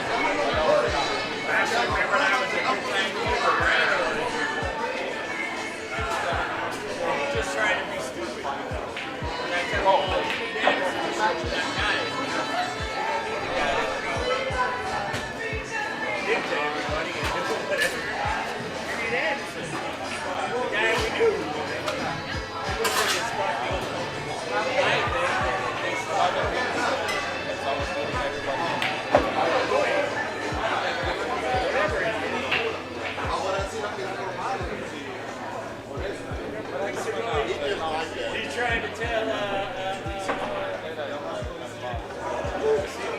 guy who's passing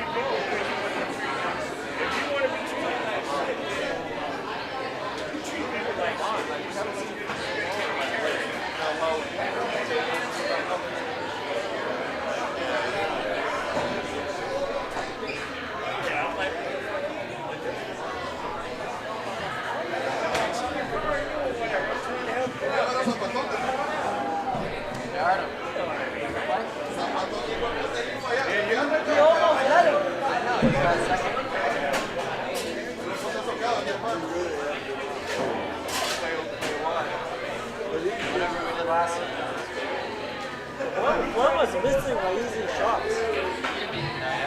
Yeah, it's just unbelievable.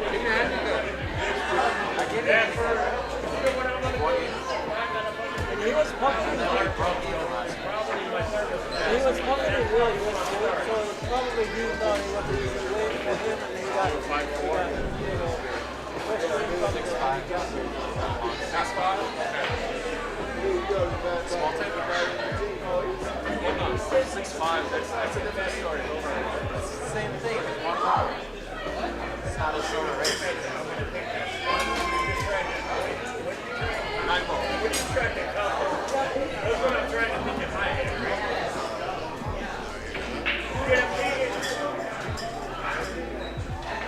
Dude, you played good, man.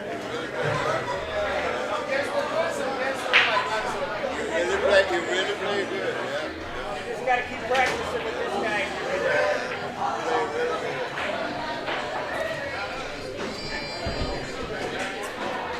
They turned him in already.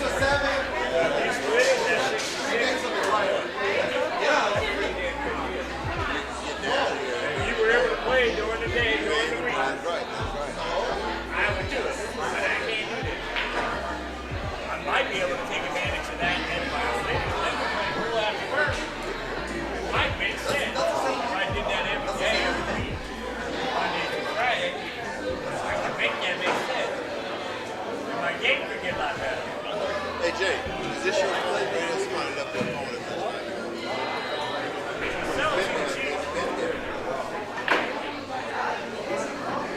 Oh, that is yours then, okay.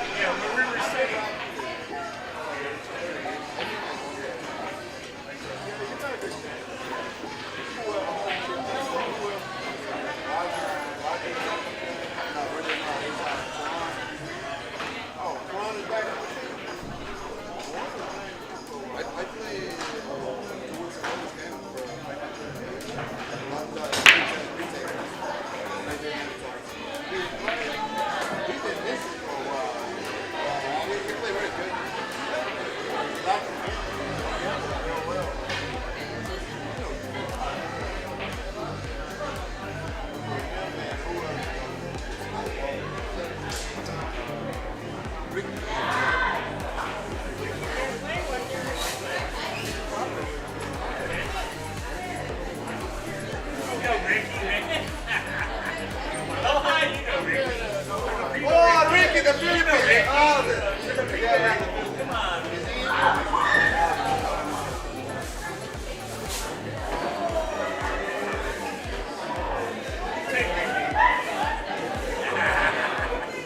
is that, 100 inch?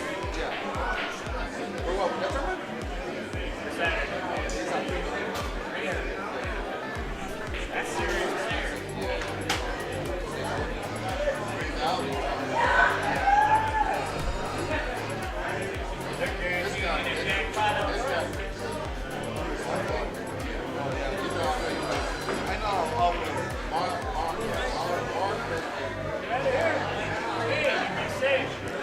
You're gonna play in that tournament Saturday.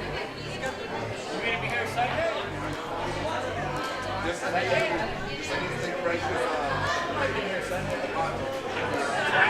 Read up on